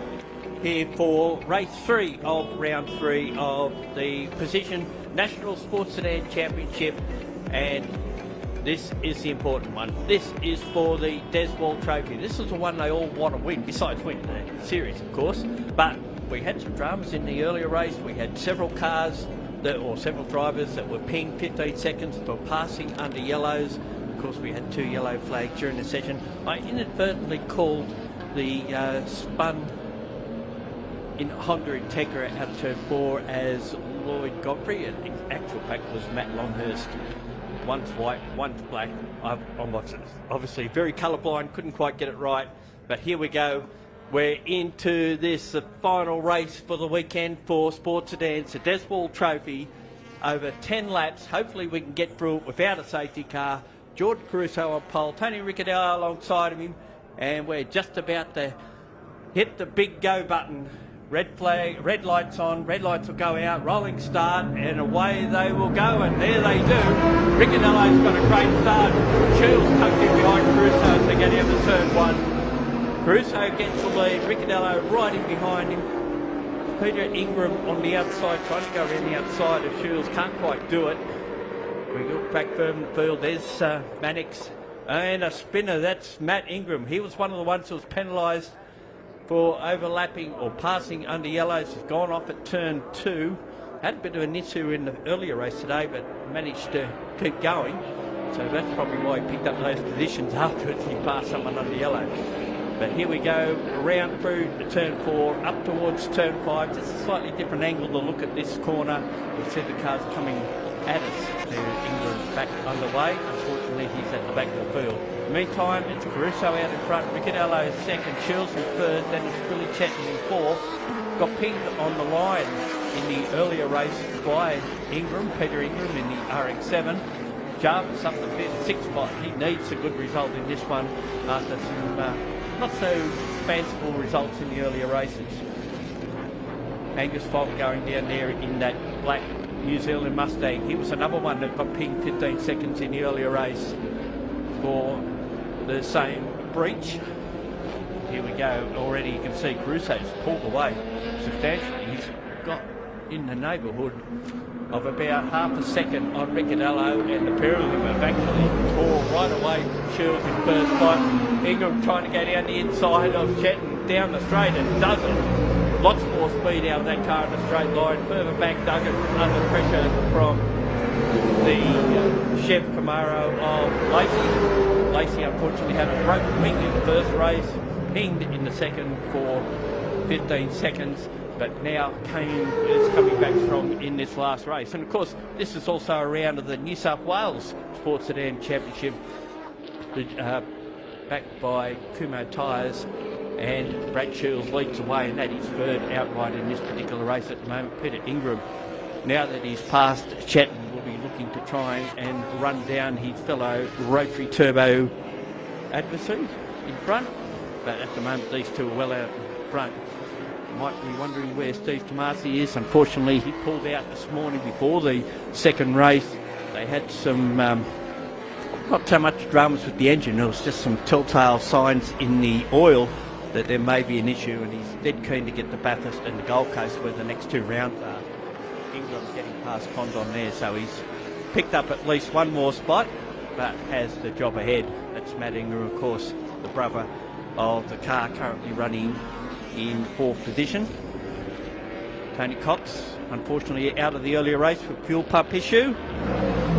Good to see the Dodge-powered Saab back in the mix. And there, of course, is Hugh McAllister in that Thai purchased, or out of Thailand purchased TA2 car. Runs a Coyote engine, paddle shift and some other good bits and pieces. So it's one of the, obviously can't qualify for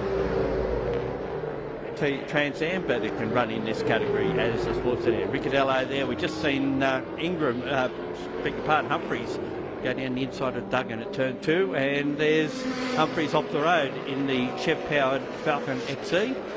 So whether there was a touch there with the Aston Martin, I'm not sure. Chris Jackson goes up the inside of him in the Calibra. Another Chev-powered car. Lots of Chev-powered cars, but it's good to see some rotary turbos out here. I know some people down south from us will be very pleased to see rotary cars doing well in this race.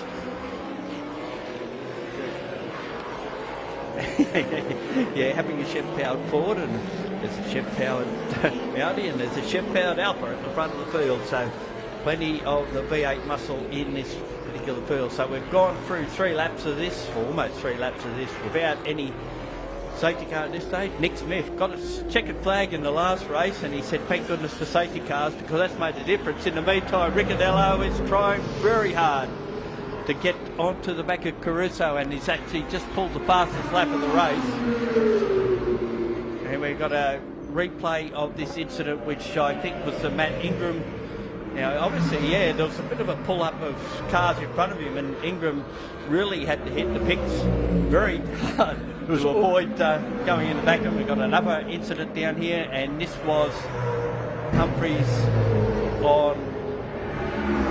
was there a touch or not? Very slight if there was one, and Western Australian Falcon does do a little pirouette before it gets back underway. The gentlest of taps, but that's all it took.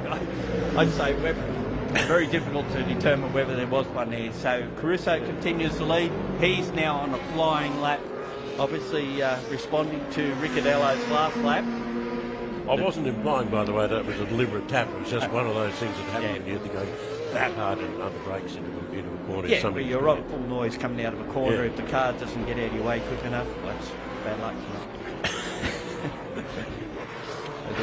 I don't mean they did that deliberately. Here's Jordan Caruso. Came out of Excels, joined Sport Sedans in John Goulet's prepared Audi, and took over from the likes of Darren Hossack and Jack Perkins, who previously drove this car. So this lap goes by the boards, and 27.9 for that lap, so not as quick as 26 he did earlier. And we've got Ricciardello. He's had a moment out of turn 11. He had problems there yesterday. He had a bit of a moment, and that's dropped him several spots. So he has been trying very hard. Not what he wanted to see, and it's given Caruso a pretty good margin now.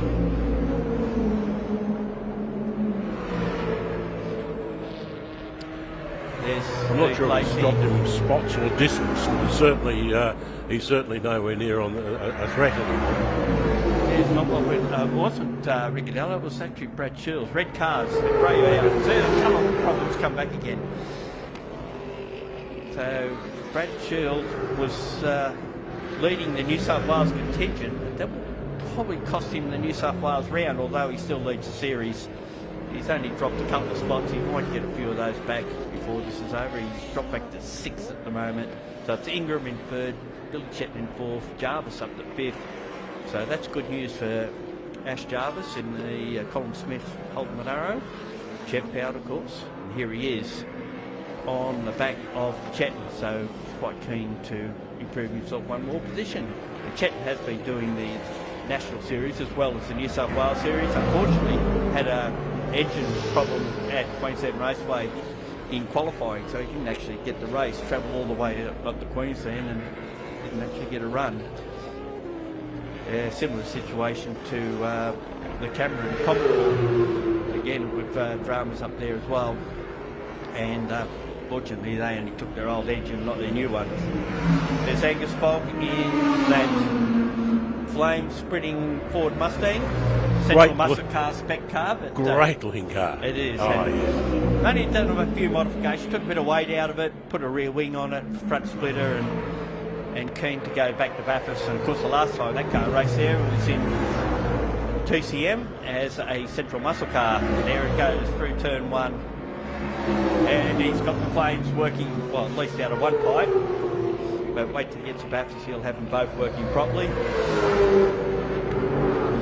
And they're both working there now. He's just ahead of Michael Robson. Now, Michael Robson was involved in a collision with the Ryan Humphrey car in the earlier race, and they couldn't restart it. That's why he pulled out, had some damage to the left rear of the car, so you would suggest that he was in front at the time. I'm not saying anything about one or the other. And there's the Victorian fire engine looking car pulled up. That's the Mark Tracy BMW, Chev powered. And Caruso stopped on the main straight. Big drama there, so that puts Tony Ricciardello in front. Now he's just pulled up basically opposite where his pit is. So whether there's damage on that car or he's just had an engine failure or what, we're not real sure. Huge drama for this race, but it's given Tony Ricciardello the lead and possibly the Des Wall Trophy but 2023 he has won it previously, so we're very pleased, well, not for the circumstances of getting to the front, but Caruso, with his win yesterday and this morning, took the lead in the series, but now it will go possibly to Tony Ricciardello, who finished third yesterday, second this morning, and currently leads the way. Now, our timing on the screen hasn't quite updated yet, but it is Ricciardello in front, Ingram second, Chetton in third. Now, they've left this with a green track, just a local yellow there. Or do we get a local yellow? No, there's actually a yellow out. There's one there, yes. Oh, and then Nick Smith, who's battling reliability in this car, but got it to the lines, had a spin, a nice little pirouette, and just continues on, just drops a couple of spots. That was out of turn 6. Here he comes. Oh, no, wow. That was an intentional spin in the fact that there was something that caused it rather than over-exuberance, you might say. Yeah. So he gets the car back underway, just drops a couple of spots, but that was had him back to 11th, so he was up as far as about 6th or 7th. So that's been a great run for what's been a Thompson car. Timmy Triton's Honda Chev is stopped. That looks like it's out of turn 5. And I would probably need to get a wider angle to get a look at that, but it looks like he may have got it going. And unfortunately, Nick Smith into the pits. The RJ20 turbocharged Mazda RX-7, unfortunately, again getting a DNF, and it must be getting very frustrating. Probably not so much his fault this time. And there we have Triton out of turn 5. No, it's not turn 5, it's up the top of the track, I think. Turn 10. And unfortunately, the Ramsay surveyors Mazda in the pits, just doing a check to see if it's all okay. Set him on his way. Oh, that's good news too. Trenton's managed to pull off the track. So fortunately, no harm, no foul. And here's our race leader looking for a way around that Corolla, which must be a handful. Short wheelbase car with a big Chev under the bonnet. Yeah, I think so. It would be a handful there. But kudos to those guys. They had so many dramas up at Queensland Raceway and got it back together again. But now we've got Tony Ricciardello out in front. Just plays the game, doesn't he? He just keeps going. If he doesn't win, he's second or third. But the reliability has been on his side this weekend in the final summation of this round. He'll go away for race win. Got to feel sorry for Jordan Caruso, pulled up, just sitting in the car. Not much you can do where it is right at the moment. We are on the 9th lap, so there's only one to go after this. And it's a great result for our 11-time series winner. Will he get to number 12 this year? A dozen titles is something to behold, isn't it, really? How long has he been racing that thing? Well, it was originally in the hands of Brian Smith. The first inception of this car was a bit like the first Fleet Axe. It's had quite a few changes over the year. It looks much the same, but I think just about every part of it's new. And Tony spent a lot of last season and the Christmas period rebuilding this car. He does most of the work on it himself, and he's brought it back out. And here he comes down the straight for what will be the last lap. It's what's been a pretty successful campaign when you think about it. He's had to travel from Western Australia for many years to cover this, and he's just coming up to pass Theo Camburis in that Chef Power Commodore.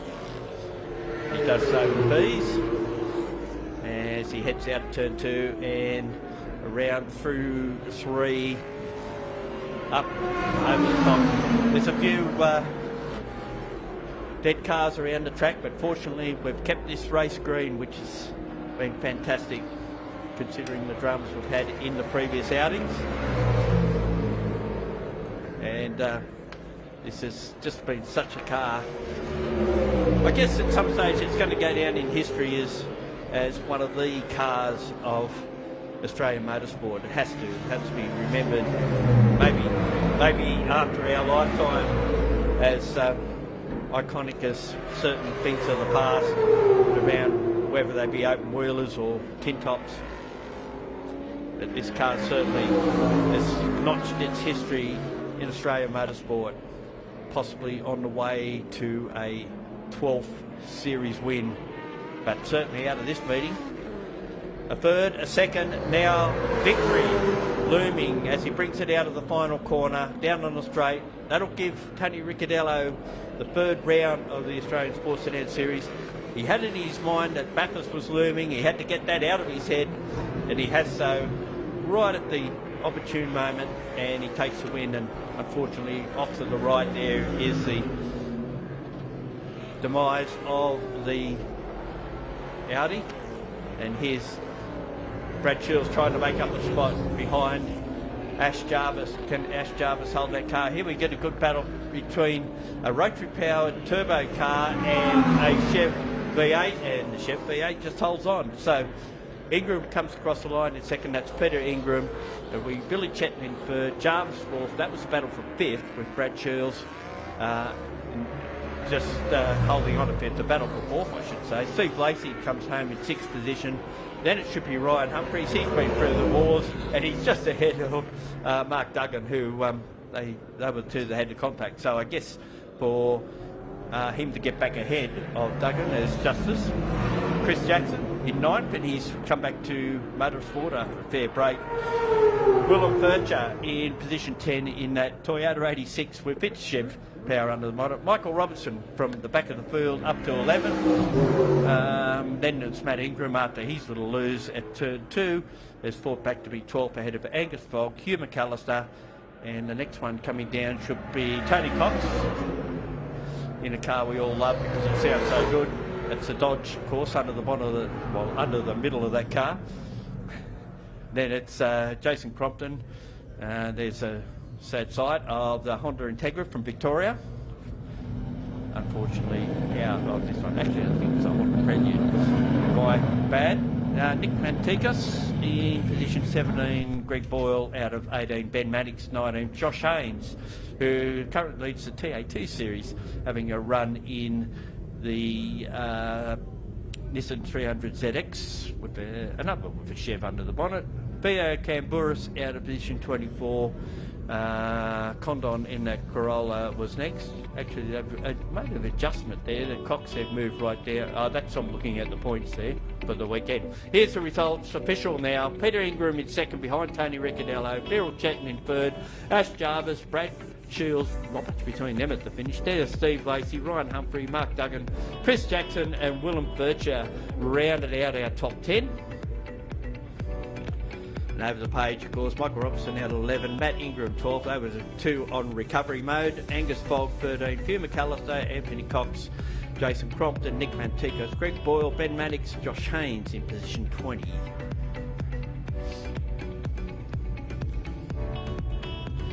The top 20. There's still other finishes, so we've got to 23 finishes, a few DNFs and a few DNSs, but for sports sedan ranks, a very good finishing rate for these guys this weekend. Just going to highlights of this package for this race, and off the rolling start, of course, Ricciardello tried his best to get out in front. Brad Shields thought, well, if I can stick with the Audi, I'll get into second, but that wasn't to be. Here we have the first incident where Matt Ingram found out that everyone was braking when he was still wanting to go fast, so he had to get out of that pretty quick. Here's a good run by Peter Ingram in the triple rotor turbo to get past Billy Chetton to take up a position. And Brad Shields had a moment up at turn 11. We called it wrong to start with, but he got back out. That's how hard Tony Ricciardello was trying. He got right out in the boonies there, out of turn 11, and then unfortunately there's the dead Audi, and a little bit of incident for Nick Smith with contact with Doug, so unfortunately that turned him out. Tim Crichton had an issue out of turn 6 as well, so that pushed him down the field. We've seen Smith come into there to get that all checked out. It's all fine, he went back out, and then Tony Cox, we didn't see this one earlier, he had a little spin in the Saab. And there we have our race leader. Inherited the race lead and took out the Des Wall Trophy. And a good battle between Jarvis and Shields to try and finish in 4th spot behind Chetton, and Jarvis just pipped him at the flag. So Tony Ricciardello wins round 3 of the Precision International Sports Sedan Series. Points up now. Tony Ricciardello for the round wins ahead of Ingram. Shields in 3rd, Chetton 4th, Jarvis in the 5th. Good recovery for him. Duggan on the back of that hard charging race 1 has picked up 6th. Humphrey 7th. Caruso gets 8th.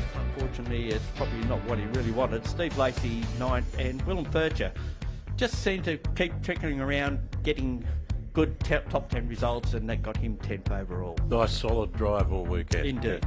Yeah. So I'm guessing now that Tony Ricciardello leads the series, and perhaps Ash Jarvis will be second as he came in the round as the points leader. Right. Thanks so much, Gary. It's great to have somebody who really knows what they're doing, so you can have... No, you blokes are doing all right. Don't worry about it. No, it's been a great day and great call again. So we'll... Well, I'm going to leave you guys to call the rest of this program, and I'll go thanks. back and do some work. Oh dear.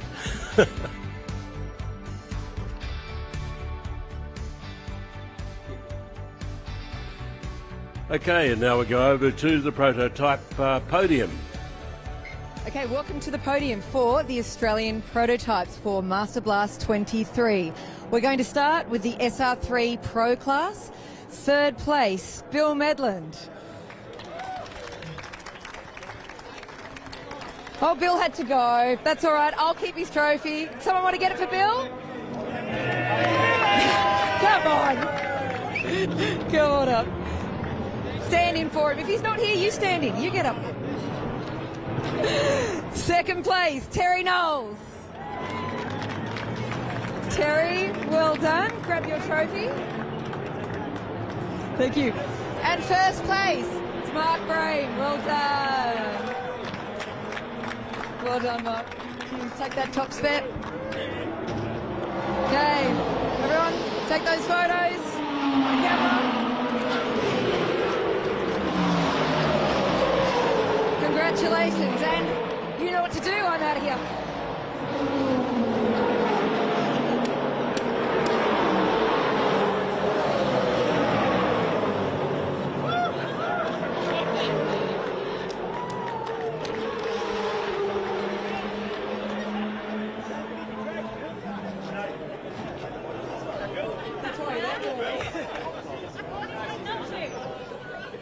So we see our trophy winners, or our champagne winners, from the prototypes, and great celebrations for young and all. It's good to see a bit of bubbles being sprayed around, and a great display they put on with those fantastic cars.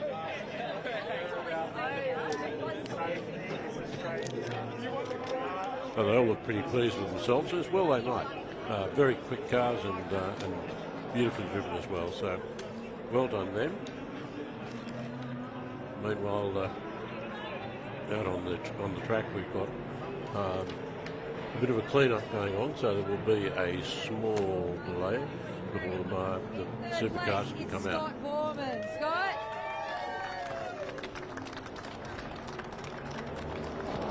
Congratulations, Scott. Well done. Take your place. 2nd place, Phil Hughes. Phil. There he is. Congratulations, Phil. Well done. And here we go for the 1st place, the big one. Jason Macris, come on up. Congratulations. Well done.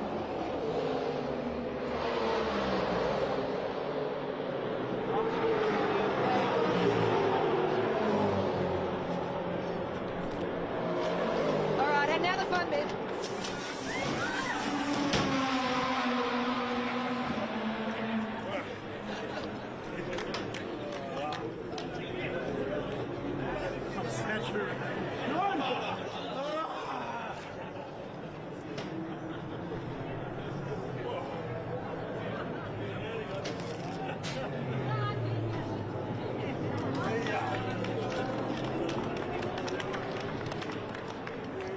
So now we'll go back to some highlights of the supercars. This is today's race earlier, and this was a race that was basically dominated by Vella.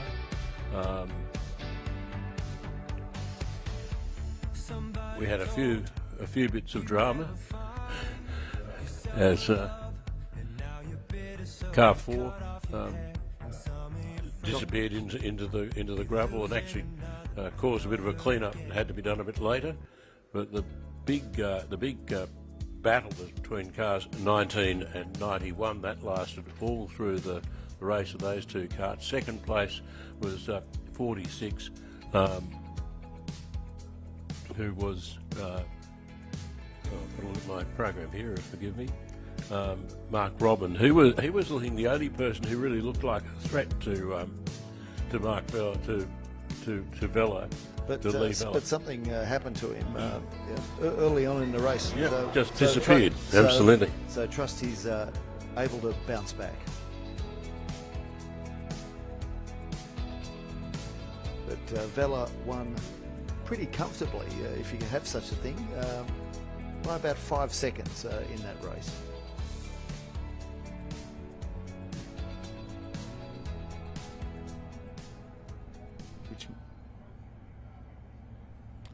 And back to the pits.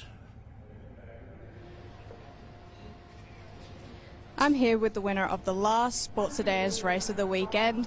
In the Alfa Romeo number 5, we have Tony Ricciardello. He finished 3rd, 2nd, and now 1st for this final race. How was that?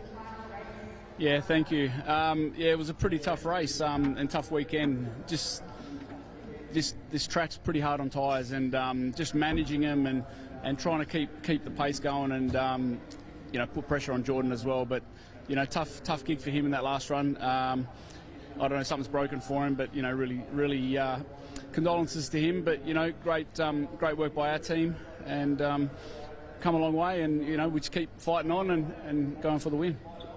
Obviously, you had the 3rd place and you got the 2nd. Now we got the 1st. You got better throughout the weekend. Sadly, in the last race, it came under unfortunate circumstances, but you still managed to keep that 2nd and hold on to that win till the end. Did you just feel like you got better throughout the weekend?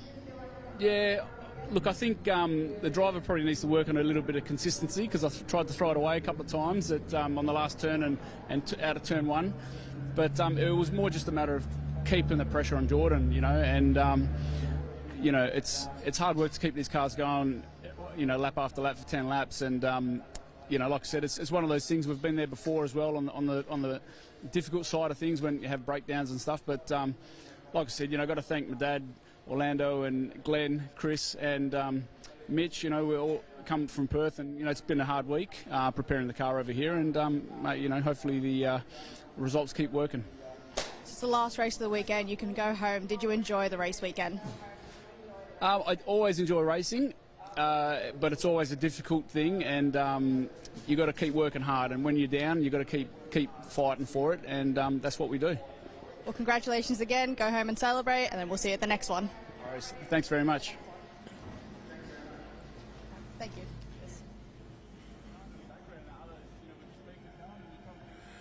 Well, good to see that the Caruso Audi has been removed from the circuit, so there shouldn't be too much of a delay. Rather poignant looking at the Alfa on the back of the flatbed truck being towed past or carried past the Ricciardello Alfa.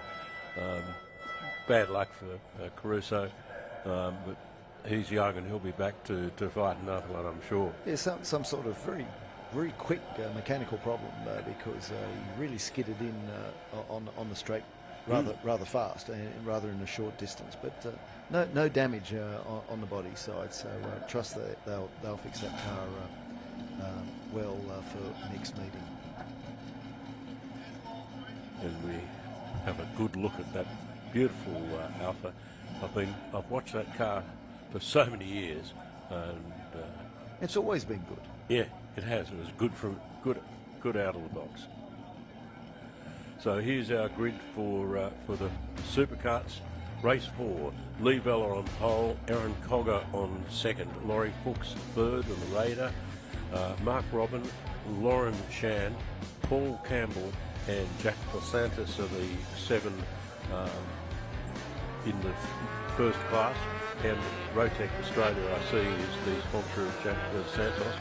Getting to the next group is Mark Vickers, Stuart Robertson, both in Woodgate Evos, Tony Moit, car 13, Alan Dodge in 14th position, Mark Wayne Horswell in position 15, and Brock Schaefer in position 16. There's Brian Tinsley, Nathan Ashworth and Peter Axworth.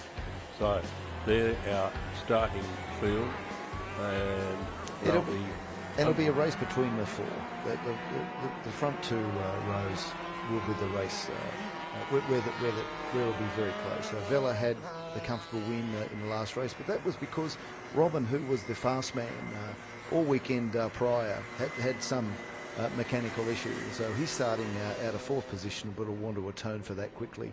Fuchs also, who's in position 3, he dropped out in race 3 this morning. So it'll be between Vella, Cogger, Fuchs and Robin. And hopefully we'll have some more of those great dices during in the field, through the field. It's 10 laps. It's a long way round. It is a long way round, but it's covered fairly quickly in these things. It is. So there'll be some tyre management issues with the supercars, certainly of the front runners. I think we'll have a battle right to the end.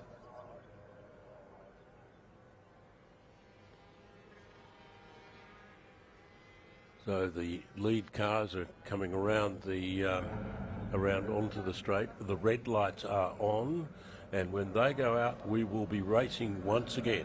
And the red car light is still on, and they're off now, and away they go. And Vella gets a very good start. He was absolutely ready for that, with Cogger, Fuchs, Robin and Shad behind him. Down through turn 1, it was Vella and a very big wide line by car 8, which is Fuchs, and that was a fairly adventurous line. He came out of turn 2 very quickly, and he'll be wanting to try to get the drop on Cogger into turn, and has done. And in fact, Cogger has signalled defeat already. His hand up, he's out of the race, unfortunately. At least it's happened to him at the last race of the weekend.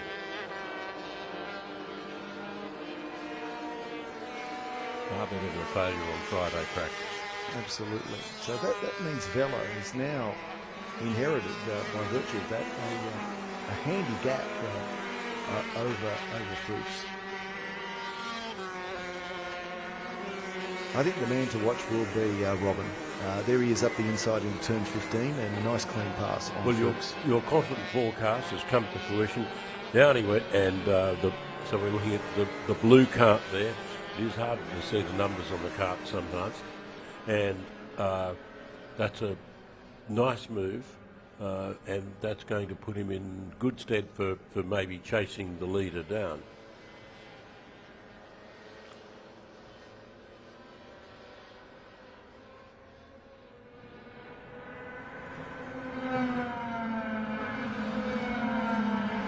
Now Campbell thinks he'll have a go at Fuchs as well. In fact, he might get them both. And Campbell's someone that we haven't. Car 29, just something went suddenly and violently wrong with that thing. So that's Shand, and yeah. that we may have some sort of stoppage here because that cart is partially on the track. And it's showing a local yellow just there, but it wouldn't surprise me. Something's just broken there, and whoever Santos, I think, was following Shad and did a really good job of flicking the thing past Shad's car to get by.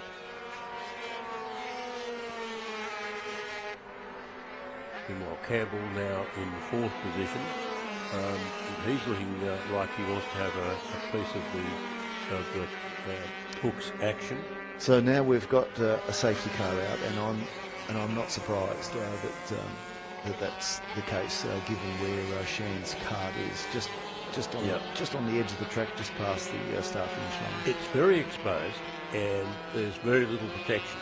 So if a similar event incident occurred, it could be very nasty. And that is the kind of the line on the straight for the entry into turn 1 is hard up against the right side of the track. So a decision that that had to be made by the clerk of the course.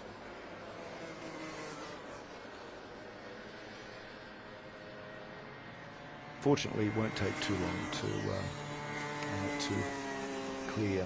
Well, they have a very well-behaved field too, I might say, in terms of their observance of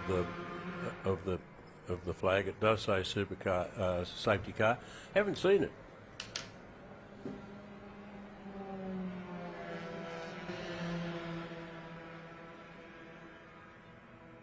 So I can see a course recovery vehicle just waiting for the field to go past before it emerges, just at the upper portion of the main straight. So well, it's just lurking in behind the entry to the pits. Is that the one? It is. So it's got a trailer on there. So I think it's the last of the carts going past us now, and then I think that recovery vehicle can enter.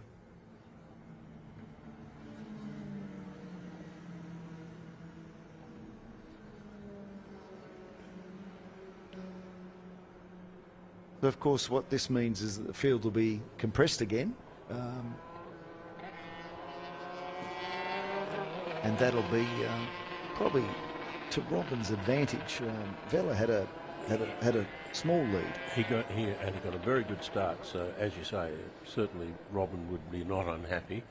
Now they can get. But the good thing about a kart is that they're reasonably easy to get off the track. There we go. We've got, including the driver. 3 people, 2 officials, 1 driver on the trailer. So that will compress the field. It'd be interesting to know what went wrong with that because it's very quick. It was sudden and unpleasant. Yes, it's just to the right of us. Can't see like anything obvious, but clearly something catastrophic mechanically for it to stop so quickly. All right, so it's been towed away on the trailer, so that's a good thing. Safety car is out. We'll probably just do another lap after this one before we resume. I don't think they can get that done in that time. Cleared. And the safety car lights are still on, so I think they'll be doing another lap.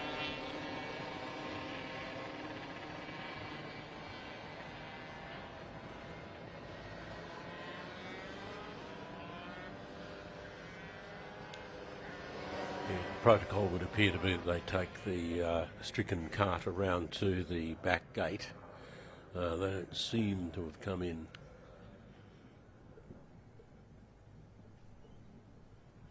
At the end of pit straight. So the safety car keeping them nice and slow. Yeah, I think we'll resume after this next lap.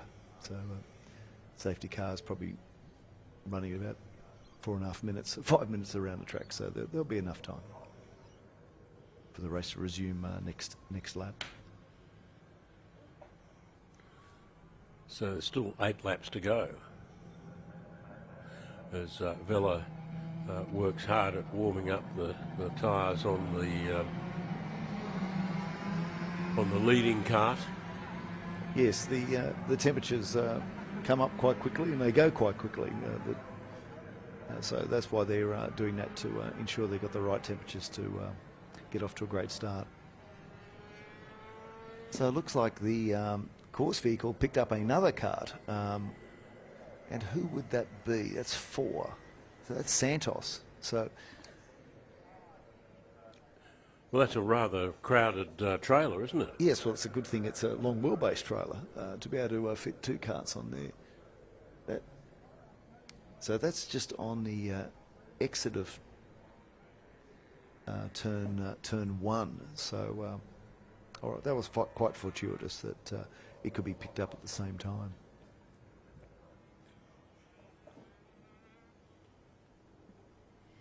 It would appear the guys just sit in the cart, put their foot on the brake, because there didn't seem to be any attempt to tie anything down.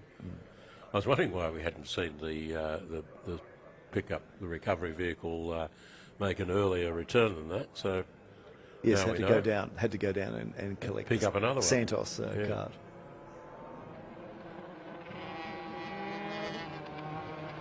Well, what we'll be looking for from the safety car is at about turn 15 whether the lights go out or not.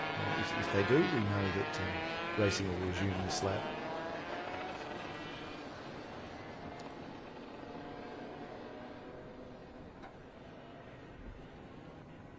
Now we watch the race leaders around the back of the circuit following the safety car at a fairly cautious speed. We now see the recovery vehicle come into the back entrance to the pits, and that means that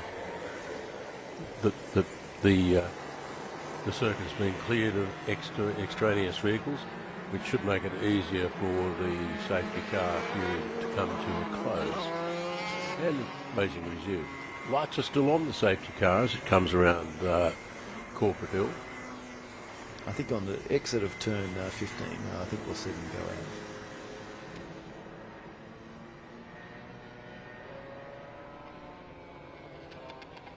Between 15 and 16. And they have. That's good. So it's Vella now who is controlling the pace. He'll have to drive at a constant speed. He can't accelerate and then decelerate, so he's just going to hold a constant speed, and then it's the moment that that he is on the front straight, he'll determine when racing will resume. The safety car leaves the field, leaves the track, and the green flag is out and shown. And they're away. Away they go.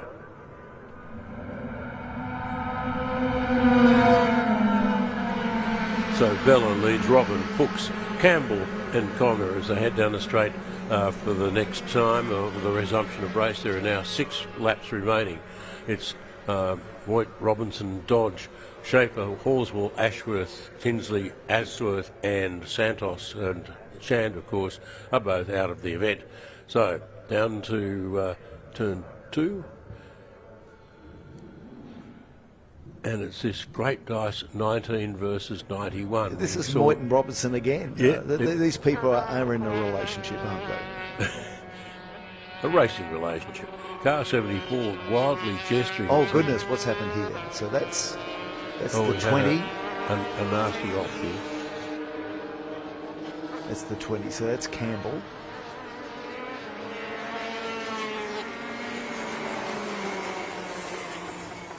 And of course, we've gone to a safety car, full course yellow. Yeah, and those guys are very keen to get the attention of the officials. So I think that's okay. on turn 3. So is it turn 3? I think we've got car 46. So Robin's now gone off our score sheet, and I think he's off with Fuchs at turn 3 on the exit of turn 3, and possibly Campbell as well, because yes. They were all together. They were basically second, third, and fourth, and there's the recovery vehicle has gone out.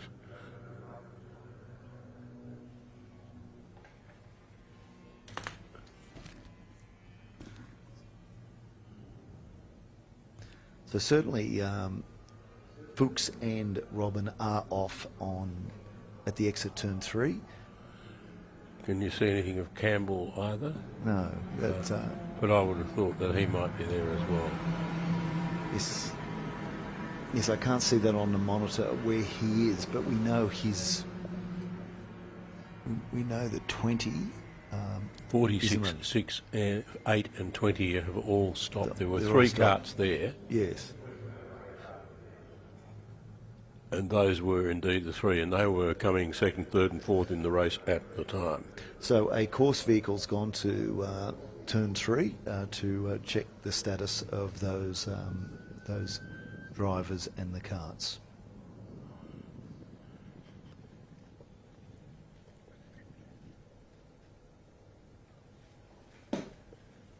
So the crowd there looking at this accident, there seems to be very slow progress with the course car and the rest of the field. So we've already lost 2 carts in lap 1, and we've now lost 3 in lap 4. So there are now 5 laps remaining in this event, and the question is whether or not this is going to be a cause for delaying the event or even a red flag. We'll just have to see.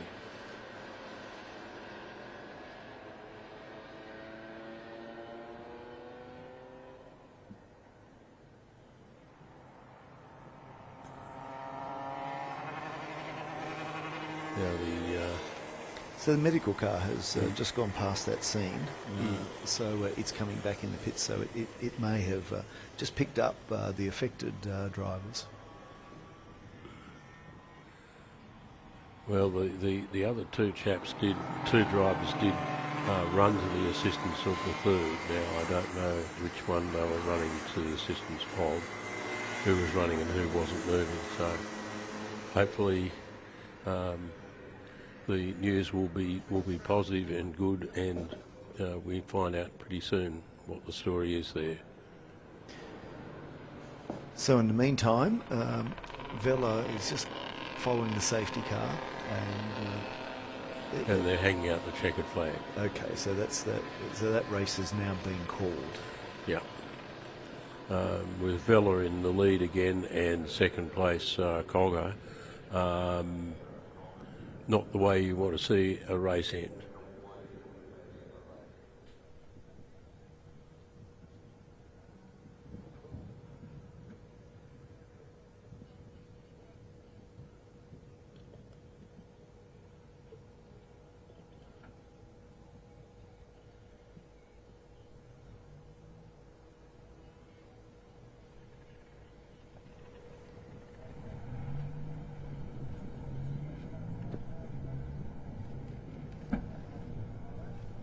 It was good to see in the spirit of motorsport the fellow competitors. Yes, they did. Rushing to the aid of their mate at the side of the track.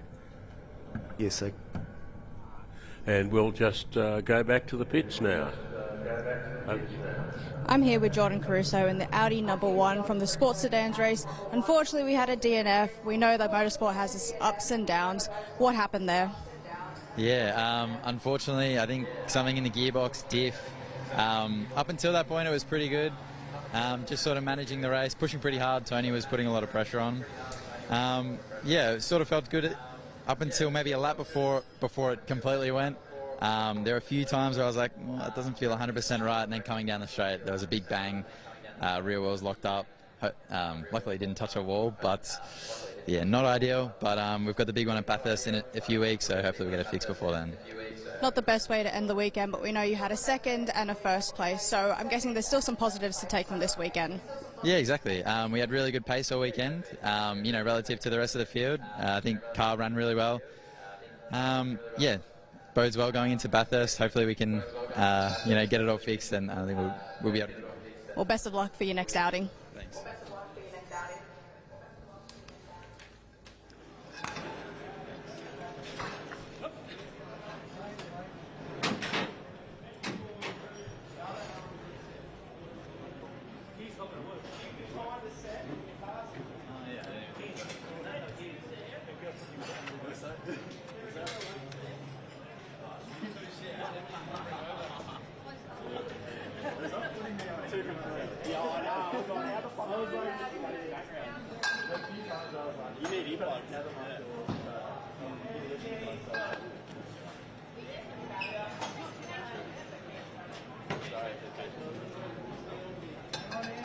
Presentations on. Yeah.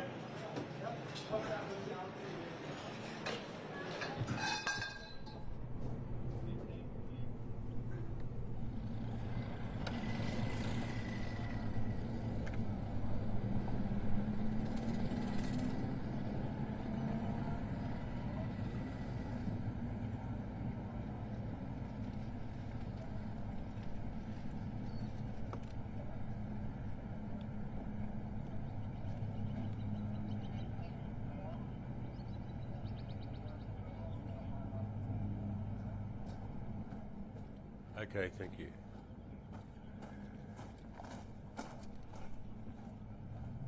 Highlights from the sports sedans, which we had.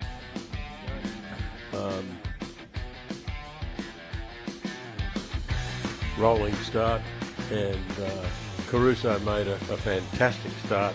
Ricciardello had a really red-hot go, and away they went, and they were going to always be the class of the field. Lovely Mustang, and there was the first spin, 19, one of the Ingram cars. Around he went, and luckily no lasting damage. The other Ingram car heading down the just close to the wall, getting through very quickly. That was the Shields spin in the red car. Ricciardello, if you can't say he wasn't trying hard. And then the race changed in complexion entirely when we saw Caruso's off. Then there was this little contretemps between two of the guys, Smith in the yellow RX going off, and another with car 28 retiring. Smith came a lot in. of incidents in turn 6. Yeah, turn 6 was where it all happened, where it's just as well you're watching it on TV because you can't really see turn 6. And another incident in turn 6. Which is the Chev-powered Saab, but it was Ricciardello who really showed everybody the way and came through with the checkered flag, fairly close for third and fourth over the line.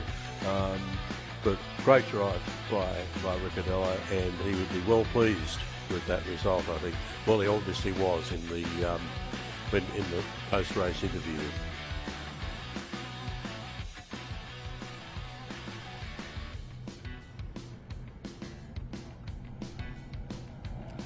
Beautiful day out here at Masterblast 2023. Great concept. I've seen larger crowds, but I think that those who are not here have missed out on a good day at Sydney Motorsport Park. Couldn't be better. And we look now at the across the green banks of the noise cancelling. I suppose they're noise abatement banks, are they? And a great viewing spot too, to view turn 1 action.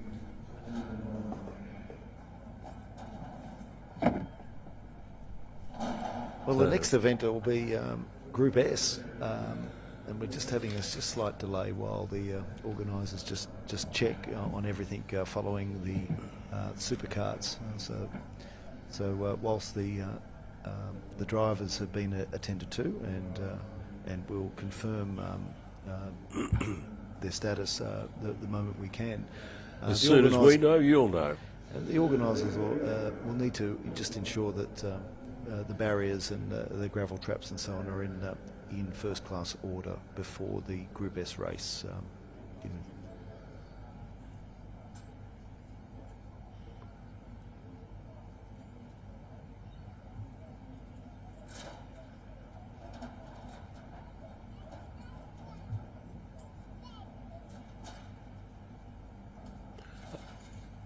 Coaching Sportscast.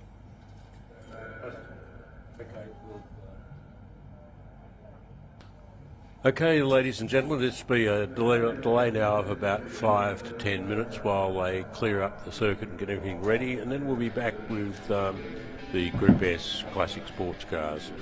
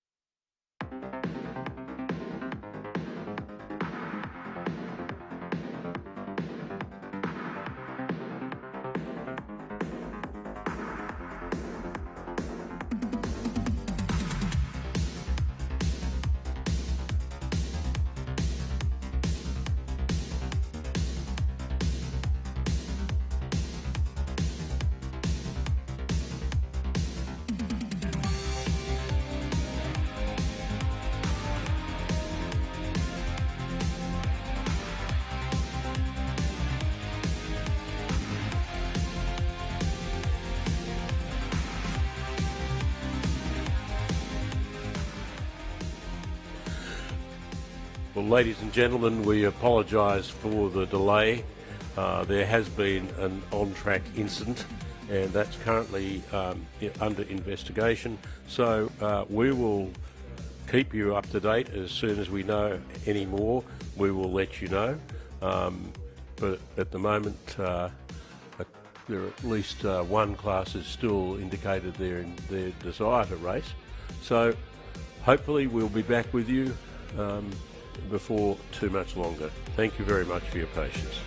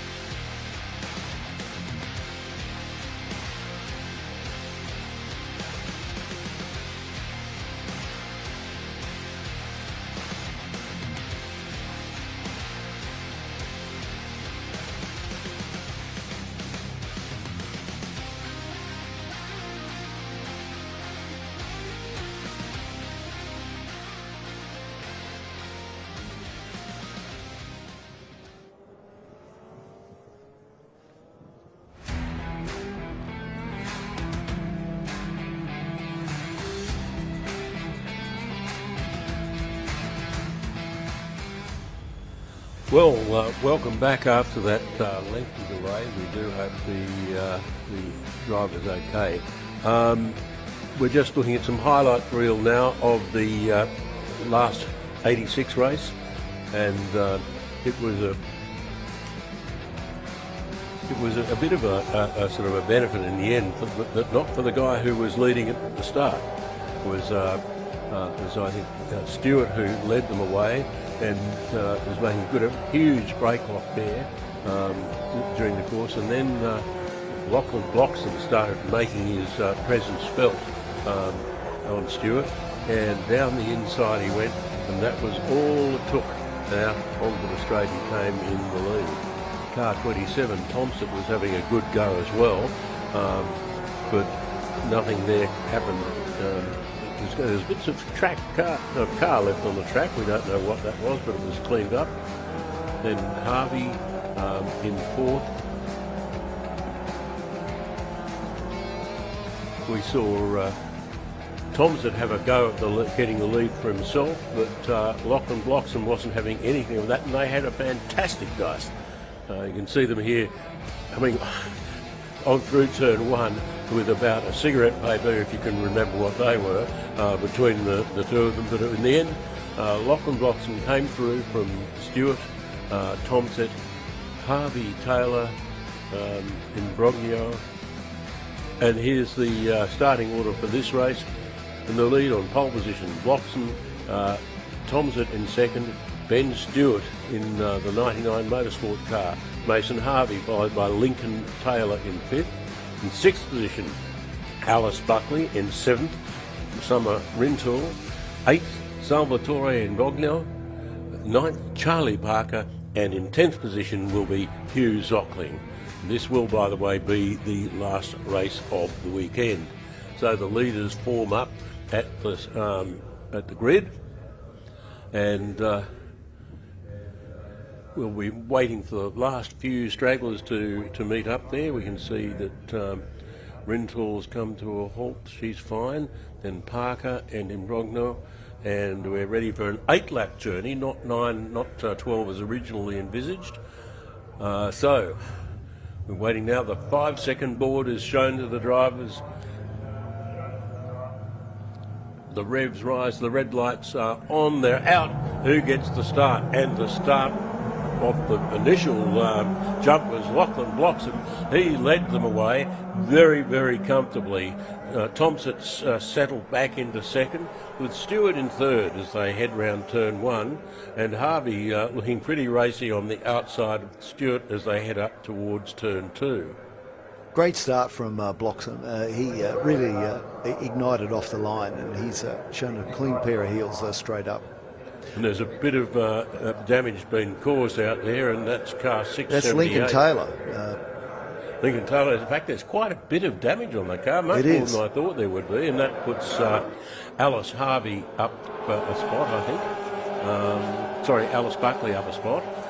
Summer Rintoul in sixth. Imbrogno has come up from his starting position. Taylor, Zockling I don't think has been a starter, and Taylor has lasted one corner.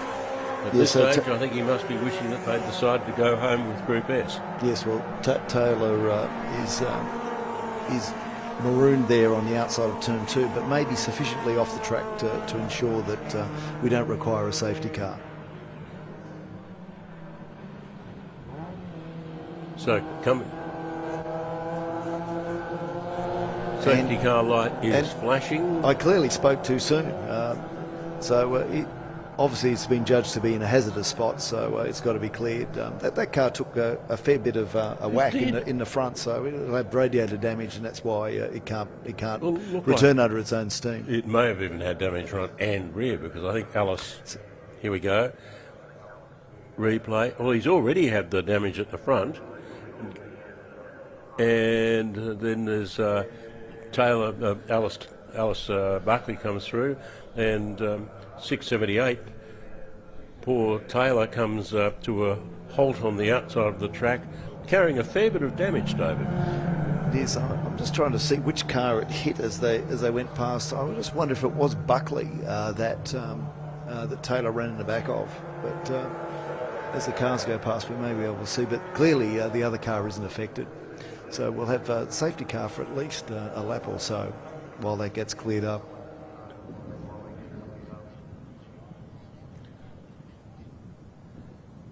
So an incident-packed afternoon, unfortunately, here at Sydney Motorsport Park. Another hazard that the drivers will have in this race is that they're going to be looking straight into the sun going down Indeed. turn one. So here's a replay. Go.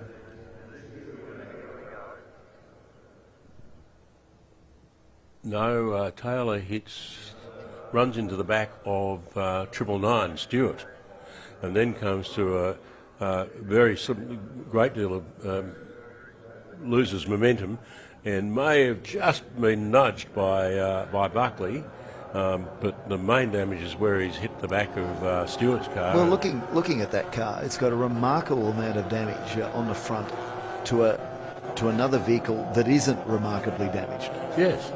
Well, I guess he was heavily under brake, so the nose was down. He's always gone under the back of the previous car, which was probably braking pretty heavily as well. And it certainly is carrying a lot of damage. So just getting back to the sun. So the drivers will be looking straight into the sun as they go down the main straight and entering turn one. The sun will be very low at this time of day. So that's just another hazard that they'll have to overcome this afternoon. Yes, being on the last race of the day at this time of the year was never a good call. And it's also a call that's totally out of your control. I'd expect that the drivers that have visors on their helmets that'll just be tinted just to give them just a little bit more relief from looking right in the sun. So that safety car certainly getting a lot of laps in today. It is in the latter part of the day. It has been. Well, it started, the sports sedans started with a cracking pace this morning, so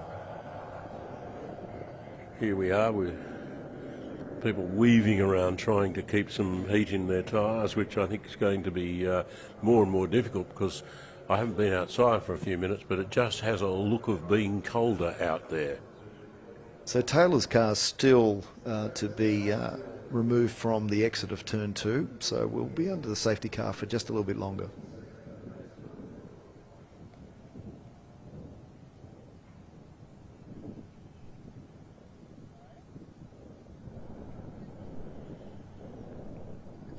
We look now, we can see the officials attempting to rescue the damaged Toyota 86. We look now as they're coming past, what sort of witness marks are there on the back of car 999? And the answer is... A bit. A bit. Not a big bit though. No.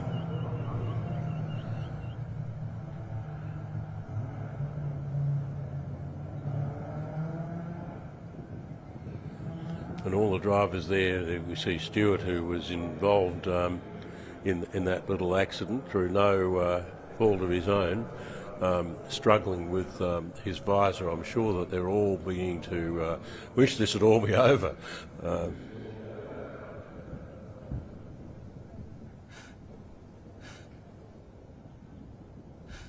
Now we see the 999, the 678 car is now actually on the truck. Just here we see it at replay, and bang into the back of car 999 goes car 678, and I think he just got a little bit of a nudge along. It'd be interesting to have a look at the front of Alice Buckley's car, the front right corner, because it certainly slowed down in a big hurry. Yeah, the contact happened right at a long way deep into the corner. Well, it wasn't really quite in the braking zone. I'm not sure what quite happened there. But anyway, Taylor's out. He'll be disappointed with that. And we'll be underway shortly with that car now being escorted off the track. It'll just come through the back end of the back entrance of the pits just adjacent to turn 4.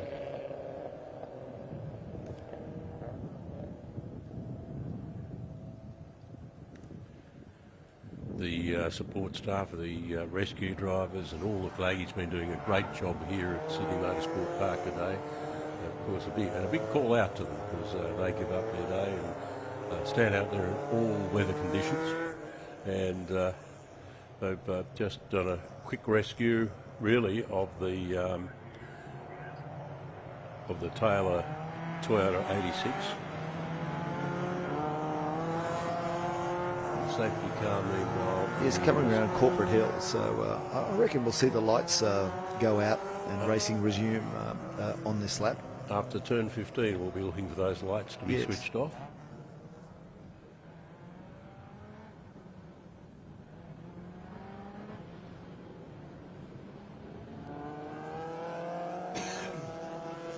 Okay, so safety car lights are off, so racing is resumed.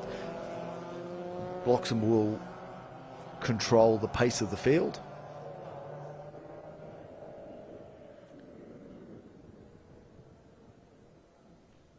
Still 6 laps remaining in this race, or an elapsed time of 8 minutes and 25. So Bloxham has the field banked up behind them as they come onto the straight any second now. The safety car comes off at a rapid rate to clear the track, and the green light is being waved, and Bloxham pulls to the left and then pulls out again to the right, being drafted by Thompson, Stewart, Harvey, Buckley, Rintel, Imbrogno and Parker as they head now through turn 1. Out very wide there was car number 9. There's Harvey. Harvey, gee, he was a long way off the... Well, he would have had his heart in his mouth. He would have, but he's He was a long way out on the marbles, but he hung on to it. He's only dropped 1 spot, so... He was very close to... he's very fortunate. Very fortunate. Well, like Bloxham's lead, that's a handy one after the restart. He's doing well, and we've got a 3 wide into turn 4. It'll be interesting to see how that resolves itself. It seems to have been resolved without any tears, which is good.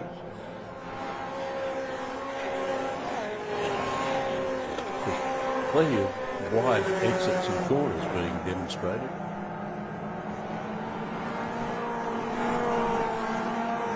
So Bloxham, your leader, leads from Thompson, Stewart and Harvey in car 9.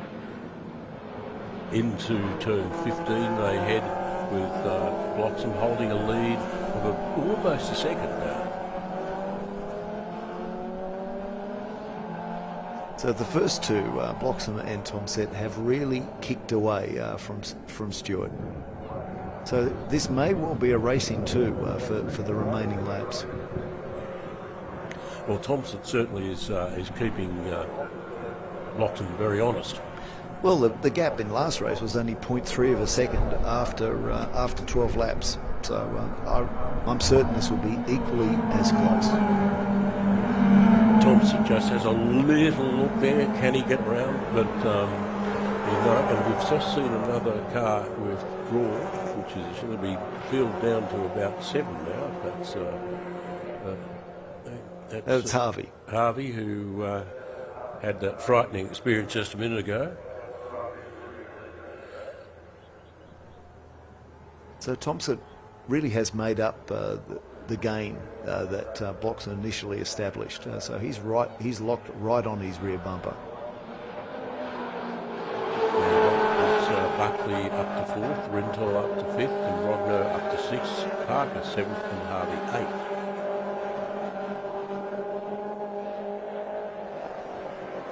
Toyota 86, great little cars and a terrific class for the motor racing, for the Toyota Gazoo Racing Australia Scholarship Series.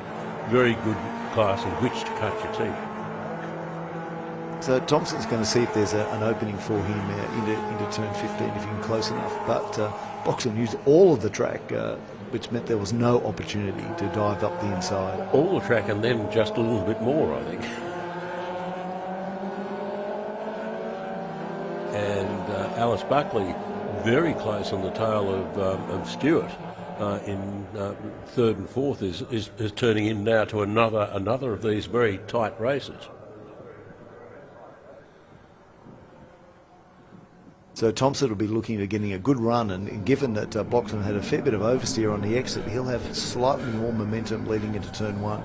They may well be side by side in turn one. They will almost certainly be side by side in turn one, and Alice Buckley in the background pulls out to get by car 999.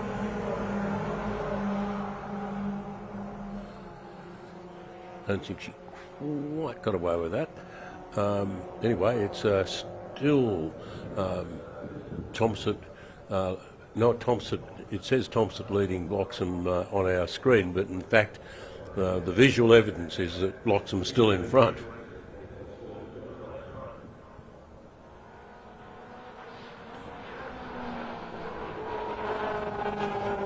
Thompson is looking good in this race. He's not as ragged as Bloxham, and I think he can pressure Bloxham to a mistake, and he's going to try and get up the inside here in turn 6, but he's been covered off by Bloxham. Meanwhile, there's been a change in position just a little further back, with Alice Buckley getting past Ben Stewart, who was looking pretty racy at the beginning of the event. And as you say, Bloxham were looking a bit ragged there. Yeah, he's absolutely driving on the limit, whereas Thompson is tidier and maintaining the pressure.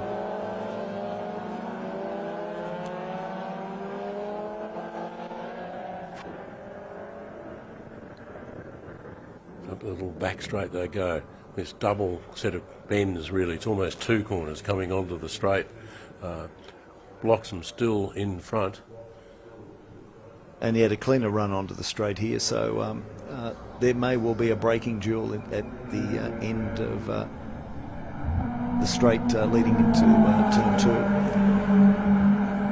Thompson just 0.18 of a second behind Bloxham now.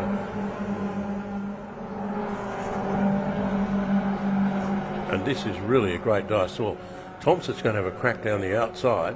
Yeah, he wants the outside then go under on the second part of the apex of turn 2, but there's just not enough space, and Bloxham's too good there at the moment.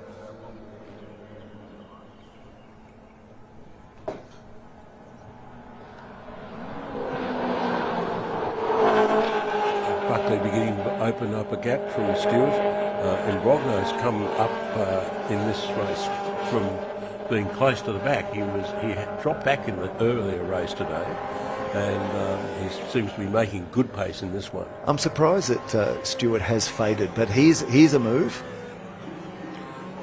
And very taily there with Bloxham, but still holding the lead.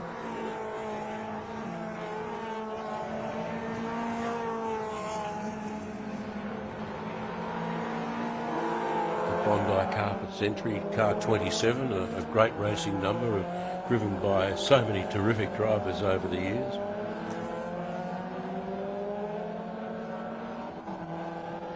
So these two cars have certainly pulled out a gap on the others. They're almost stretched that gap to 4 seconds to Buckley running third. And Buckley has herself opened a gap of a second to... Well, this is the last lap coming up, so they're going to be greeted by the last lap board.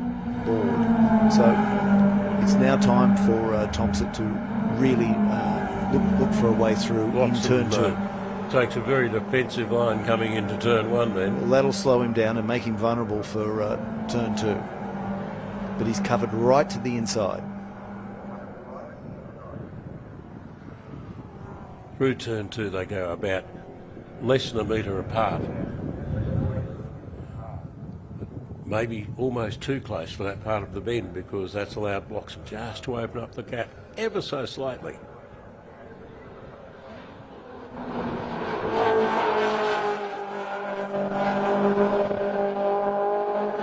good run out of 5 for Thompson may mean that he can attack going into 6. But Bloxham moves over and covers him, which means that Bloxham's exit's going to be slow out of 6. Oversteer, both cars, and now Thompson's on the inside around Corporate Hill. Heading towards turn 15 they go. Left-hander. It's Bloxham's now got the on the left hand, the right hand side of the track for turn 15, but that's not letting Thompson give it away. He's but they drove around together, and Thompson will have the advantage going into this next section. He's got his hazard lights on. I'm not sure why. Maybe he's just bumped the stalk, and now it's looking really on for young and old, and I think maybe Thompson has now finally managed to do it. But Bloxham's not giving this away lightly, is he? Thompson's exit speed will be slightly slower, so Bloxham will have a little bit more speed down the straight. There'll be inches in this. I think that Thompson, the checkered flag went out, and it was actually Thompson who won it by 0.0034 of a second. So that is what? 3/10,000ths of a second. Not bad. 3/10,000ths. 3/10,000ths. What a fantastic! It was such a great dice. I've forgotten we were on the last lap. That was a magic dice. How many coats of paint is 3/10,000ths? Not a lot. Alice Buckley in third. Good result for her after her winning weekend at the Bend. Then Imbrogno had come up right through the field, ahead of Stewart, who dropped down to 5th. Parker and Summerintol in 7th. Retirement was Harvey in car number 9. Well, that was certainly a dice of the day. And here's the results. Ryan Thompson is the winner. Lachlan Bloxham is your second place getter, followed by Alice Buckley, Salvatore Imbrogno, Ben Stewart, Charlie Parker, Summerintol, Mason Harvey was a non-finisher.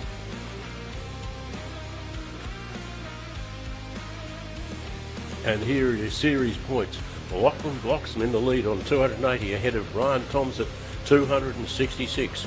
Ben Stewart, 254. Salvatore Imbrogno, 212. Charlie Parker in 5th on 202. Summerintol on 6th in 202 points also.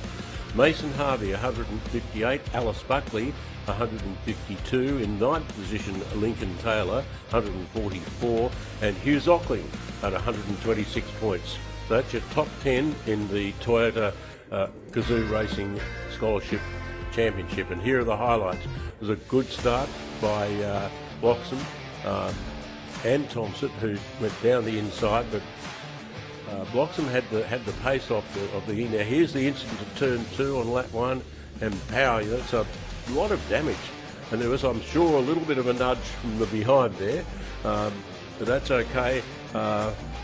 It was the front end damage that was really the thing that put him out of circulation. It looked for a while like Lachlan Bloxham was going to walk away with it, as he had. And there was a big moment for Harvey there. He almost ran off the track completely on the exit of turn 1. But all proceeded okay for a while, and then it got really serious. There was plenty of tail-out action there with these Toyota 86s. Some great driving from both of these guys, and very defensive driving in the end by Bloxham.